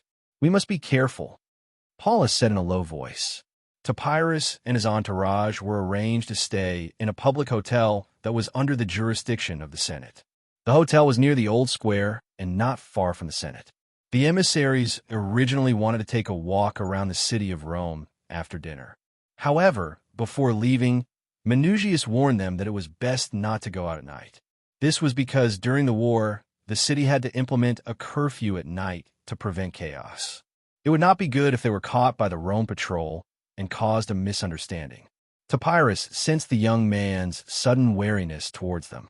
After dinner, Topyrus and some of his entourage went up to the roof of the hotel. Night had fallen on the city, but the noise did not disperse. The laughter of the people of Rome, the crying of children, the fighting of men, the whistling of the patrol, the barking of the dogs. Even though this was the center of Rome, these sounds still gathered from all directions. This was truly a messy but vibrant city. Topyrus thought to himself, "That's probably Capitoline Hill." An official from the Ministry of Military Affairs said softly as he looked towards the west of the Senate. Under the cover of the night, only the silhouette of a hill in the distance could be vaguely seen. Although Minucius did not mention this hill, Topyrus knew how important it was to Rome because it was regarded as the abode of the gods by the people of Rome. Most of the temples of Jupiter and other gods revered by the people of Rome were on that hill. That was where the Acropolis of Rome was located. That was why the people of Rome still held on to Capitoline Hill after the Celts occupied Rome. They actually held on for several months until victory came. This showed how steep the hill was. This was probably what the Ministry of Military Affairs was most concerned about. Was it possible for Dionia to go to war with Rome? Topyrus looked at the entourage, then turned his eyes to the Senate in the night. No matter what, he had to complete his mission first. The next morning, Topyrus was invited to the Senate of Rome. It was a circular hall. The dark red wooden chairs were like the seats in the arena. From the front to the back, they were closely arranged in rows. Senators of Rome dressed in white robes sat there. There were nearly 300 of them, including 2 magistrates. In recent years, due to the increasing conflict between the nobles and the commoners in Rome, the commoners refused to elect a magistrate in the citizens' assembly in protest against the nobles' monopoly of power. However, the military situation around Rome was quite bad. In order to ensure the safety of Rome and the smooth implementation of internal affairs, the nobles and the commoners negotiated and had to agree to elect 6 magistrates every year. 3 were from the nobles, and the other 3 were from the commoners. Half of these senators in Rome were white-haired old men. Most of them were the patriarchs of the major clans in Rome. Of course, the other group of senators were also nobles. They had previously held high-level positions in Rome. Because of their achievements or political achievements, they were recommended and selected to finally enter the Senate. Entering the Senate made it easier for them to hold high-level positions in the city. Chapter 669. At this moment, Topyrus calmly faced the most powerful people in Rome and said in a loud voice, "Respected senators of Rome, the king of the Devers of the kingdom of Dionia has asked me to bring his sincere greetings to you. Before I left, he repeatedly told me, although he has never been to Rome, he knows that Rome is a great city-state, and he has a deep respect for Rome." Topyrus' words did not seem to be fake. It was beyond everyone's expectations and moved them. After all, they had heard some rumors about the king of the Devers of Dionia, and they felt honored to be praised by him. His Majesty the Devers also hopes that my visit this time will not affect his good impression of Rome, as well as the precious peace between Rome and Dionia. Topyrus' next words suddenly changed the topic, causing the senators of Rome to feel nervous. He then said loudly, "Wolsey has already formed an alliance with Dionia. Dionia hopes that Rome will stop its invasion of Wolsey's territory, return the territories it has captured, and both sides will stop the war." As soon as Topyrus' words fell, there was an uproar in the venue. Someone stood up from the crowd and asked angrily, "What if Rome doesn't stop the war?" Topyrus replied confidently, "Then Dionia will fulfill its alliance with Wolsey and send troops to stop the war." The entire venue suddenly exploded, and arguments were heard everywhere. The person who spoke earlier asked angrily, "You, Dionia, are far away in southern Italy. What right do you have to interfere in the affairs of Rome?" Topyrus replied calmly, "Dionia has no intention of interfering with Rome. We're just fulfilling our obligations as allies. Don't you Dionysians know that it was the Walshes who invaded our alliance first, and that's why we fought back? The Walshes should be punished." Another person yelled, "That's right. Rome acts according to the covenant, and so do we." Topyrus replied unhurriedly, "People of Dionia, don't think that you can come to Rome just because you've occupied southern Italy. If you dare to send your troops to this land, we, the warriors of Rome, will let you taste the true pain of war." Another man shouted angrily, and some other senators echoed, "Dionia has no intention of showing off its military might, but it's not afraid of any strong enemy either. The forces that we've defeated in the past are proof of that." The commotion in the Senate seemed to be expanding. At this time, Paulus, who was sitting in the front row, stood up and shouted, "Ambassador of Dionia, please return to the hotel first. We will inform you after we have discussed and made a decision." Topyrus nodded in agreement. At the same time, he reminded, "I hope you can make a decision as soon as possible. Any delay will cause more casualties to the Wolsey and the soldiers of Rome. This is not what you want, and it's not what His Majesty wants to see either." Topyrus' seemingly kind words contained a hidden threat to Rome, which caused the elders to scold him even more. However, he resolutely walked out of the venue with his head held high. Paulus walked to the center of the hall and said loudly, "Dear elders and newcomers, please be quiet. Please be quiet. The people of Dionia have asked us to stop attacking Wolsey. Do you have any opinion on this?" The man who had shouted at Topyrus many times said, "Do you even need to ask? Of course, ignore them. Our citizens have gone through many bloody battles and finally won this opportunity to defeat the Wolsey. How can we let Wolsey go just because of a few words from the people of Dionia?" "Pantius, it's easy for you to say that. Dionia has rarely had diplomatic contact with Rome. I'm afraid you don't know much about it. Although this kingdom has only been established for more than 10 years, it has already occupied the entire southern part of Italy. Even the powerful Simonians were defeated by it and had no choice but to become its ally. Even the people of Carthage are afraid of it and took the initiative to renew the agreement with it.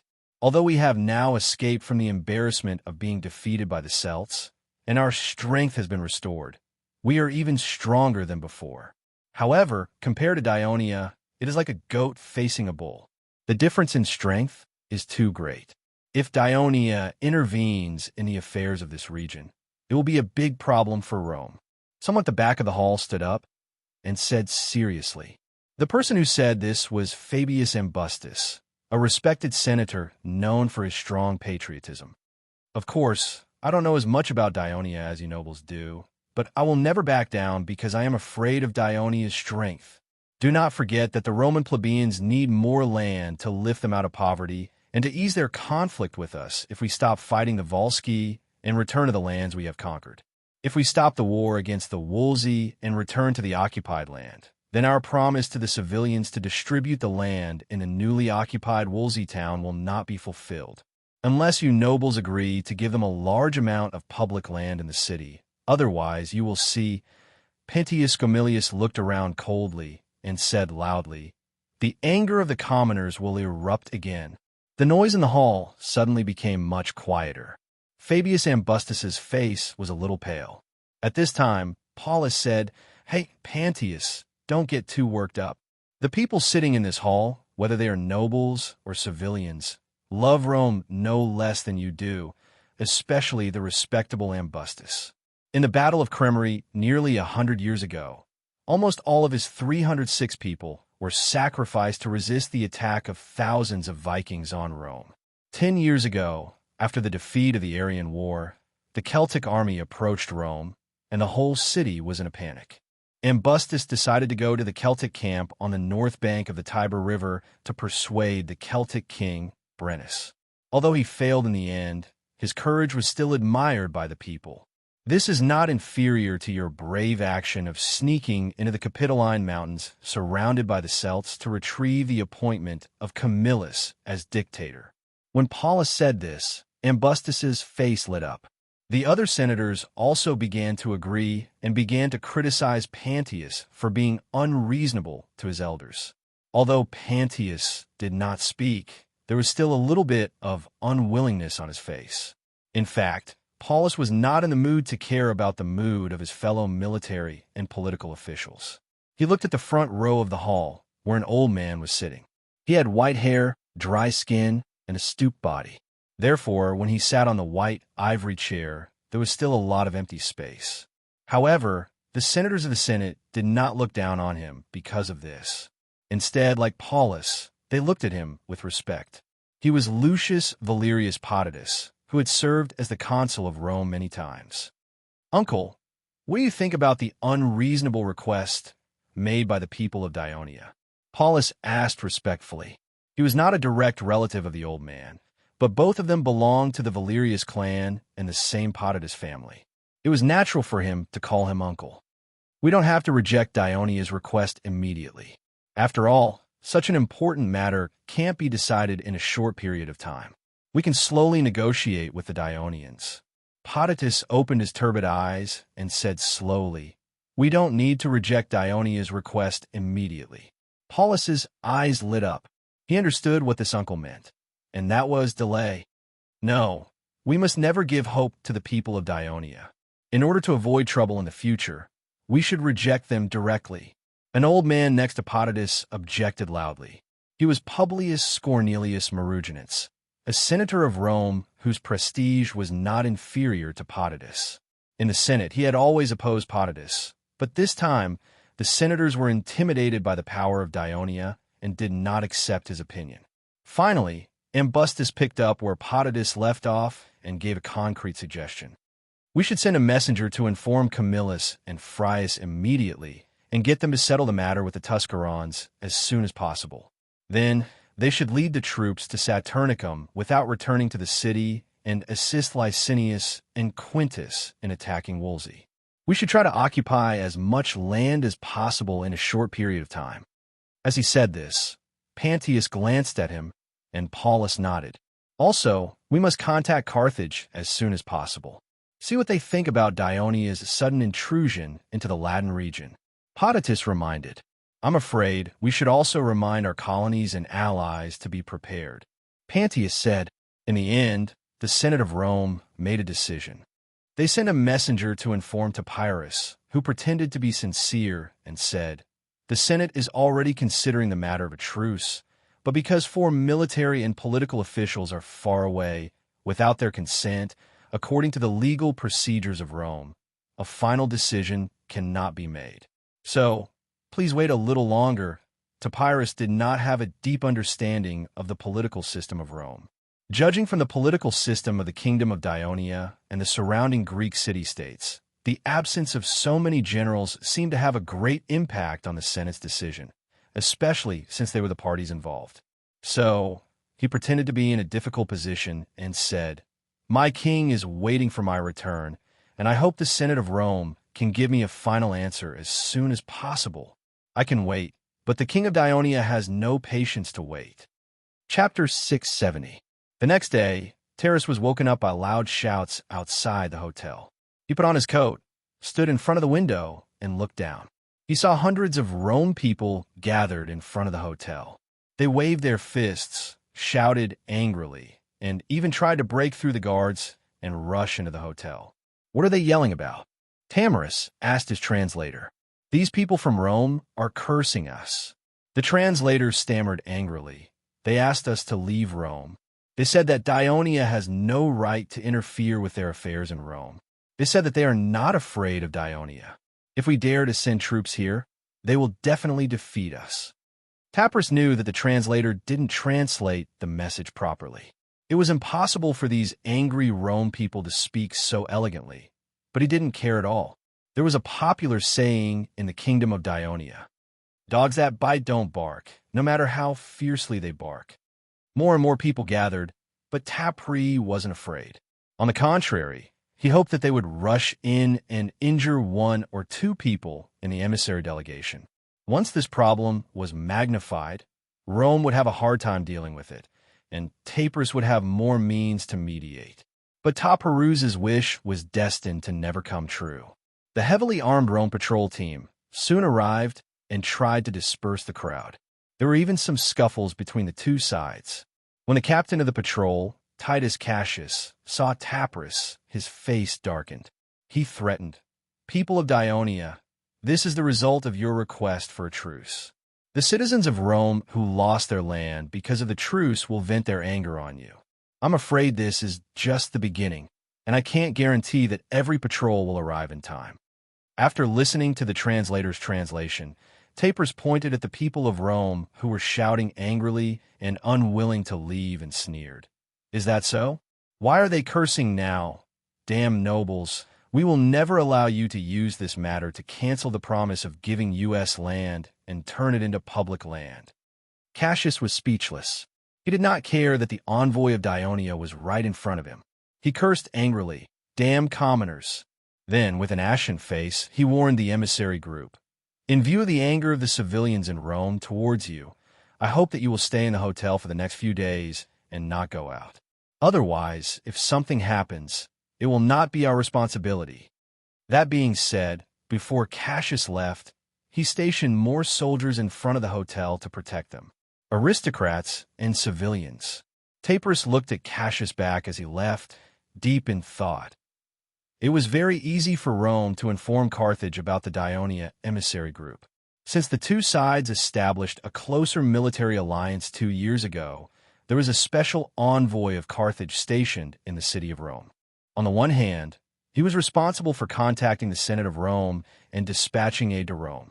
On the other hand, he was responsible for strengthening the trade between Carthage and Rome and monopolizing the sales of certain goods. It was precisely because of the full support of Carthage that Rome had always maintained an absolute advantage in the battle against the surrounding forces. Not only did they quickly recover their strength, but the speed of their expansion was also far faster than during this period in Cassius' previous life. When the envoy of Carthage, Archidgar, learned of the arrival of the Dionia emissary group from Rome's military governor, Paulus, he could not help but be shocked. The first thing that came to his mind was that 2 years ago, the people of Dionia had destroyed the Sycyr's Tannic tribe, which was secretly supported by Carthage, in Sicily. Could it be that they were now targeting Rome, which was supported by Carthage in the north of Italy? Paulus saw that Archigar was deep in thought, so he asked softly, "Now the people of Dionia are pressing us for a reply. We want to know what is Carthage's suggestion on this. Don't reply for the time being. I will immediately send someone to report to the Senate of Carthage." Archigar said cautiously, "Dear Lord Archigar." Paulus took a small step forward, slightly lowered his head, and asked in a respectful manner, if the final result between Rome and Dionia is not a good one, resulting in a conflict, will Carthage support Rome? Archigar's eyes immediately swept over to Paulus. As a member of Hanno's faction, he knew Hanno's conservative style very well. So he said cautiously, "This is a very important question. I can't answer it. The decision must be made by the Senate of Carthage. Carthage and Dionia have been friends for more than 10 years, and they have just renewed the friendship agreement.